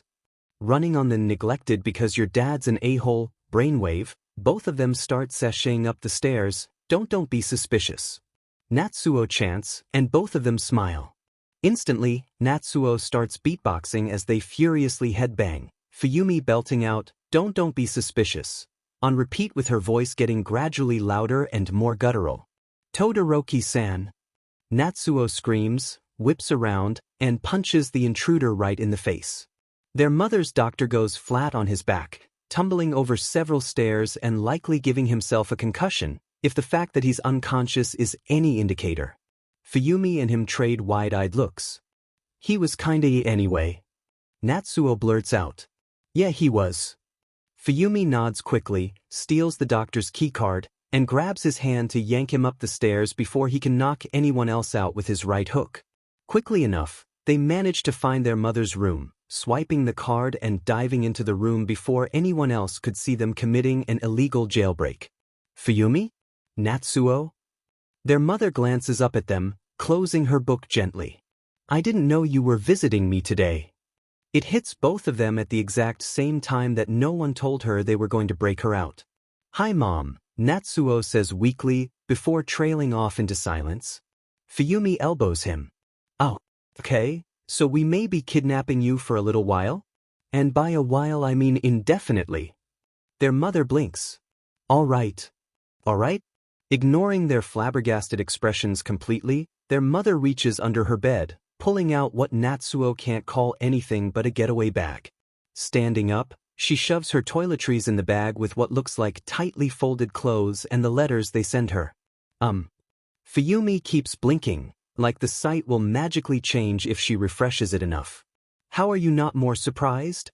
And in much the same way Fuyumi scolded him earlier, their mother gives them the look that even years later makes him sweat. I'm old, not stupid. I know when my children are breaking the law. Natsuo gulps, which is understandable, but why does Fuyumi look nervous? Actually, never mind, he doesn't want to know what his sister gets up to in order to vent. She's scary enough as it is. Oh right. Their mother pauses in her packing. How are Tuya and Shouto doing? They really think they're so sneaky sending me flowers, but neither one of them are known much for their subtlety. She narrows her eyes at them. None of my children are good at that, not that I think about it. Both of them make a sound that shouldn't be made by human vocal cords. 8:42 a.m., UA High School, Mizudafu. Is everything okay, Tuya-san? Shouto glances up from his phone at Yamamo and Inesa sitting on either side of him on the bus. Despite it being a two-seater, both of them seem determined to snuggle in on him, pressing their shoulders and knees together until his ears feel uncomfortably hot-cold depending on the side. After living with Inko-san for 6 months, he thought he was used to physical affection. He was wrong. I'm fine. Shouto says shortly, frowning down at his phone before locking it and placing it back in the backpack balanced on his knees. Yamamo frowns. Is it what Bakugo-san said? It really was strange. Bakugo had been studying at his desk when Shouto stopped by his desk to pick up his dropped headphones. When he stood back up, Bakugo was staring at his green hair with an expression he couldn't place. The next moment he blew up at Shouto, insulting him from the way he tied his shoes to his stupidly OP quirk to his so-called resting beach face. Strangely, he never said anything about his hair or his fake freckles. Remember, Inesa shoves their shoulders gently, which means Shouto almost smooshes Yamamo between him and the window. Sticks and stones may break my bones. Shouto brightens up. He knows this one. Toga blasts it all the time after all. But chains and whips excite me? Both of them do a spit-take. No. He blinks. He did not know that one evidently. It's not about Bakugo at all. Shouto hesitates, before deciding to explain. My friend isn't answering any of his texts. It's not like him. Yamamo taps her chin. The one with green hair you were talking to at the gate this morning, right? He nods and she smiles brightly. I wouldn't worry about it then. He's probably in class and doesn't want to seem rude. Shouto doesn't want to explain that Midoriya doesn't give a shit about things like politeness or laws. The only thing stopping him from flinging himself into the sun to fist fight it for giving Dabi's boss a sunburn is the death grip Inko-san has on the back of his shirt. Inesa elbows him, nearly rupturing his spleen in the process. He's your friend, huh? He's not a fan of the eyebrow wiggling. Not in the slightest. We're cousins. He blurts, and feels immediate regret for how white Inesa's face turns. Actually, no he doesn't. Inesa deserves it. Shouto can still taste bile in the back of his mouth. Besides, Shouto isn't really interested in romance, nor is Midoriya. For Shouto, he simply doesn't get all the social norms for that. He barely understands friendships as it is, thanks endeavor. Midoriya simply gives romance the same amount of attention a fly gives world politics, absolutely zero. Besides, he has that weird thing with Dabi's boss that had Shouto walking in on them more than once watching Pawn together and critiquing the acting with popcorn. Yeah, he doesn't get it either. Quickly enough, the bus pulls up to USJ, the three of them waiting patiently for the more eager classmates to crowd off the bus before they themselves slip off. You don't have to be my bodyguards. Shouto points out when they stand on either side of him while they wait for 13 and Aizawa to finish talking, glaring at anyone who dares to look at him wrong. Of course we're not your bodyguards. Inasa gasps. We're your protection squad. Shouto stares. Protection squad. Yamomo nods fiercely, clenched fist held tightly. We'll defend you, Tuya-san. You're a cinnamon roll, which means you must be protected at all costs. Did Ishido tell you about this? Yes. Neither of them answer. That's a yes. With a sigh, he allows them to escort him further into USJ once 13th's lecture is over. Dabi would find the whole thing about quirks are dangerous absolutely hilarious. Considering there are only 2 teachers, half of the class splits in the central plaza. Shouto trails behind Inasa as they enter the downpour zone, several of his classmates talking amongst each other. Are you okay? Ida asks Uraraka, hands chopping like he's teaching children's karate. You seem pale. If you don't feel well, you should tell Aizawa-sensei. Uraraka smiles uneasily. I'm fine. Just worried about the news. It's been so long since the last big incident, I have no idea what the League of Villains could want now of all times. The League of Fing what? Out of the corner of his eye, there's a flash of pink. Shouto glances up at the catwalks above them. Magna winks and hits the speaker. Prepare for trouble. Plays happily over the sound system as Magna races across the catwalks, high-fiving Compress as they pass each other. And make it double. The rest of his classmates look around in confusion, blissfully innocent to the chaos occurring above their heads. Shouto envies them. To protect the world from devastation. Careful to avoid being caught watching, Shouto eyes them in his peripherals. Both of them seem to be using the music to cover up their loud footsteps as they stop every couple of feet at hidden terminals, rapidly typing in something, before dashing to the next one. To unite all peoples within our nation. Do you ever wish you could sometimes die? Shouto yells to Inasa over the blasting music. Oh, one of them just hit the rave lights. Inasa stares at him. No? Should I be concerned? Shouto just blinks, listening to the mocking, to denounce the evils of truth and love. Why did he want to be a hero again? Oh yeah, to make his mom proud and repay Inko-san, all that stuff. Yeah, maybe fleeing the country when Kurogyari had offered upon their first meeting, with an expression of deep sympathy, was a better idea. Dimenu, Inko-san's wonderful cold soba. To extend our reach to the stars above. Someone gasps, pointing up at the catwalks, Aizawa's scarf already unraveling and wrapping around the edge of a building to gain momentum upward. Magna pauses, hand drastically pressed against the back of her forehead. Jessie! Compress joins her, a leg propped up on the railing and hat held high in the air. James! That's the exact moment Aizawa launches himself at them with the fury of a cat that's just recently been bathed, 13th's puffy form emerging from the other side of the long pathway. Magna and Compress trade looks, before quickly scampering down the catwalk, awkwardly climbing over the railing near the middle and flipping off Aizawa smugly. Team Rocket blasts off at the speed of light. With that, they fall backwards. Hagakure screams. Aoyama makes a retching sound. Zero desperately flings out a strip of tape. Shouto puts up a hand to block the light. Surrender now or prepare to fight. And both of them dissolve into goo upon hitting the ground. That was mildly traumatizing. The Pokemon music cuts out, someone awkwardly clearing their throat over the sound system.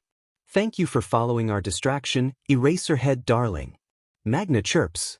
Just a heads up, all the systems in USJ will now fall into pro-hero mode within a minute, so if you're not careful, the disasters might spread from one zone to another.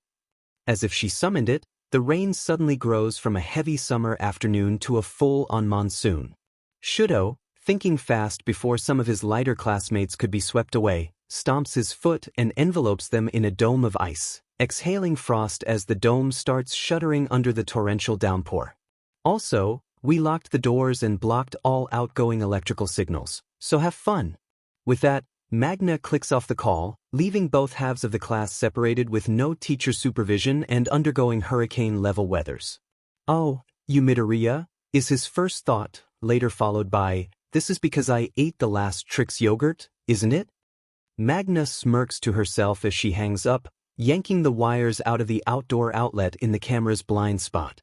"Did we really have to use Pokemon music as a distraction?" she asks, voice full of amusement. Pokemon is a goddamn classic dash. Magna tunes out Shigaraki's rant, wrapping her equipment with the phone wire before setting it on the ground a good distance from the building and any trees. Digging her hand in the inside pocket of her jacket, she pulls out a small, heavily embroidered bag she made at therapy when she could afford it. In it, there's several blue marbles, each of them with a color corresponding tape on it. "Seiko blue," she orders, flicking the marble with the blue tape at her equipment. "Always a pleasure, madam." Seiko crows, and the marble explodes, blue flames incinerating the equipment in seconds. A part of her has always admired Dabi's quirk, though she knows the painful backlash on his body. It's certainly flashy enough. "Do you need a warp out?" Kurogiri asks. Magna hums in thought, glancing behind at the heavily reinforced barriers surrounding you. "I suppose I should go give the others some reinforcement, if you wouldn't mind then, dear." A black portal form steps away from her, Kurogiri's quirk as dependable as always. "Oh." She laughs, tugging the one other item she needed out of her pocket. "Nearly forgot about this." With that, she tosses the burner phone into the flames, before disappearing into the portal to help the others. 9:12 a.m., Kiyoshi Ward Shopping Mall, Kiyoshi Ward, Tokyo.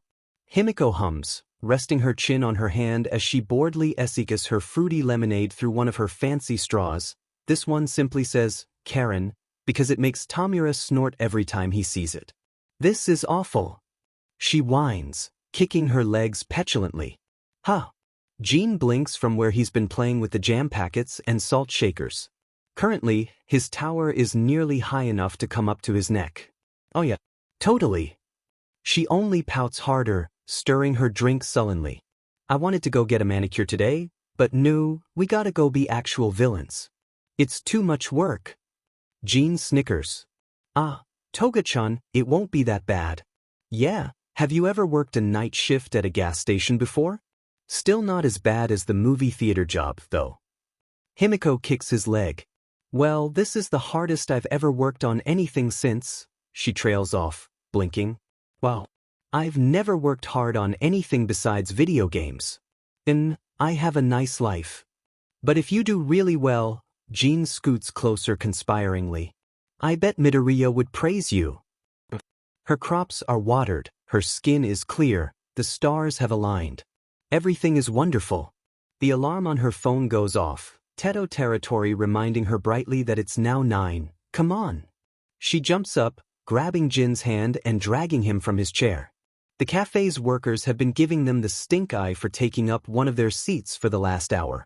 Well, excuse her, but wandering around the mall checking out all the exits and entrances gets boring after a while.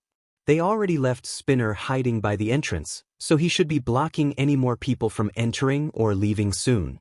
"I like malls and all, but I only want to go shopping when it's closed with no one around and everything is free." Jean holds up a finger. "Isn't that called a night robbery? You and me both." Himiko shrugs, stopping briefly at the mall's map to double-check. "Then so be it." "Oh." Jean brightens up as he points towards a Natural House store near the back end of the building. "Fun fact." He chirps as they skip towards the center of the mall. Jean does love his fun facts. If you tried to live on eating only iceberg lettuce, you'd have to eat roughly 34 heads of lettuce a day, which is about 17.5 k a year, and then you'd still die of malnutrition. Himiko laughs, her arms swinging happily by her sides as she skips across the tiles, listening to the so not cute comm system. "It doesn't go with my aesthetic, Giri-kun." "Yes, an aesthetic is vital." What do you mean fashion and battle efficiency aren't the same thing? Crackle in her ear. At least Atsuhiro let her put stickers on it, even if it's mostly hidden inside her ear. Do you ever think about these things before you say them? Dabi drawls. Jean nods. Not really. I think, wow, that's brilliant, I should say that out loud. And then I do, and it's spectacular. It's an absolute FANG disaster. But what a way to go. Izuku says wistfully. Himiko's smile grows even larger at the sound of her favorite people bickering on the channel, blood vial bracelet jangling on her wrist with every step of her dress shoes. She has another one around her ankle, and a glittery metal water bottle in her backpack bottle filled with a mixture of different people's blood. While blood banks in hospital are usually tightly guarded, the same can't be said for their buses. Overall, she just looks like a normal high school girl skipping school to go shopping. Boring. Normal is overrated. She sighs, feet slowing down and hands sliding into her pockets. Jean falls into step next to her and links their elbows together. Who needs normal? Jean jabs her side playfully, grinning behind the mask. We're all a bunch of whack jobs here anyhow. Himiko giggles, leaning into his side. True enough. The League is her family, full of people just like her wanting a new future where they can just be themselves. It's her home. That's why Himiko has no problem taking off her backpack once they arrive at the center of the mall, waving goodbye to Jean with an excited jump. Big Daddy in the van, how are we doing? I'm not. Kurogiri cuts himself off with a sigh. Admittedly, it's one of her favorite sounds. We're doing fine. Commence with stage 3. Commence with stage 3. Himiko trails off meaningfully, a sheet-eating grin stretching across her face as she climbs onto the fountain steps. Kurogiri grumbles. Commence with stage 3, kitty 3. Himiko fist pumps, before realizing something. Wait, if I'm kitty 3, then who's kitty 1? Tomura snorts. Me, obviously. Well, he is Kurogiri's favorite, though the idea of calling Tomura kitty anything is hilarious. Maybe she should invest in some cat ears? Guess. They could wear color-coordinated ones. Himiko will obviously be pink, because only Izuku doesn't care about gender norms, or Tomura if he forgot his glasses, she's transformed as him, she's seen his crappy vision firsthand. Dabi can be purple or maybe blue. No, Tomura's favorite color is blue, so Dabi can be purple. And of course, Izuku will be green. A polite cough. Toga, if you would? She blinks. Oh, sorry. Giggling, she sets her backpack by her feet, searching through it for a moment, before pulling out 2 elastics, a megaphone, and a handful of marbles. The elastics, she uses to tug her hair up into her signature buns. Magna does her hair like this for her every morning, and she never realized how much she missed it until she had her hair down once more. Never again. She'll never be that person ever again. Himiko hums to herself as she picks up the megaphone, gazing at the milling crowd below her like a queen about to serve her judgment upon the masses. Ah, that power trip always does feel nice. Listen up. She shouts into it, ripping her hood down. Gasps ripple across the crowd, and she can't help winking at one particularly cute girl. She faints into the arms of her boyfriend, he's not bad looking either. Wait, focus Himiko. There's time to be a chaotic bisexual later. This is a takeover from the League of Villains. You're now all our hostages, so be good for me, okay? She winks. Needless to say, they all start screaming. She pouts. Y'all no fun. Why would this be fun? Someone shouts at her, which is just rude. I don't know. She tilts her head to the side cutely. Because I have a bomb? Atsuhiro takes the hint, and the orange marble bursts open in her hand, a messy homemade invention involving lots of colorful wires and a sheet ton of nitroglycerin. She doesn't really get it, but Izuku turned a really cute shade of pink when she asked him how he knew so much about that chemical, so she's got to go home soon so she can ask him more about it. The timer, once set to 30 minutes but frozen safely within Atsuhiro's marble, starts ticking down. Now, she grins. It's your move, Mr. Heroes. What's more important to you? A mall full of civilians, a hero high school, or? Guess you'll find out, won't you? 9:19 a.m., Hiro Public Safety Commission, Senju District, Adachi, Tokyo. You good to walk from here? Dabi asks, leaning on his foot to gaze over at the three of them. Even as a clone, Shigaraki still manages to convey his sheer amount of irritation in one eyebrow. Please, he drags out. It's not like we have much of a choice. Dabi rolls his eyes. I was just being considerate, a-hole. No, you weren't. The clone of himself pops up, staples stretching up as it smirks at him. Wow, does he really look like that much of an a-hole? Nice, you're just being your usual condescending self. Dabi points at his clone. Stop psychoanalyzing me. This is why I have a therapist. You don't have a therapist, you just go to AA meetings despite being in the vents the entire time. The clone of Midoriya chimes in, not glancing up from his burner phone. What can I say? Dabi shrugs. I just like to watch them cry. You're fed up. The clone of Shigaraki sneers. Dabi blows a kiss. Acting on instinct, the clone of himself grabs Shigaraki before he can throttle him while Midoriya reaches up with one hand to clutch Shigaraki's collar in a death grip. Finally finding what he was looking for, the clone of Midoriya tucks his phone away. Have fun, Daken. I'll keep these two in check. The clone of Shigaraki snarls something violent and probably defenestrating, but all of them ignore him easily. They have a lot of practice. Oh, I will. Dabi grins ferally, but reaches over and ruffles the clone of Midoriya's hair anyhow. Take care of yourself, Shortcake. You're our main investigator here anyhow. Midoriya grins cheekily. That's why I've got 2 bodyguards. Notably, both of the other clones roll their eyes, but don't protest. They really are whipped. With a 2-fingered salute, he drives away from the curb, revving the engine as he cuts in front of a minivan and through an empty overpass, the traffic lights dull and devoid of light. Shigaraki's handiwork isn't bad, but he won't admit that under the threat of death. The radio on his motorcycle automatically starts playing once he hits the highway, and Dabi's eyes nearly roll back into his skull as the music starts blasting into his ears. I'm blue, da. I hate this FNG family. He grunts, motorcycle thrumming underneath him as he takes the long way around HBC, face hidden underneath his motorcycle helmet. Just because he's an edgy BSTRD doesn't mean he doesn't appreciate road safety. Ah, you do consider us family, Dabi-kun. His face does an ugly twitch. Toga, you're dead to me. She only giggles. Fair enough.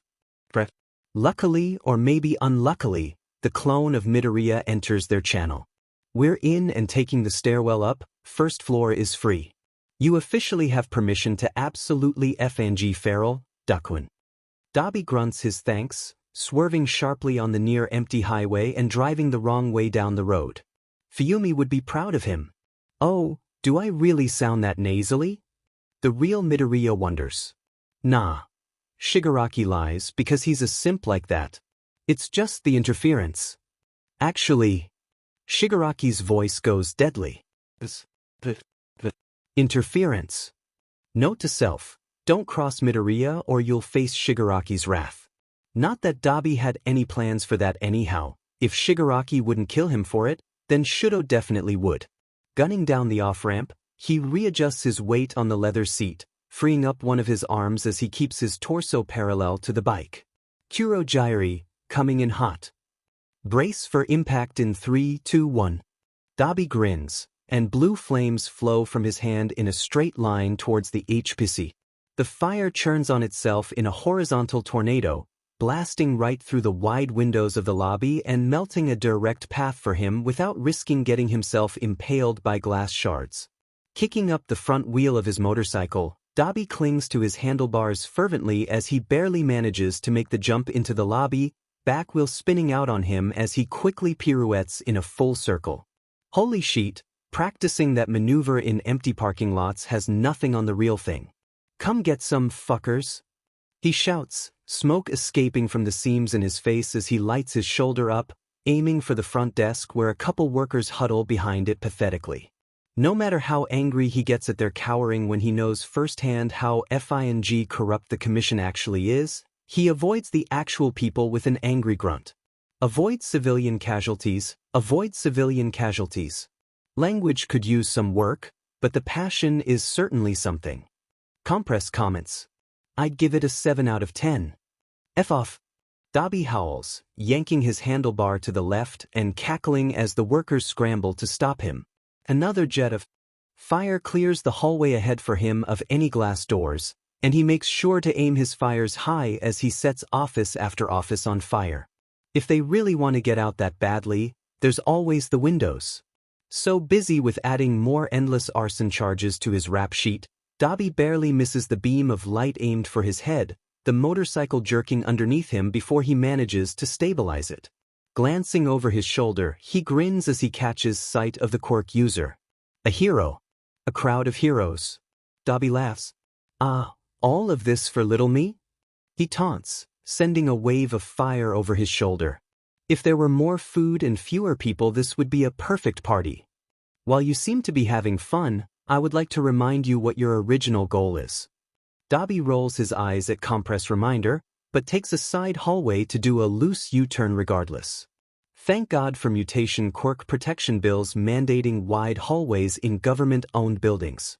Yeah. He brushes off, leaning to the side as he drives with his lit fingertips leaving a trail melting tiles behind him. It's a good thing they were snooty enough to use porcelain tiles instead of the usual ceramic. He could never achieve the melting point of ceramic without needing immediate hospitalization. I know. The heroes' faces set into one of grim determination as Dabi guns towards them at the speed of a FING rocket, before slowly palling as he shows no sign of stopping. Just gotta cause as much chaos as possible. Dabi bares his teeth. That's not gonna be a problem. 9:21 a.m., Might Tower, Roppongi District, Minato, Tokyo. Rubbing his hands, Izuku bounces on his heels anxiously as they wait by the service elevator. It's been 20 minutes already. Do you think she ran into trouble? They would have rang the alarm by now if they recognized her, right? Or maybe they're keeping it quiet because they want to flush out any accomplices she might have dash. Obviously annoyed by his continual fretting, Spinner yanks him into a noogie, knuckles roughly rubbing against his scalp. Not the hair, not the hair. Izuku yelps. Then stop being so nervous. Spinner jostles him around playfully. You're making me anxious, you little sheet. Izuku throws his head back. If I'm such a nuisance, then just kill me. Spinner stares at him. No? Why would I want to do that? I don't know. Izuku shrugs. Suicide jokes are how I deal with my mental health issues. Spinner sighs longingly. Same. Luckily, the elevator finally beeps before Izuku can gear up into mom-friend mode and embarrass all of them with his PowerPoint downloaded on his phone and a 12-page essay memorized. Hurry up. The clone of Toga whispers, wearing the face of an old woman with wrinkles and a duffel bag at her feet. Sorry. Both of them scoot in next to her, waiting until she presses her thumb against the fingerprint reader so the elevator doors can close before stripping off their coats and unbuckling their boots. Himiko eyes down. Izuku scolds when he catches her glancing at the mirrored walls. Her eyes snap back to her feet. Sorry, Izuku, it's just that both of you are so cute. You're only saying that because we have blood on us. Spinner points out as he strips off his scarf and mask. Izuku nods vigorously, working in on his sweater and revealing his t-shirt underneath it. Wait, what the F are you wearing? Izuku's wearing a shirt that says, pants. It's my butt-kicking outfit, beach. It's your shitty taste in fashion. The clone of Himiko mutters. What was that? Izuku asks brightly. Nothing. Thought so. By the time the elevator ascends to the highest floor it can go, Spinner and Izuku are both dressed in the official custodian uniform for Might Tower they bought off eBay. Izuku does not want to know what they did with these uniforms beforehand, and put it through the wash 4 times before he was satisfied that it was clean, tucking their actual clothes in her duffel bag. Izuku keeps his respirator and goggles on, while Spinner shoves his distinctive purple hair up into the required hat. Follow me. The clone of Himiko mouths as they walk through the service hallway, using her fingerprint to open the door to the main floor. They enter through an empty meeting room, Spinner and Izuku lingering back while she storms towards the main entrance. Trailing after the click of her heels, both of them keep their heads down as they walk briskly through the empty hallways, walking faster every time someone makes eye contact and tries to open their mouth. Nope. Passing by a custodian mopping the floor, Spinner easily snags their maintenance cart while Izuku throws their duffel bag on the bottom shelf without stopping. This was almost a great idea. Spinner grumbles, having to deal with the office workers passing by shoving more and more trash at them. Izuku snickers behind his respirator. You just described 90% of our plans. Eventually, they reach the server room at the far end of the floor, Izuku yanking out a caution, wet floor sign from the cart and plopping it at the beginning of the hallway. The clone of Himiko swipes her card, only for it to blink red. She doesn't have the clearance. Okay, stay calm. She breathes. We gotta get through this locked door, so, she brightens up. Quick, Izuku-kun, give me your dad's credit card. Izuku blinks, but hands it to her anyhow. Cool. She pockets the card. Shu-kun, kick it down. Spinner sighs, but obligatory busts out the laser cutter. Once they're in the relative safety of the service room with a giant hole in the door, Spinner wedges one of his blades underneath the window, breaking the lock and leveraging it up. It's cold. Spinner curses, rubbing his arms as he toes out of his boots. It won't be cold for long. Izuku wiggles his eyebrows, but is stopped by a hand over his mouth. Do not. Spinner says, very softly but very firmly. Fair enough. They practiced this. Enough whenever they needed a break from staring at the computer screen testing Tomura's code, so Izuku easily jumps into Spinner's arm, the clone of Himiko helping tie the two of them together with the rope harness they brought in the duffel bag. Don't worry, if the harness fails, I'll die from the G-force-induced cerebral hypoxia long before I hit the ground. He reassures Spinner as the older villain shoulders the duffel bag over his back. That's really not as reassuring as you think it is, but thank you? Spinner blinks, before shaking his head and carefully climbing through the window. Hold on tight, this is going to get windy. Izuku nods against his shirt, arms clinging to his neck and legs around his waist as Spinner carefully splays one hand against the glass, and then another. His bare foot touches the glass, and then they're off, moving as quickly as they dare up the side of Might Tower, leaving the clone of Himiko behind to distract All Might's secretary. The reason they chose this server room in particular was because it was high enough for them to skip most of the tower's defense alarms, but also low enough for them to access the floor with a civilian license. Still doesn't mean sheet when they're almost 1,000 feet up in the air. I hate this. Izuku keeps up the running matters as Spinner climbs up the tower towards the rooftop. Goddamn quirk sensors, we could have used Kurogiri's quirk, but no, the alarms ring if they sense anything higher than the base level of a quirk factor, piece of sheet technology FFF-. How did your mother raise you with that language? Compress asks, mystified. Izuku growls. With love and care, Beach. Almost there, Midoriya. Spinner mutters. Almost, holy shit, thank you. The instant they're on the solid ground of the rooftop, Spinner disentangles them, both of them rolling until they're face down on the sweet, sweet floor of the roof. No offense, but you're heavy. Spinner grunts. I feel like I'm a rubber chicken and God is a 19-year-old Viner throwing me off of buildings and beating me with unusual objects to make me scream for the enjoyment of their followers.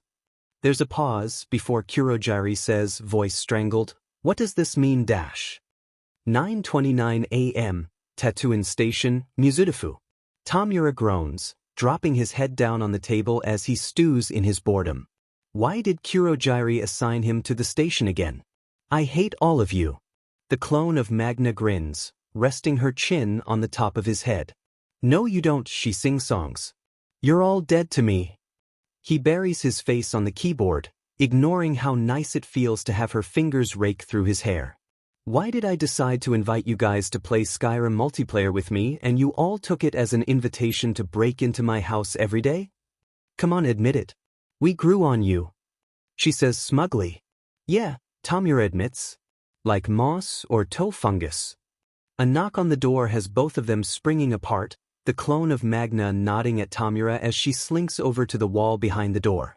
What the FS going on in there, Goto? All the systems are down and you haven't said a goddamn word. Sorry, Goto can't come to the phone right now. Tomura says. Feel free to log your complaints with your boss. Slowly the door opens. Tomura, always a slot for a little bit of drama, Dabi and Compress can't hoard all the theater major energy in this household, spins in his rolling chair. I've been expecting you dash. Except, the chair doesn't stop spinning. Sheet dash, he tries to put his feet down on the ground, but only manages to knock his foot into the table and send himself spinning at a FNG angle. Sheet. Tomura grabs at the desk, but forgets about his goddamn quirk, so all he does is disintegrate part of it. Sheet. Finally, God decides to give mercy to him by knocking him out of the chair entirely. Sheet. The clone of Magna sighs like someone 4 times her age and whacks the new guard with her magnet. Unfortunately, he manages to hit the panic button beforehand. Immediately, the lights in the office go out, the computer powering down with a sad little sound effect. Tomura hurriedly climbs to his feet, keys smashing on the keyboard, but nothing. Are you effing kidding me? He cries, desperately trying to reboot the computer. Zilch, nada, nothing. Shigs. The clone of Magna shouts, peeking her head out the doorway, and at the guards rapidly clearing the station. We gotta go. Come out. I'm Ace. Tomura shouts back over his shoulder, ripping the USB out and shoving it back in his pocket. She flashes him a thumbs up. Not what I meant, but I still support you. Ducking through the door with his hood up, Tomura and her dart through the leftovers of the crowd, allowing the guards to herd them up the stairs.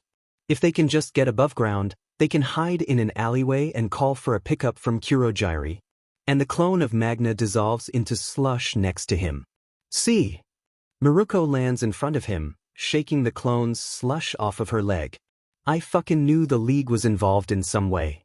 She grins, teeth bared. If you surrender now, I won't beat you too badly. 9:31 a.m., All Might. Both of them stare up at the giant Might Gate with their hands on their hips. Welp. Spinner says. I have no idea how we're going to get through that with a FING laser cutter. Izuku glances down at the laser cutter in his hands, and then over at the gate. Have you ever heard of the term, myopic architecture? They trade looks. Skyrim. And then they aim the laser cutter at the wall next to the gate. I'm sorry, All Might-san. Both of them make a praying motion as they climb through the hole they made, eyeing the large office and big windows behind the desk. I'll take the desk, you take the computer? Izuku offers. Spinner salutes, plugging in his USB drive and allowing the program to extract the password while Izuku kneels down and begins going through the filing cabinet, taking pictures with his burner phone and uploading it automatically to the League's cloud. While the information provided nearly isn't as juicy as the sheet the clone of him is getting from the HPSC, from the glances he's gotten at the stuff already uploaded, it's nothing to sneeze at either. He narrows his eyes at particular file. Meta liberation, huh? What should I do with this? Spinner's question pulls him out of his musings, and Izuku stands up to glance over his shoulder. It's a list of minor, and not so minor, criminals and criminal supporters in the greater Mizudafu region, including the not-so-wonderful League of Villains. Download it to the drive, we'll take it with us. We need more resources besides Jiren anyhow. As the spreadsheet begins downloading, Izuku leans his elbow on Spinner's head as he flicks through All Might's emails. Is there one on vigilantes? I think so. Let me. Spinner scrolls through his files. Anyone in particular you're looking for? Knuckle Duster. Izuku says, eyes scanning the page. Honestly, they have way more information than he's comfortable with on not only the area's vigilantes, but the League as well. Who the F needs the exact hex code of his hair? Spinner must think so as well, because he squints his eyes at the page before logging into the tower's database.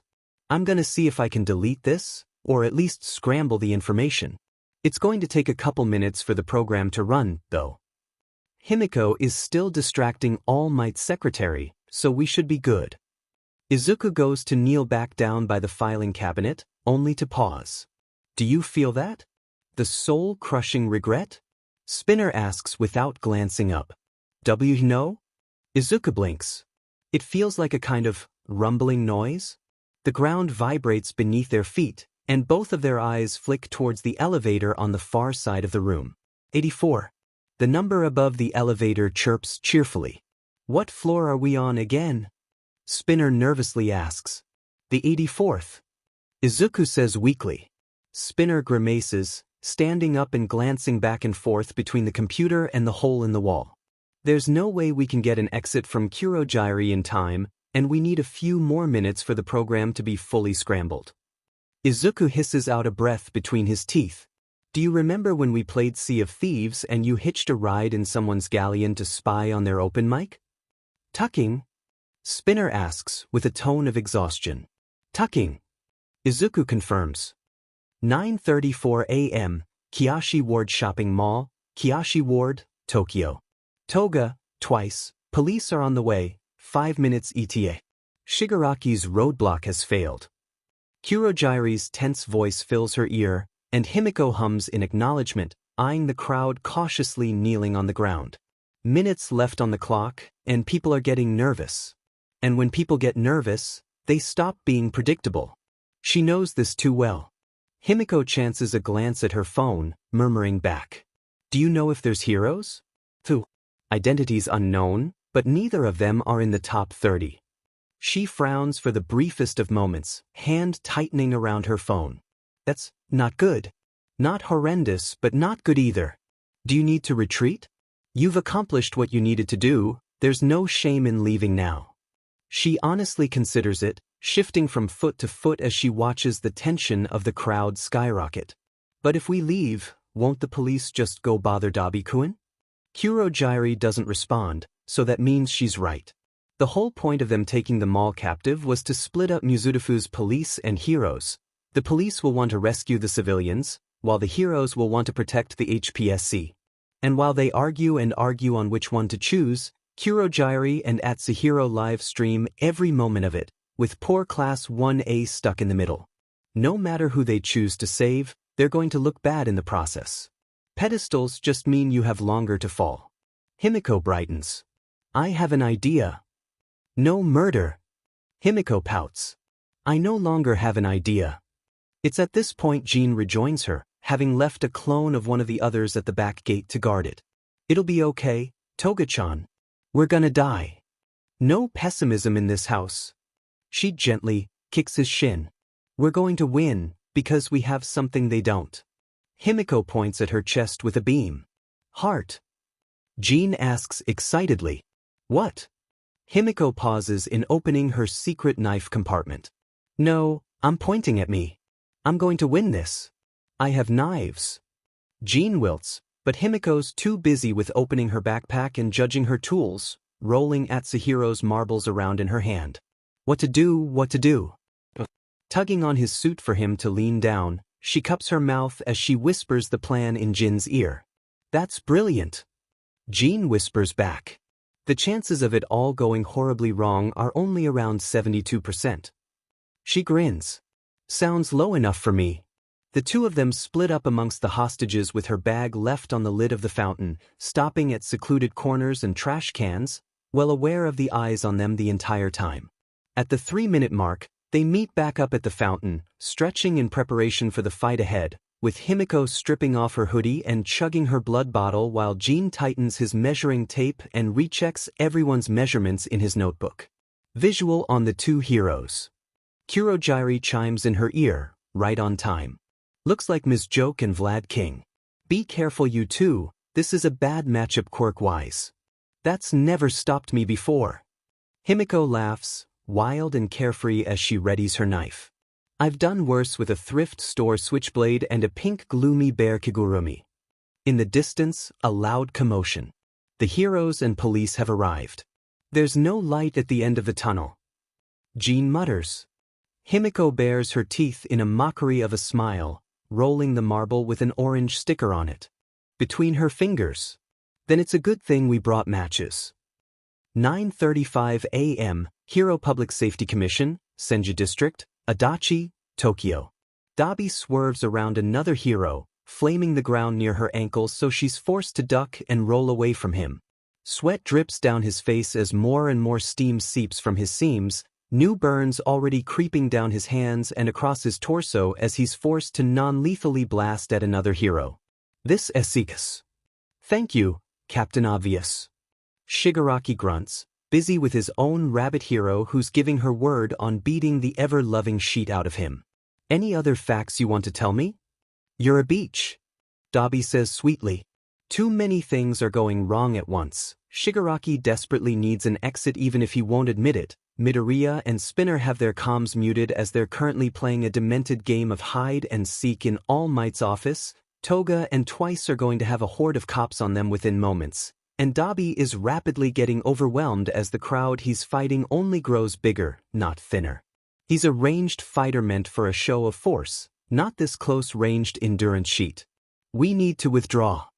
He orders with all the authority being second in command gets him.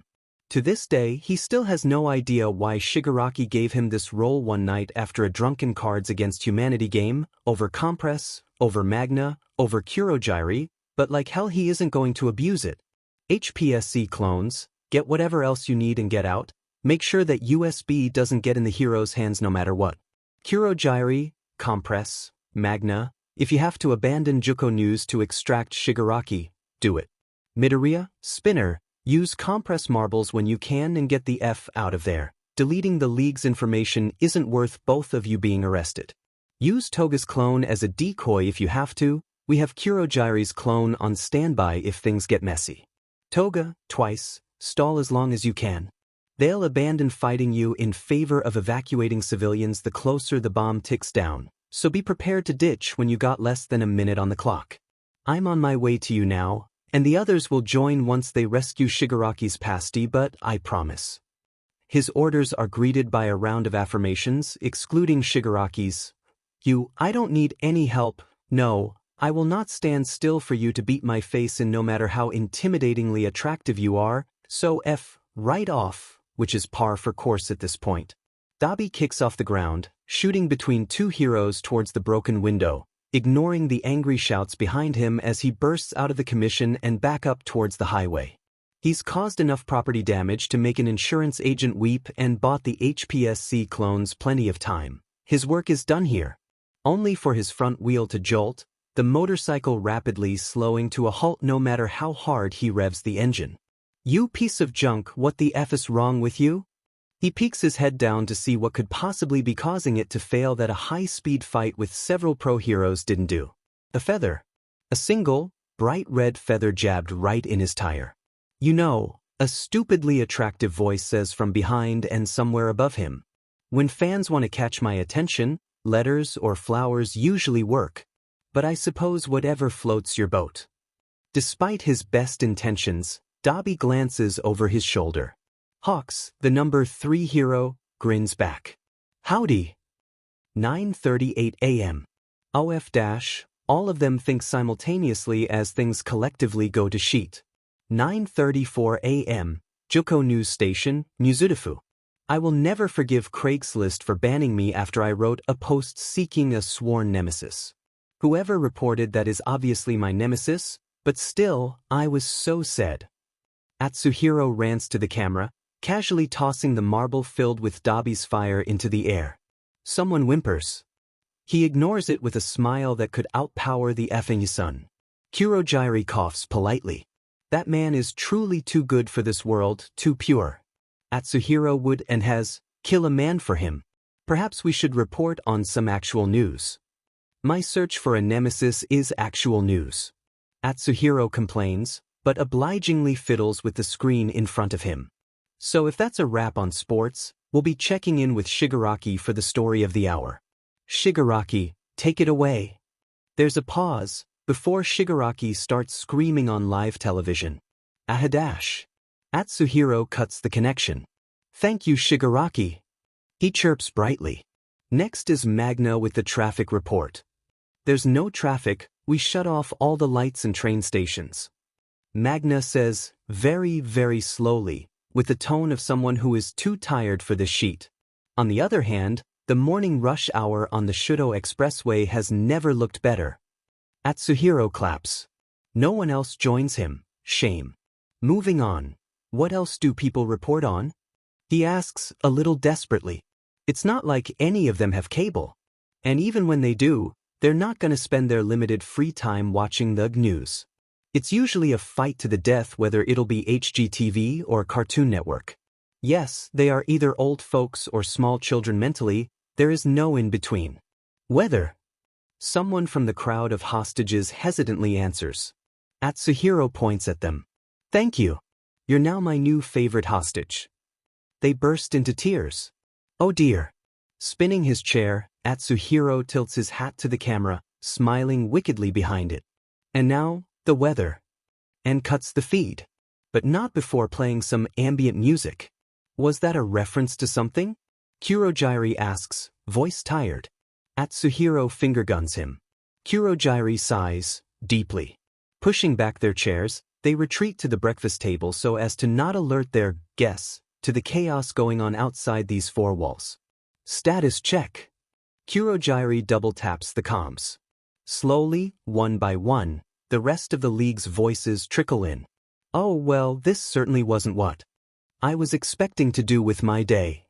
I want ice cream. You fool, gelato is clearly the better dessert. Me please, for the love of God of me dash. Yeah, we want ice cream. One Superman, one Sanguinaccio Dolce. Midoriya killed a dude. No, I didn't. Ack my spleen. So. Atsuhiro waves his hands in a way that someone may call jazz hands if they were a fool, but that he would not admit himself under the excruciating pain of death. We're all good? The answer he gets back over the comms is less than PG, to put it lightly. Sheet compress. Magna mutters from where she's on her way to rescue their troublemaking younglings. I just got an alert on the motion sensor our clones dropped. Check the cameras for USJ. Atsuhiro shares a frown with Kurogyri, both of them hurrying back to the newscasting table they politely took over and waking up the monitor. It takes him a few minutes to spot it, but when he does, he curses. Violently. A girl with pink skin is shielded by her compatriots from the storm blowing violently around them, both hands pressed against the exterior metal wall. Said exterior metal wall, which is melting. Kuro, dear, why didn't you check the students' quirks before we put them in a cell they could escape out of? Atsuhiro mess, facepalming. Since he's wearing a mask, the effect is a bit mitigated, but it's the thought that counts. On that matter, why did we attack USJ anyhow? That's the only part of the plan I didn't get. Kurogyri shrugs. Magna, the darling she is, answers that for him. It's because he has a hard-on for Eraserhead. Slowly, Atsuhiro turns to look at Kurogyri. Kurogyri doesn't outwardly react, but the edges of his mist ripple tellingly. You sly bstrd. Atsuhiro says slowly, honestly stunned, and a little betrayed. I didn't think you had it in you. All those bonding sessions where we drank pina coladas while watching Golden Girls and you never said a word about this. Which is quite embarrassing in retrospect. Atsuhiro has, on more than one occasion, rambled about which heroes he wouldn't be opposed to sneaking off into a club bathroom with. Kurogyri could have at least returned the favor. I simply admire his fighting style. Kurogyri says stiffly, using a portal to swiftly switch the screen to the more innocuous one of the user's background, which is a light bench core image involving white rope, which at all doesn't help his point. Atsuhiro doesn't complain when YouTube is pulled up and fireplace ambient music is chosen, he only wiggles his eyebrows. Despite it being behind a mask, Kurogyri understands enough to use another portal and swat him over the back of his head for it. Anyhow, he continues, unruffled even as Atsuhiro whines. I find him a fascinating individual, especially in regards to his use of his capture weapon and his exemplary work as a teacher, despite his inability to take a shower or obey a certain measure of hygiene. Eraserhead dash. Atsuhiro pats him on the shoulder. It's okay, you can just say you're attracted to emotionally repressed father figures with benchware.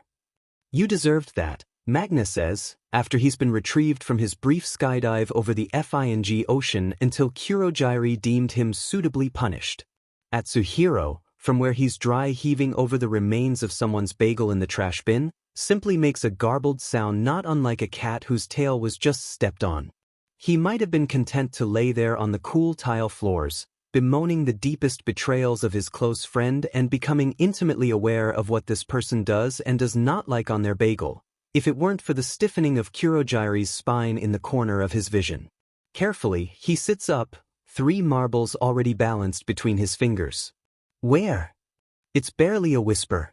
Just as quiet, Kurogiri points towards the security feed, and there, just the briefest flash of movement through the window. Someone's climbing the fire escape. Several someones. Do I need to throw a pint at the ground and yell, "Scatter"? Atsuhiro asks as they watch the police try to stealthily climb up the stairs. Try is the operative word. I really thought my threat would have held them out longer, but, alas, capturing villains is more important than rescuing civilians. He grins, delighted. We must be too dangerous for them to care about misfiring and shooting a civilian. Kurogiri sighs, rubbing where his forehead would be. You know, he had a face. In all fairness, we are holding 24 people hostage. That tends to rile local police up. Said hostages whimper. Atsuhiro makes a SOSO motion with his hand. Semantics. Well, either way, they're on their way now. Kurogiri waves vaguely towards the security feed, with the air of someone who's 100% FING done. He's had it. The man has finally gone FING feral. What do the others say when things don't even remotely go their way? Shigaraki Tomura says it often when repeating a level. He pauses for a moment in thought, before his closed fist hits his palm in realization. And then, with all the primness and properness of a Victorian gentleman, Kurogiri says, "Ah shit, here we go again." 9:36 a.m., Hiro Public Safety Commission, Senju District, Adachi, Tokyo. The first thing Dabi does is think, quite vividly, that wow, they really don't use Photoshop in the magazines he hides under his mattress that are not JRK off material toga, thank you. The second thing Dabi does is throw fire at Hawks, because that's how Dabi solves all of his problems. Unfortunately, Hawks takes that as a cue to quite literally use the fire beneath his wings to propel himself further into the sky, great red wings blocking out the sun, before he twists. Lift me. Dabi curses, before flinging himself off of the motorcycle with the grace of a newborn deer. And not a moment too soon, as Hawks dives, his fuckus feather sword slicing harmlessly through the leather seat rather than his leather jacket. Hey, don't be rude to Ponyo, I just got her that paint job. Dabi watches as Hawks visibly restarts like a shitty Windows computer. You named your motorcycle Ponyo? Rather than answering that embarrassing question, Dabi does what he always does to difficult problems that can't be solved by throwing fire at it, by throwing even more fire at it. He may have a problem. Hawks dodges neatly, throwing himself back in the sky and sending a volley of feathers at him, which Dabi quickly incinerates before they even have the chance of pinning him down. Get out of my way, you sorry excuse for an intolerable but pastry. He snarls. Say that to my 2 million Twitter followers. Hawks crows, switching the sword to a backhand grip and slashing precariously close to his neck. Sure, you might be verified on Twitter. Dabi ducks underneath the sword like a kid's game of limbo, kicking up with his left foot in the same movement. But are you verified in the eyes of God? And already mourning these nice pair of boots, flames burst out of the bottom of his foot and eat right through the rubber sole until Hawks is flinging himself backwards to avoid first-degree burns on his ugly but goatee. With a flutter of his wings, Hawks lands a couple feet in front of him, roughly wiping soot off his face. That wasn't very nice of you. Hawks narrows his eyes at him over his forearm. Dabi smirks, practically purring his next words. I'm sorry, Daddy, I've been naughty. Neither of them expect Hawks, the number 3 hero, the same hero who has Japan's highest popularity vote and lowest mortality rate after the symbol of peace, All Might himself, to trip over his goddamn feet like Dabi just shot him. Hawks says. Dabi blushes so hard that he, quite literally, sets himself on fire. Usually, Hawks should be able to handle the kickback of that kind of explosive heat wave just fine, but his realization that he might just possibly have a daddy KNK probably distracted him a bit, as it sent him but overhead right through a nearby storefront's window. Dabi winces, ouch, that's gotta hurt, before taking the opportunity to flee, recognizing the distinct hot itching warning him that his body is near its limit for the time being. Status check. Kurogiri asks him. He's about to brief Kurogiri on his situation, ready to beg for a portal just so he can escape the second-hand embarrassment, when he hears glass crunch behind him. And like Orpheus in the underworld, he can't resist looking back. The feral expression greeting him, all bared teeth and narrowed eyes as Hawks clutches the edge of the windowsill, has Dabi blurting out the first thing that comes to mind. Me please, for the love of God of me dash. Now, Hawk's voice is like gritted sand, thick and heavy in his veins. Someone's been a bad boy, I didn't want to hurt you, but I'm beginning to think a certain someone wants me to punish you. Dabi makes a sound that's a mix of a broken printer, a cat whose tail was just stepped on, and the filthiest, dirtiest he didn't think he was capable of. Absolute silence over the comms. Blistering, dead silence. Finally, someone speaks. Unfortunately, it's Shigaraki. Sorry, I don't speak bottom. The sheer rage at Shigaraki's taunt snaps him out of his gay awakening just in time to catch Hawks by the shoulders when the hero tackles him against the tarmac, wings blocking out the sun until all Dabi can see are dilated gold eyes that look at him like Dabi's his prey. Dabi grins, digging his nails into the ridiculous Big Bird jacket. If you want to punish me, Daddy, you're gonna have to make me take it. And jabs his pointy knee directly into the hero's solar plexus. Hawks wheezes, eyes going cross-eyed with pain for just the briefest of movements, but it's enough for Dabi to roll them over until his wings are crushed against the ground and Dabi's straddling his waist. Careful now, he taunts, hands steaming from where they're pinning him down. Wouldn't want to burn your pretty face, birdie? He doesn't expect the startled blink Hawks gives him. You think I'm pretty? That's not the point. Dabi shouts, feeling the healthy parts of his cheeks rapidly warm. I'm saying dash. Hawks lunges, yanking him down by the lapels of his coat and spinning them until his back is slamming against the ground, one boot pressing his wrist palm down, while his other hand is held perpendicular to his body, so any blast would miss the hero sitting on him. Hawks smirks, a hint of talons through his thick gloves teasing Dabi's neck from where he's lightly applying pressure to his windpipe, which is, oh wow, that's lovely, really discovering a lot of things about himself today. You were saying hot stuff? Dabi opens his mouth, closes it, is, for the first time, lost for words. Listen, are we fighting or flirting because I'm kinda getting mixed signals here? Hawks stares at him. I'm literally choking you right now. Yeah, Dabi says slowly. That doesn't really clear things up. As he's watching, delighted, a deep flush makes its way down Hawk's face, staining his cheeks and ears red, and perhaps even further if it weren't for the high collar of his costume. I win. Dabi mutters, his soul ascending somewhere high above. No, you're not. Hawk sputters, leaning closer with an indignant pout. I have you pinned to the ground. Dabi winks. Exactly. You know what? He thinks to himself as the flush darkens to the point that he's half curious if Hawks will pass out. If he does, then Dabi can indulge in some light kidnapping, take him home to treat his wounds, perhaps grow closer through the wonders of the Florence Nightingale effect. Oh yeah, they're doing 500k enemies to friends to lovers slow burn here. But first, hey Hawks, do you know what you and Plato's definition of a man have in common? Clearly thrown off, Hawk's wings ruffle even as he tilts his head to the side curiously, which is way too cute and should be outlawed, effective immediately. Oh, what? Dabi leans forward with lidded eyes, barely noticing Hawks following his lead until their lips are inches apart. You're both featherless bipeds. And bursts into flames. I have fed my way into this mess, I'll F myself out. 9:39 a.m., my tower, Roppongi District, Minato, Tokyo. What do we do? Spinner yelps, glancing frantically back and forth between the quickly ascending elevator and the deletion screen, which was only at 44% completed. They needed to stall for at least another 5 minutes.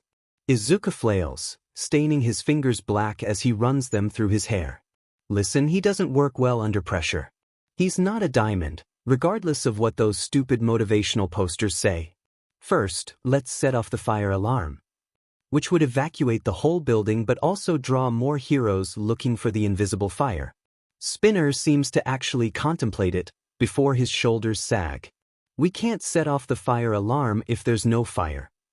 Okay, Izuku nods. First, we start a fire. The worst part is that both of them actually stop to consider the logistics of starting a fire big enough to trigger the alarm in the next 15 seconds. But even some chaotic things are impossible, even for them. Listen, I believe in you. And your innate ability to summon upon unholy amounts of sheet disturbance to upset the natural order. Spinner clasps his shoulder, dredging up whether wells of responsible adult exist within him from time to time. Rarely, but it does exist, believe it or not. So don't stress about it. This time next year, we'll be millionaires laughing fondly over this memory like the post-credits of a slice of life game.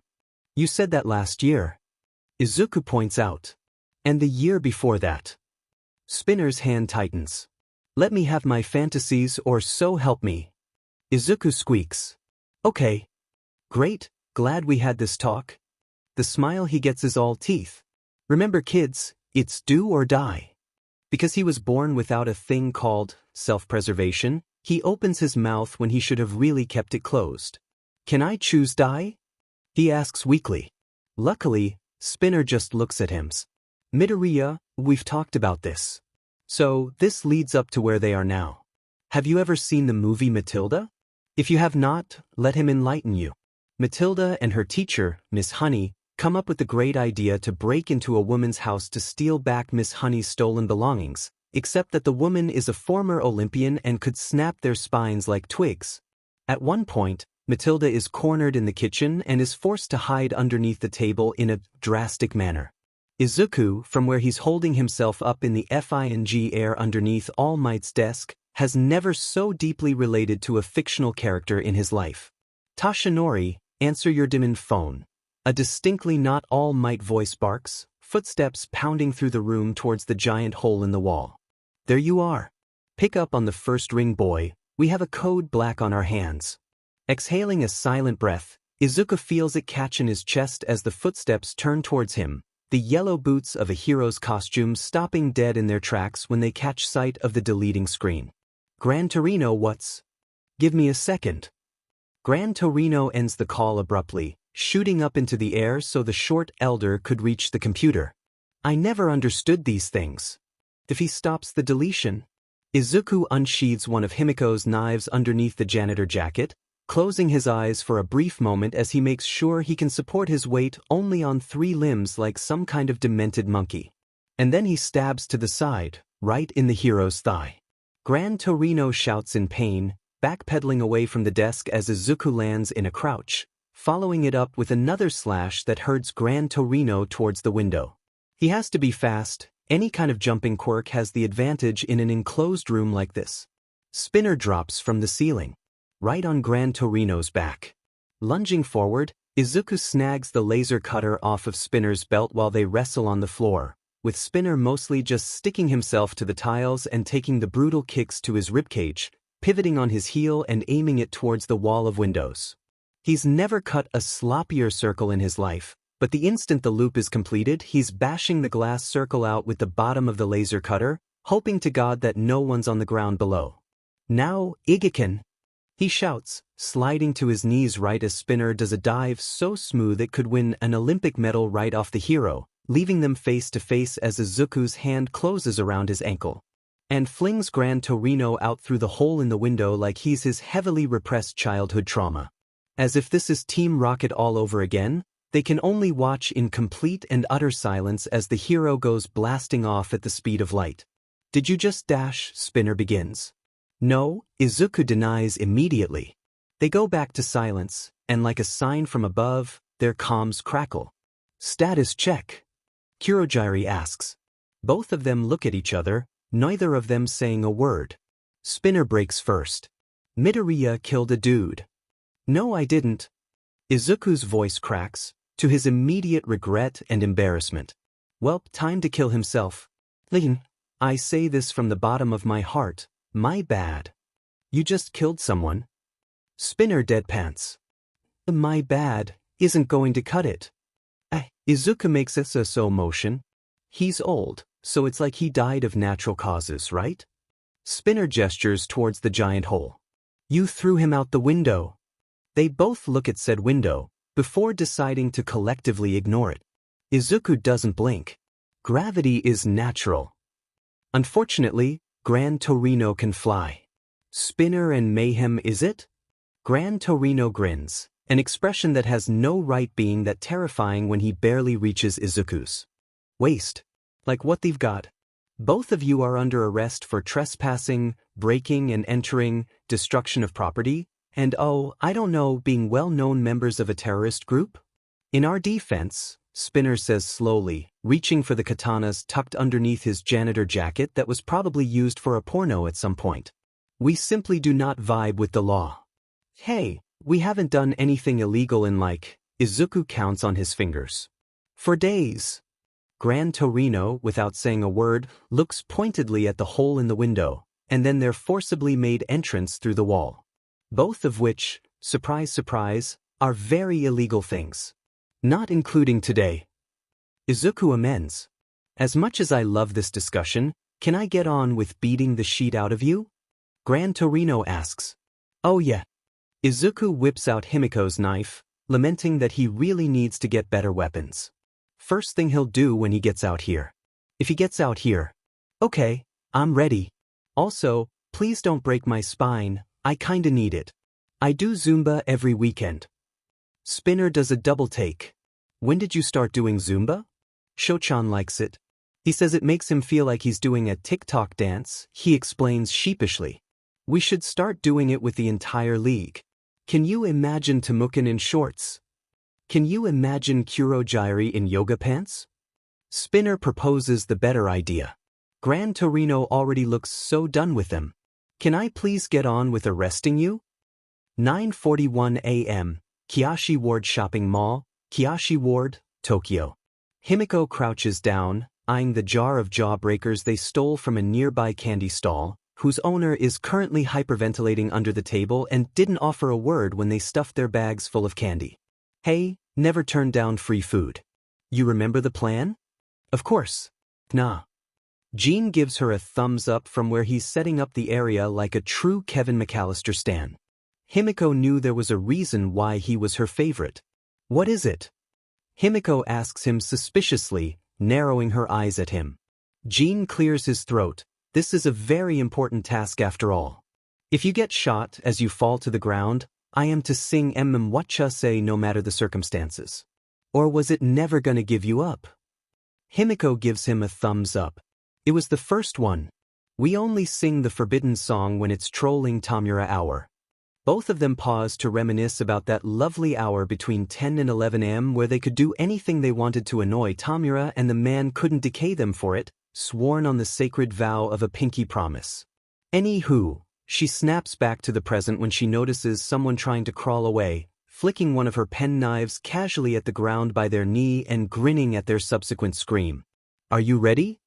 Jean takes a look around the courtyard where they've gathered most of the customers and staff, the clone of Spinner helping them on that front.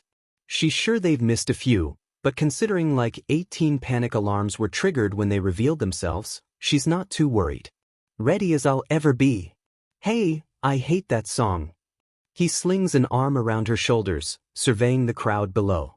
Worst comes to worst, we can always blow the place up. Then, I like this mall. Me too, Jin-kun, but sometimes sacrifices have to be made. Himiko says solemnly, patting his hand. Footsteps. 2 sets of them, one coming from the front and the other from behind. I wouldn't do that if I were you. Jean, without a word, slowly releases Himiko's shoulders, turning on his heel so he has his eyes on the hero from behind, presumably Vlad King, since Himiko is now looking at a comically serious Ms. Joke. Why are you doing this? The hero asks, hands raised in the air. Himiko hums, hopping in her spot even as she cracks open the jar of jawbreakers. A lot of reasons, really. My boss told me too, it will make the boy I like happy, I'm having a really nice hair day and wanted to show it off. We meant why is the league doing this? Vlad King rudely interrupts her. He's not her type at all. Fine, fine. She sighs dramatically. You see, we're here to chew bubblegum and kick butt. And I forgot the bubblegum. I fed it to a raccoon. Jean says cheerfully. Yeah, so you see Himiko does a double take. You forgot the B dash. Both Vlad King and Ms. Joke stare at them. You guys are idiots, did you know that? Vlad King finally asks. In our defense, we actually do know that. Jean nods his head seriously. Screw you, I have a degree in social sciences at Harvard. Himiko has no idea how true that is. And I have a black belt. She raises a hand like it's a kid's show and tell. In Taekwondo? Ms. Joke squints at her. No. Himiko blinks, confused. From Gucci. She's pretty sure that slap sound she hears from behind her is Vlad King facepalming. What do we have to do in order for you to release the hostages? Ms. Joke tries to negotiate, taking a step forward, only for Himiko to threateningly raise the jar of jawbreakers, her comms crackling as Kurogiri asks, status check. I want ice cream. You fool, gelato is clearly the better dessert. Jean chimes in, answering both questions simultaneously. Himiko nods eagerly. Yeah, we want ice cream. One Superman, one Sanguinaccio Dolce. Isn't that last one a pudding? She hears Vlad King mutter. Resting her hands on her hips, with the jar tucked in her elbow, she narrows her eyes down at Ms. Joke in her most intimidating glare. It's a very good glare, as she's caused at least 3 League members to break down into tears and apologize for their entire existence within the span of 5 minutes. Unfortunately, Ms. Joke gives it back as good as she gets. Is that all? She asks, the patience in her voice straining. Oh, Himiko taps her chin. Watch this. Setting the jar of jawbreakers on the ground and the lid next to it, she whips out one of her knives, flashily showing off the jeweled handle and the kind of thin cuts it can provide. This is Slashcoin. He's very good at cutting arteries and peeling potatoes. The person who I stole it from used to scalp people with it. Ms. Joke's expression remains unmoving throughout the entire conversation, even as her perpetual smile falters at the corners. Am I supposed to be impressed or intimated?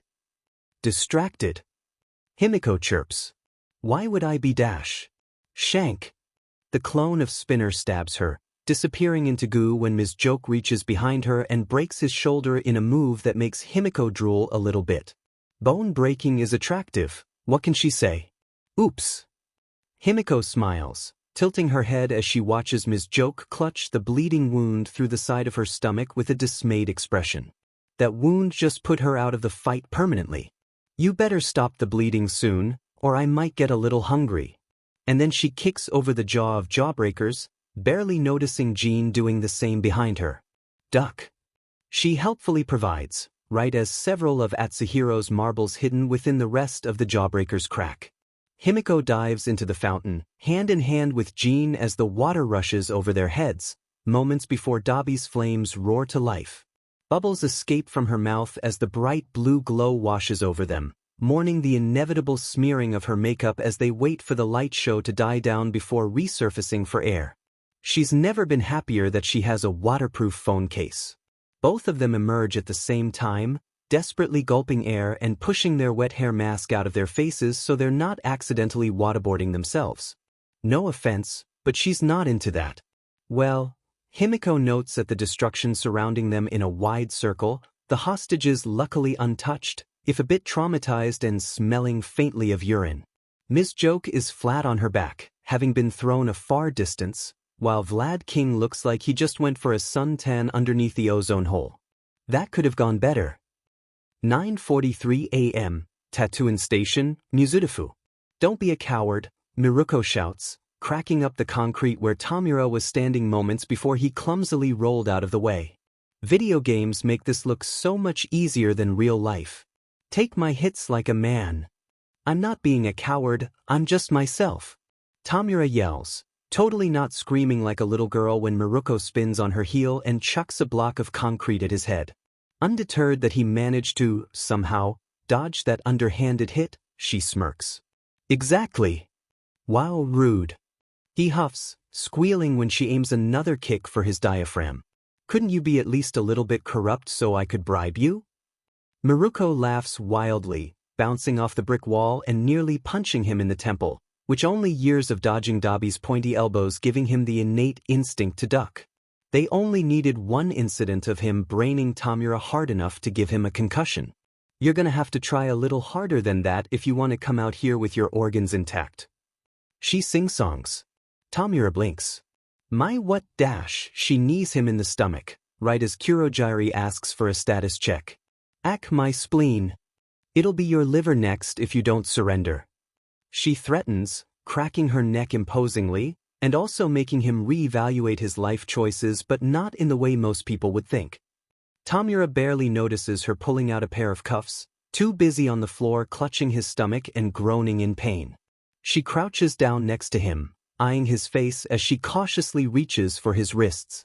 When was the last time you saw a dermatologist? Your skin is an absolute horror show, the hell. Tomura squints at her. Are there 4 Mirukos? He thought Twice was the only one who could do that. When was the Meiji Restoration? Miruko tilts her head. 1868? Her tone implies that he should know this, but excuse him, he's never been to school and closest he's been is helping Midoriya study, those memories carefully buried deep, deep, deep down. Then I've never been to one. He lunges forward, palm outstretched towards her forearm even as he keeps his thumb carefully tucked in. But she can't tell that, smartly leaping backwards before he can decay her. And like the coward she accuses him of being, he effing books it.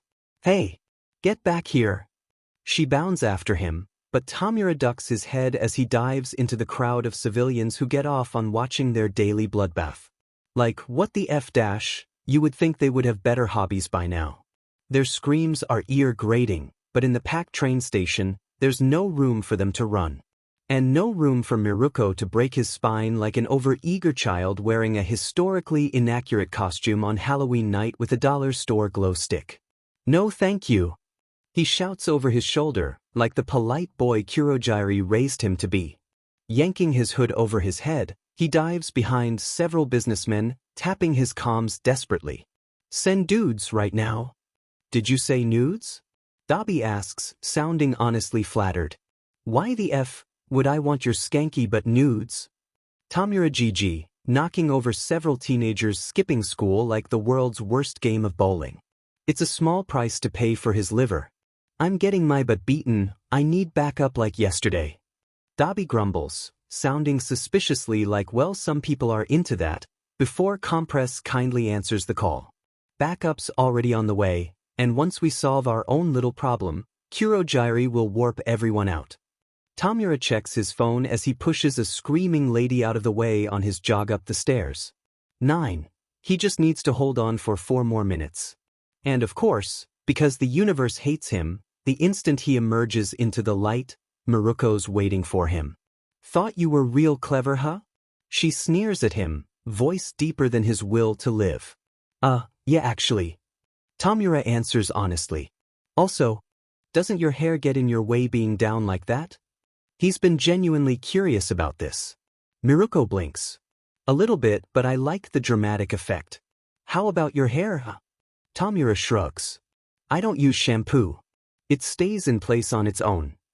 For some reason, out of all the crimes she was listing that he had apparently done at some point, he's pretty sure releasing a flock of pigeons in the police station was Toga, but the crop circle thing might have been him after one too many tequila shots. That's the one thing she's the most horrified by.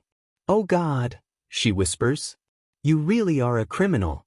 Tomura makes the gesture. I thought we established that on my 3rd obstruction of justice charge. Said obstruction charge was because he busting out different members of the League out of prison hospital police custody some sugar daddy's house Dabi. They really need to stop getting caught doing illegal shit. Says the man who was arrested for said crop circle. How could you do this? Miruko asks, horrified. How could you betray your country in such a way? Do you even know what you've done? Tomura spreads his arms. Behold the field of fucks I give and see that it is barren. Miruko's expression steals, her foot sliding back for another quirk-powered kick to probably rupture another one of Tomura's organs. A pink glow gathers around her. Huh. She jers, trying to brush it off of her. What the hell is this? Magna. Tomura spins, eyes searching the crowd for Magna's dark hair. He doesn't see her, but his comms crackle. Down. The same moment Miruko goes flying backwards, he's slamming both of his hands against the ground, gritting his teeth as he forces the decay to go down until there's a hole just big enough for someone to slip through. See you when I've leveled up a bit. Tomura smirks at the fallen Miruko, throwing a casual salute at her furious expression, before jumping down. Maybe he's a fool for trusting his companion so much, but he closes his eyes, keeping his thumbs tucked in as he falls several meters to the station below, and his trust is reward when he falls right into Magna's arms instead of the harsh and unforgiving tile floor. Opening his eyes, he's unable to stop the relieved gasp from escaping him. Oh God, I love you. He wraps his arms around her neck, quickly hugging her, before drawing back and glaring. If you tell anyone about what just happened, I'll kill you. Magna grins, hurriedly walking away with him still in her arms like a princess in distress. Usually he'd complain, but he still feels like a semi-truck rammed into his stomach. At 60 miles an hour. While a hurricane was going on in the background. Naturally. 9:44 a.m., outbound highway from Fujiya Hospital, Tokyo.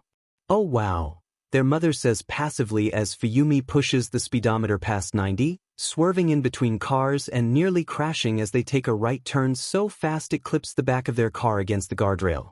This reminds me of my younger days.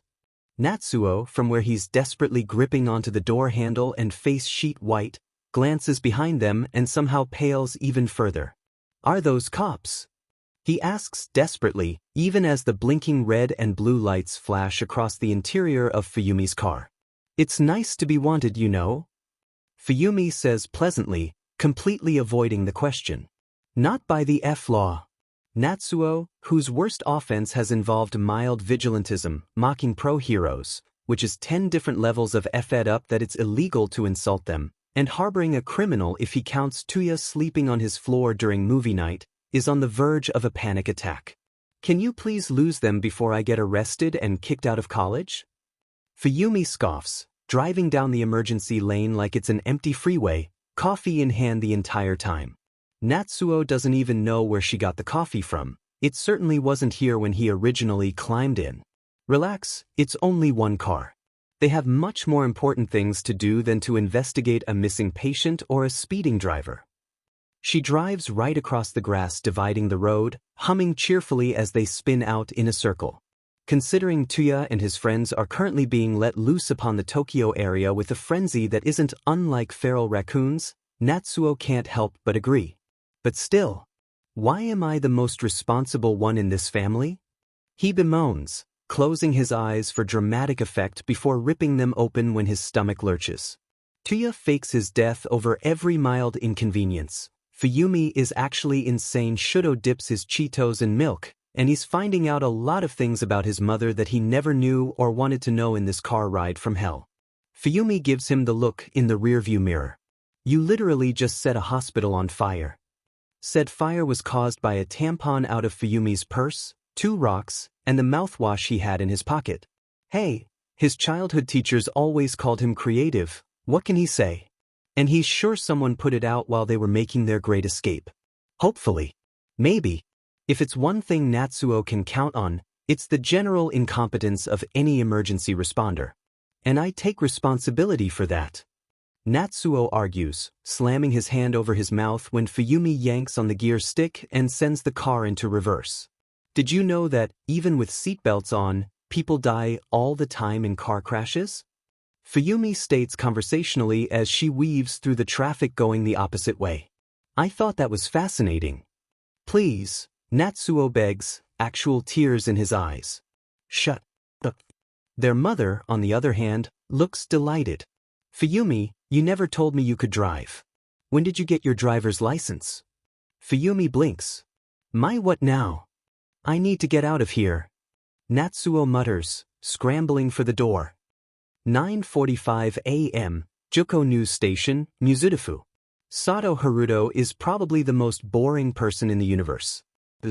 Quirk, being able to peel boiled eggs perfectly, is good for when he's craving eggs, and literally that's it.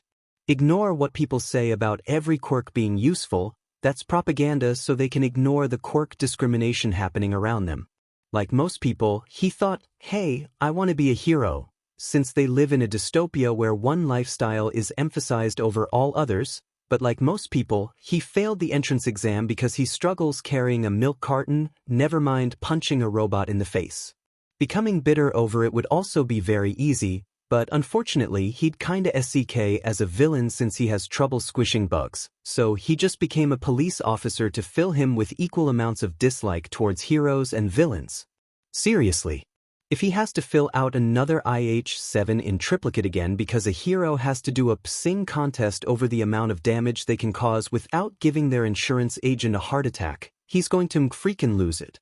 This leads to where he is now, climbing up the emergency staircase of Juko News to arrest 2 terrorists and trying to pretend that he's not out of breath even as his legs are wobbling like al dente noodles.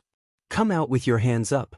His captain shouts in her megaphone, looking very imposing even as she shivers in March's brisk breeze this high up. You're surrounded, you have nowhere to go. Personally, Shouto thinks that anyone who can teleport anywhere they want is pretty hard to say that they have nowhere to go, but he can understand the need for dramatic statements. Speaking of dramatic statements, if I come out, you must promise not to shoot, Mr. Compress says through the thick metal door at the top of the fire escape. Quietly, so quietly that Shouto almost missed it, Mr. Compress mutters, I just bought this coat. His captain trades glances with her lieutenant, before nodding. Very well. Wonderful, Mr. Compress says, before kicking the FANG door open. Despite the promise not to shoot, all of them flinch around the handles of their guns, because cops are nothing but trigger happy. Hello, my dear audience dash, and then Mr. Compress trips. But not like how everyone else trips. No, Mr. Compress somehow manages to fall with one hand dramatically pressed against his forehead and a leg stretched out like he's a tango dancer. Better make a wish, you just saw a falling star white medium stars. How did you say that out loud? Rather than answering that, Mr. Compress stands up, brushing invisible dirt off his bright but coat before bowing dramatically with his cane held out to the side. What can I do for you, ladies and gents and non-binary folks? Give your delusions of grandeur and surrender peacefully. We can this right now peacefully without anyone having to get hurt. His captain says smoothly, and Shouto can't help but admire her unflinching confidence. If he was her, he might have balked in the sheer extraness of Mr. Compress' appearance. Mr. Compress rears back like they just stabbed him. I don't have delusions of grandeur. I am grand and powerful and very, very CC, and you all just have to accept that. Sure. His captain says weakly. So will you surrender? Oh, never. Mr. Compress bites back cheerfully. I'm just here to buy time and tell you to go F yourself. And now that it's 9:48, Shouto and the rest of his unit raise their weapons. Mr. Compress is faster. Large sheets of glass in a towering metal frame wedge their way between the police and the villain from a blue marble, towering over all of them and dividing the staircase in two. Shouto's heart sinks as he realizes 2 things. The name above the stolen window, labeling it as stolen from a jeweler's place specializing in diamonds, and the several bullets lodged in the window. Bulletproof glass. This was just a delight, but I must say my adieus. Mr. Compress tips his hat at them. I'm off to my next morally questionable adventure. And, for a lack of words to describe it, Mr. Compress struts away. F-. His captain mutters. By the time they manage to safely remove the glass and storm the top floor, it's 5 minutes before 10 and the news center is devoid of any terrorists. Only a picture left on the green screen projection, just to dig it in a little more while they're at it. 9:46 a.m., Hero Public Safety Commission, Senju District, Adachi, Tokyo. Hawks pants as he pins Dabi against the cement, tossing his head to push his sweaty bangs out of the way. He's unsure if the sweat is from the heat of Dabi's quirk or the sheer amount of innuendos being tossed his way because the villain has no effing shame. You're under arrest. He purrs. Dabi grins back from where Hawks has him in tungsten strength HFFS. which was the source of many more innuendos and sacrificed almost all of his feathers. "No, I'm not," he says with such unfounded confidence that Hawks nods at first because yeah, that makes sense before snapping back. "Wait, no." Hawks protests, wings ruffling. "Don't try and trick your way out of this. Backup's on its way as we speak." Maybe. Hopefully. There was so much chaos over the simultaneous villain strikes that he turned his comms off after sending an SOS. Also, partially, because he didn't want the world hearing him flirting back. "I'm not into exhibition, but I'm up for trying anything once." Dabi winks and Hawks growls. Somehow, that only makes Dabi's ever-present Glasgow smile grow wider. "Can I please call my sugar daddy first? I need someone to pay the bail money." He gestures to one of his jacket's pockets with a meaningful glance. It's a bad idea, but also a great chance to get more information on the League's whereabouts. If they can get ahead of these coordinated villain attacks and capture the League once and for all. Password? Hawks asks, tugging out the cheap burner phone out of Dabi's pocket, having to stop at one point to stuff down whatever feelings emerge at the Batsmaru keychain he has. "Cute," his bird brain chirps, which he kindly tells to shut the F up. He's under, "I don't have enough money for chicken nuggets." Unlocking the phone, he tabs over to the contacts list, frowning when everyone's names are under a nickname. "Your friendly local necrophile, I found a gun, maximum megasimp, kink-shaming is my king, beach by Teach, greasy truck driver nobody likes, professional clown breeder, assigned babysitter at gunpoint, Lady Dimitrescu's thick hat." "Hey," Hawks asks from the deepest, darkest depths of his heart. "What the F dash?" Dabi winks.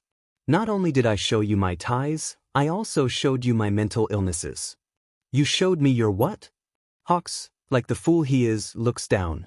And then has to close his eyes and take deep, meditative breaths because what the F dash? Are those NPL piercings? It's not a question. "Made you look." Dabi hums sadistically. Hawks opens his eyes, just to glare down at him with the full force of his narrowed raptor pupils. Dabi shivers. "Are you trying to stuck me?" "Why?" Dabi probes. "Are you seducible?"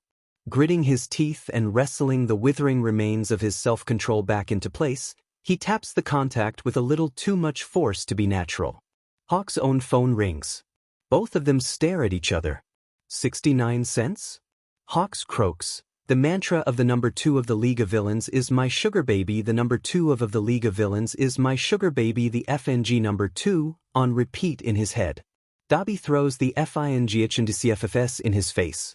And then kicks him in the D dash because why the F not? While Hawks is curled on the ground trying not to cry, Dabi calmly stands up, brushing off his pants and plucking his phone off the ground. "Thank you for buying me time to undo those bad boys."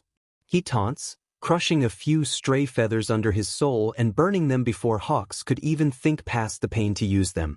"I'll be sure to repay you for your wonderful gift later, birdie." Hawks glowers up at him. "You played me like a goddamn fiddle." "Oh no."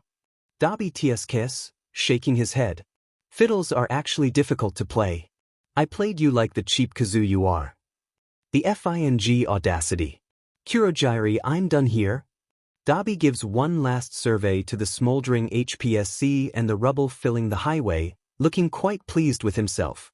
He turns on his heel, coat fluttering dramatically behind him, and also coincidentally giving a great view of his butt. A black portal forms in front of him, one Hawks recognizes as belonging to their warper, before Dabi steps through it, blowing a kiss towards Hawks' prone form.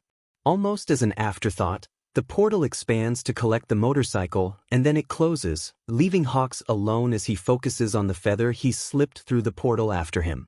Only for surprisingly soft fingers to curl around it, a breath ruffling the pins. "Nice try, pretty bird," Dabi whispers, before lighting the feather and ending Hawks' connection with it, with a crush of his hand. Hawks, who just went through a SXL awakening and got his butt beat simultaneously, lays flat on his back staring up at the sky. "Lift me," he mutters. 9:47 a.m., Might Tower, Roppongi District, Minato, Tokyo. Turns out, fighting a guy who's like a rip-off Mega Man is like Toga on her PRD. Uncomfortable and probably a little deadly. I get the feeling you have no respect for me. Gran Torino says calmly. Izuku, who's currently flipping him off, smiles innocently. What makes you say that? Less banter, Spinner slashes upward with his terrifying sword monstrosity, but like every time before it, Gran Torino dodges, even using it like a motherfucking springboard to rupture Spinner's poor kidney. The League doesn't have the medical insurance to afford all of this organ rupturing going around. More fighting. I'm trying. Izuku wails. He lost Himiko's knife ages ago to a kick that sent it at just the right angle through the hole in the window, and so he's been relegated to defending the download with his life. Chancing a peek, he curses under his breath, the respirator long pulled down to around his neck so he could catch his breath easier. 7% left, and 3 more minutes to kill. Izuku dives back to the filing cabinet, rifling through the folders frantically. There has to be something worthwhile in here. I don't think so. Gran Torino jumps off the wall, kicking down towards Izuku's back. He's unable to stop his surprised cry of pain, but not one to hold off on his revenge. Izuku spins and clamps his teeth down around Gran Torino's forearm. Ow, did you just bite me?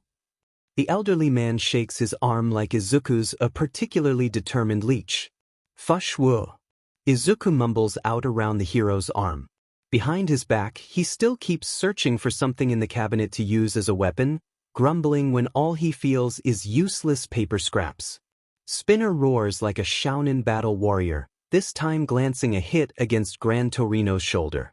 Let go of my friend. He's the one biting me. Gran Torino shakes Izuku hard enough for his teeth to rattle in his skull, but Izuku only bites down harder, shouting mumbled swears as the hero tries to pry his jaw apart, his hand finally grasping onto something behind him. The elevator dings. All 3 of them stare in varying degrees of horror at the sliding doors. Gran Torino with a teenager biting his arm, Spinner with a giant sword raised above his head, and Izuku being said biting teenager with rabies. The clone of Himiko, still in disguise, makes a choked laugh that somehow gets mistaken as a sound of fear by the hero. Suzuki-san. Gran Torino shouts. Why didn't you evacuate with the rest of the building? All Might's secretary left in a rush, so I thought I would come up to help. The clone of Himiko explains, her heels clicking across the tile floors as she whips a knife out of her sleeve. Gran Torino's eyes widen, then narrow. Who the F are you? Several things happen at once. Himiko rushes forward, knife held at ready. Gran Torino fires up his boots, willing to drag Izuku along for the ride if that's what it takes. Spinner swings his sword monstrosity down, completely down to decapitating him.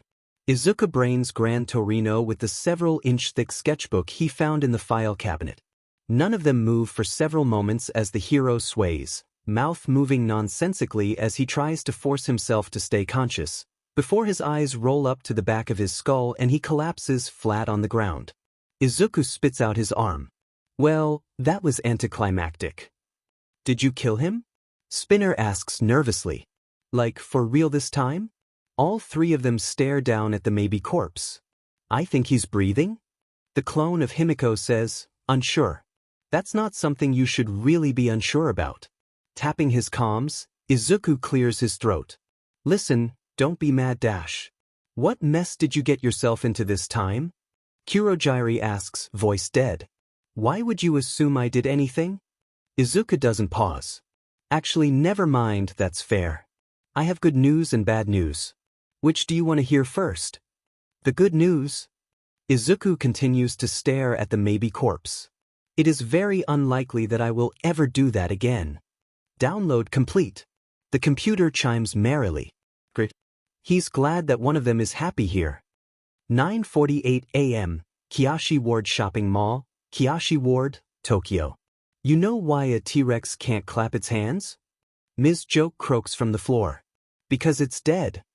Himiko throws a knife at her, laughing until her sides hurt. That shouldn't be funny.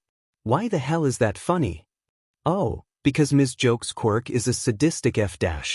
Behind her, Jean does a cartwheel out of the way of an exhausted Vlad King's blood spears that makes Himiko's eyes go a little hazy. You have the right to remain silent. I choose to waive that right. Jean takes a deep breath. Screams. Ahadash.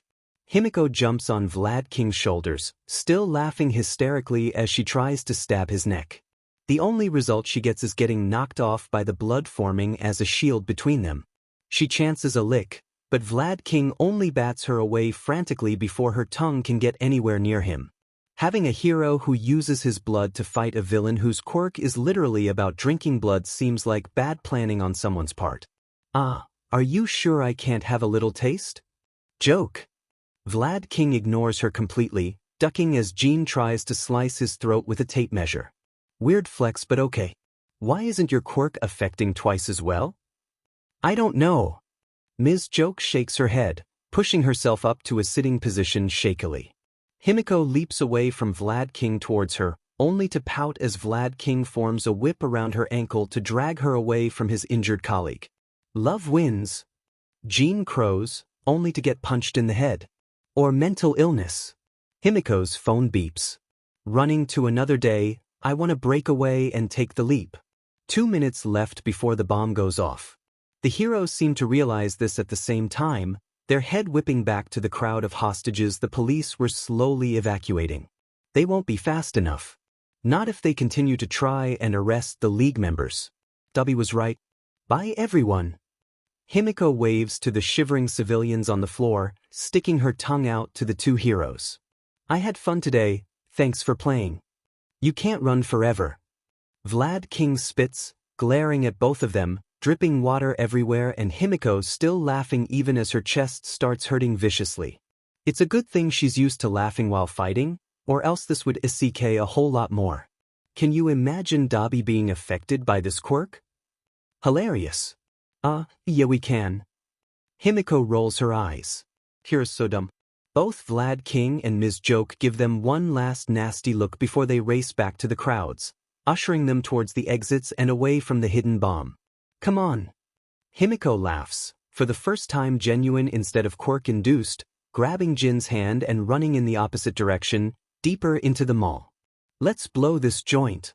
Be careful. I wouldn't care if you died in a ditch. Jin tells her worriedly, and Himiko rolls her eyes, even if she's still grinning. When am I not? Jin doesn't say anything, but the look he gives her through his mask says enough. One of the hallways up ahead is filled with police evacuating civilians, so Himiko tugs Jin into an alcove, dropping her backpack and quickly reaching for an appearance from the mixture of blood she drank out of her thermos. Ishikawa from Juko News opens her eyes, just in time to see Jin changing masks to his pink Zentai one. It's not a perfect disguise, but it doesn't need to be. They just need to get to an open yet empty area. Shouldering her backpack, Himiko glances up when Jin tugs on her sleeve, pointing to the store across the hallway. Natural house.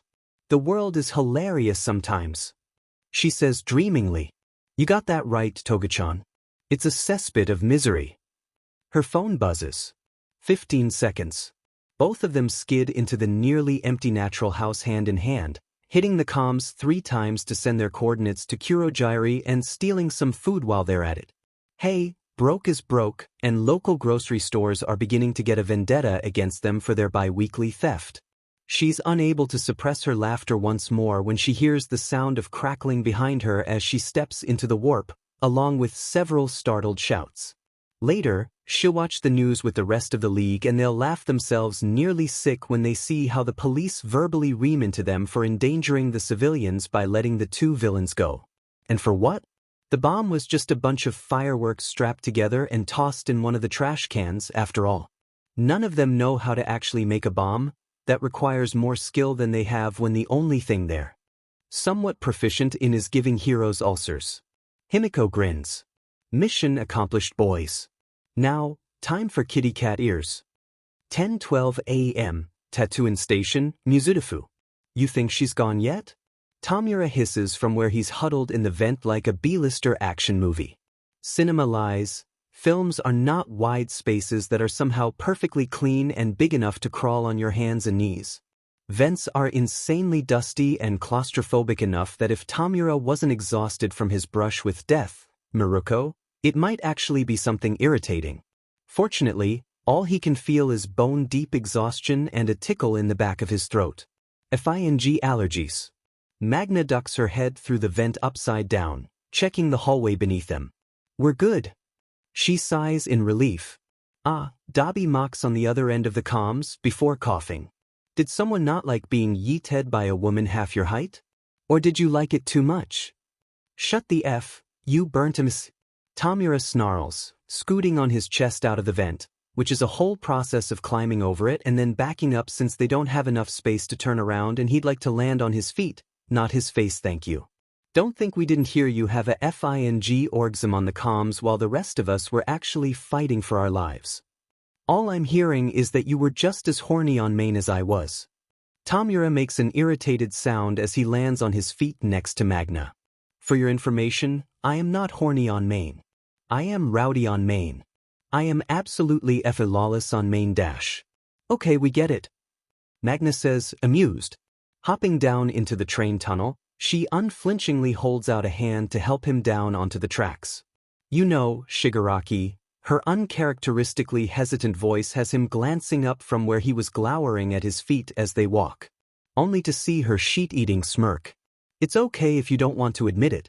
It's always hard the first time you meet a woman who could crush your head like a watermelon between her thighs. Tomura takes a deep breath. And then another. Why, he grits out.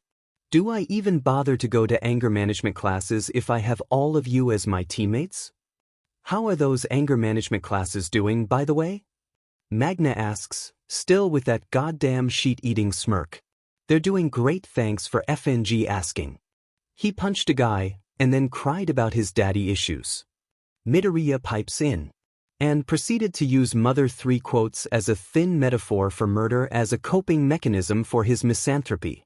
Don't you have daddy issues too, Izuku-kun? Toga asks innocently. I do not. Daddy issues.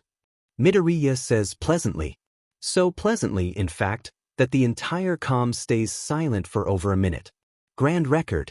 Whatever, Tomura snorts, breaking the fear-induced silence because as previously established, he has no fear.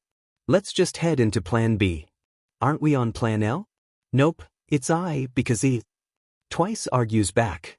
Toga hums. Technically, it's Plan M. Wait, Tomura says, bewildered. How many plans do we have? Up until V. Compress chirps with his usual gusto. Tomura rubs his forehead.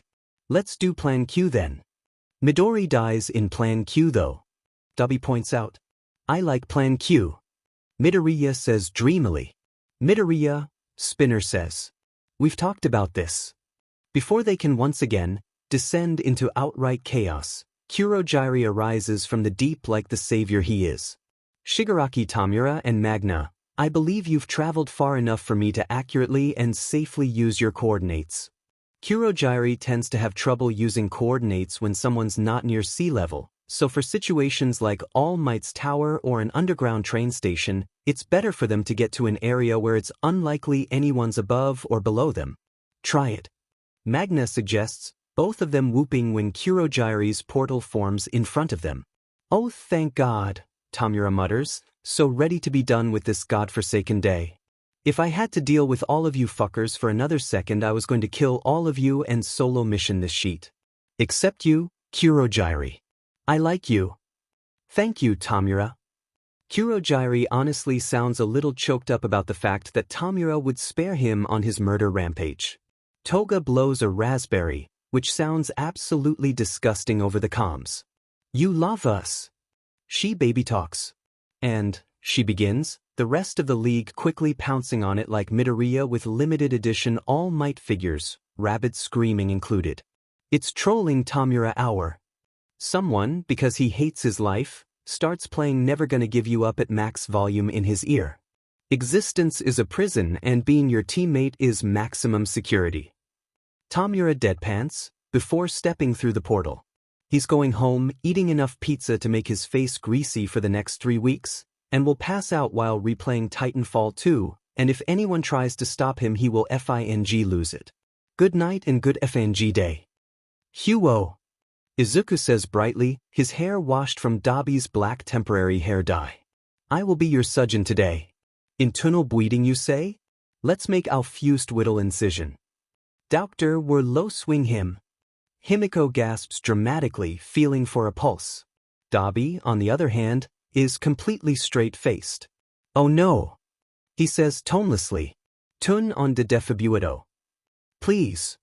Tomura stares directly at the ceiling light. All four of them are, for some reason, wearing cat ears. Turn off my FNG life support. Across the bar, Magna feels compressed nose for a break from where he tripped, once again, while fleeing Juko news. Turns out wearing a mask all day seriously FS with your depth perception, who knew? Oh, is it broken? Compress asks worriedly.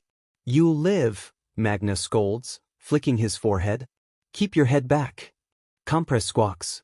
Of course I'll live. I'm worried about the aesthetic. Speaking of dubious medical advice. Spinner says from where he's sitting next to the adults popping grasshoppers in his mouth, right as Twice crashes through the door with the overstuffed med kit over his head. I'm back on my bullshit. And better than ever. Twice crows, darting through the bar to drop the kit in front of an exasperated Kurogiri. Kurogiri just stares at him. Are you ever off your bullshit? He asks tiredly. Twice pouts. Shut it. Glancing around, he brightens up when he sees Tomura flat on his back on the coffee table. Do you need medical help? I've watched House MD. I'm fine. Tomura says, which is Tomura speak for, I'm in agonizing pain but I'd rather die than admit vulnerability. Dabi rolls his eyes. You looked like a corpse that was just pulled out of the river. Translation. You look like shit, you need medical attention. Wrong. Tomura scoffs. I look like a cool rock star who just OD'd in his own pool. Get your facts straight. Translation. Don't worry about me, others need it more than me. Sure, if the rock star was an 80-year-old man and drank cane every morning with his Fruit Loops. Translation. You really look like shit. Midori, we can hear you. Izuku covers his mouth. Oops. That reminds me. Himiko says, turning to face Dabi excitably. How did you manage to unlock your HNDCFFS? That was so cool. Do you know how many times I've had to get out of HNDCFFS? Dabi rolls his eyes. I'm practically a pro at this point. Wow. I didn't know you'd been arrested that many times. Izuku says. Dabi blinks. Arrested? Now, we don't have time to unpack all of that. Compress doesn't bat an eye, scooting Himiko and Izuku over so he can hover over a semi-conscious Tomura with the medkit. Come along, young man, show me those ribs of yours. Wow. Tomura deadpants. I just got a random burst of energy and I think it's my body's last hurrah before it shuts down completely. With that he lunges off the table. Kurogiri catches him before he even makes it 3 steps, depositing him through a portal onto the couch. Tomura. He warns. Tomura sulks. Fine. While Tomura's getting his ribs treated, Kurogiri props his hands on his hips and stares down at all of them. So, did everyone learn their lesson? They all trade glances, before individually yet simultaneously saying, No. Nope. Can't say I have. I did not. There was a lesson? Yep. I may have actually forgotten one. Oh good, I didn't learn anything either. Kurogiri sighs, deeply. I suppose none of you were paying attention to my post-mission briefing? When all of them staunchly refuse to look at him, Kurogiri rolls his eyes, for as much as sentient mist can do such a thing. Then it's a good thing I prepared this. He clicks on the TV, staring them dead in the eye as Kahoot music starts blasting. Time to see if you little sheets have a lick of common sense in those things you call a brain. All of them look at the TV and most importantly, on the name of the Kahoot test. What not to say when you're getting the sheet beaten out of you. A test by your surrogate father figure. You may try to run, Kurogiri says ominously. But know that I will always be faster than you. They play the goddamn Kahoot game. I am dash, All Might stops in his tracks. Here. Shouto doesn't move his 1,000-yard gaze from Azui. Call me to S shoes. Boots. Fippers? What do you even call those? The world has to know about this. Water drips from his hair, soaking into his clothes if they weren't already the equivalent of a towel dumped in the ocean. There's water everywhere, and even with the use of his fireside, all he's creating is one side uncomfortably dry and the other sopping wet. I came as soon as I got your message about the League attack. Are you all right? All Might asks Aizawa gently, who's currently laying face down in the parking lot like someone just brutally murdered him. Their teacher doesn't even bother glancing up. Peachy. Shouto's never related more in his life. His phone, thankfully safe from the FING monsoon inside the USJ by a Ziploc bag, buzzes. Inko's number 1 child. Inko's number 2 child. IFING hate you. I am, Shouto says, with such raw and painful conviction that both Yamamo and Inesa finally snap out of their own 1,000-yard gazes to stare at him in concern. Never eating the last Trix yogurt again. Ishikawa Hiria jolts awake in a random dumpster with a smell of rancid fish, a needle mark in her inner elbow, and a post-it note stuck to her face. Peeling it off with a grumble, she squints at the writing in the dim yet somewhat comfortable dumpster. Sorry for kidnapping you and stealing your identity. 3. We left some money in your pocket as a reparation. I know you have a boyfriend, but if you ever want a wife, let me know. Love, Toga Himiko degree E. Hiria rolls over and goes back to sleep. It's way too early for this bullshit,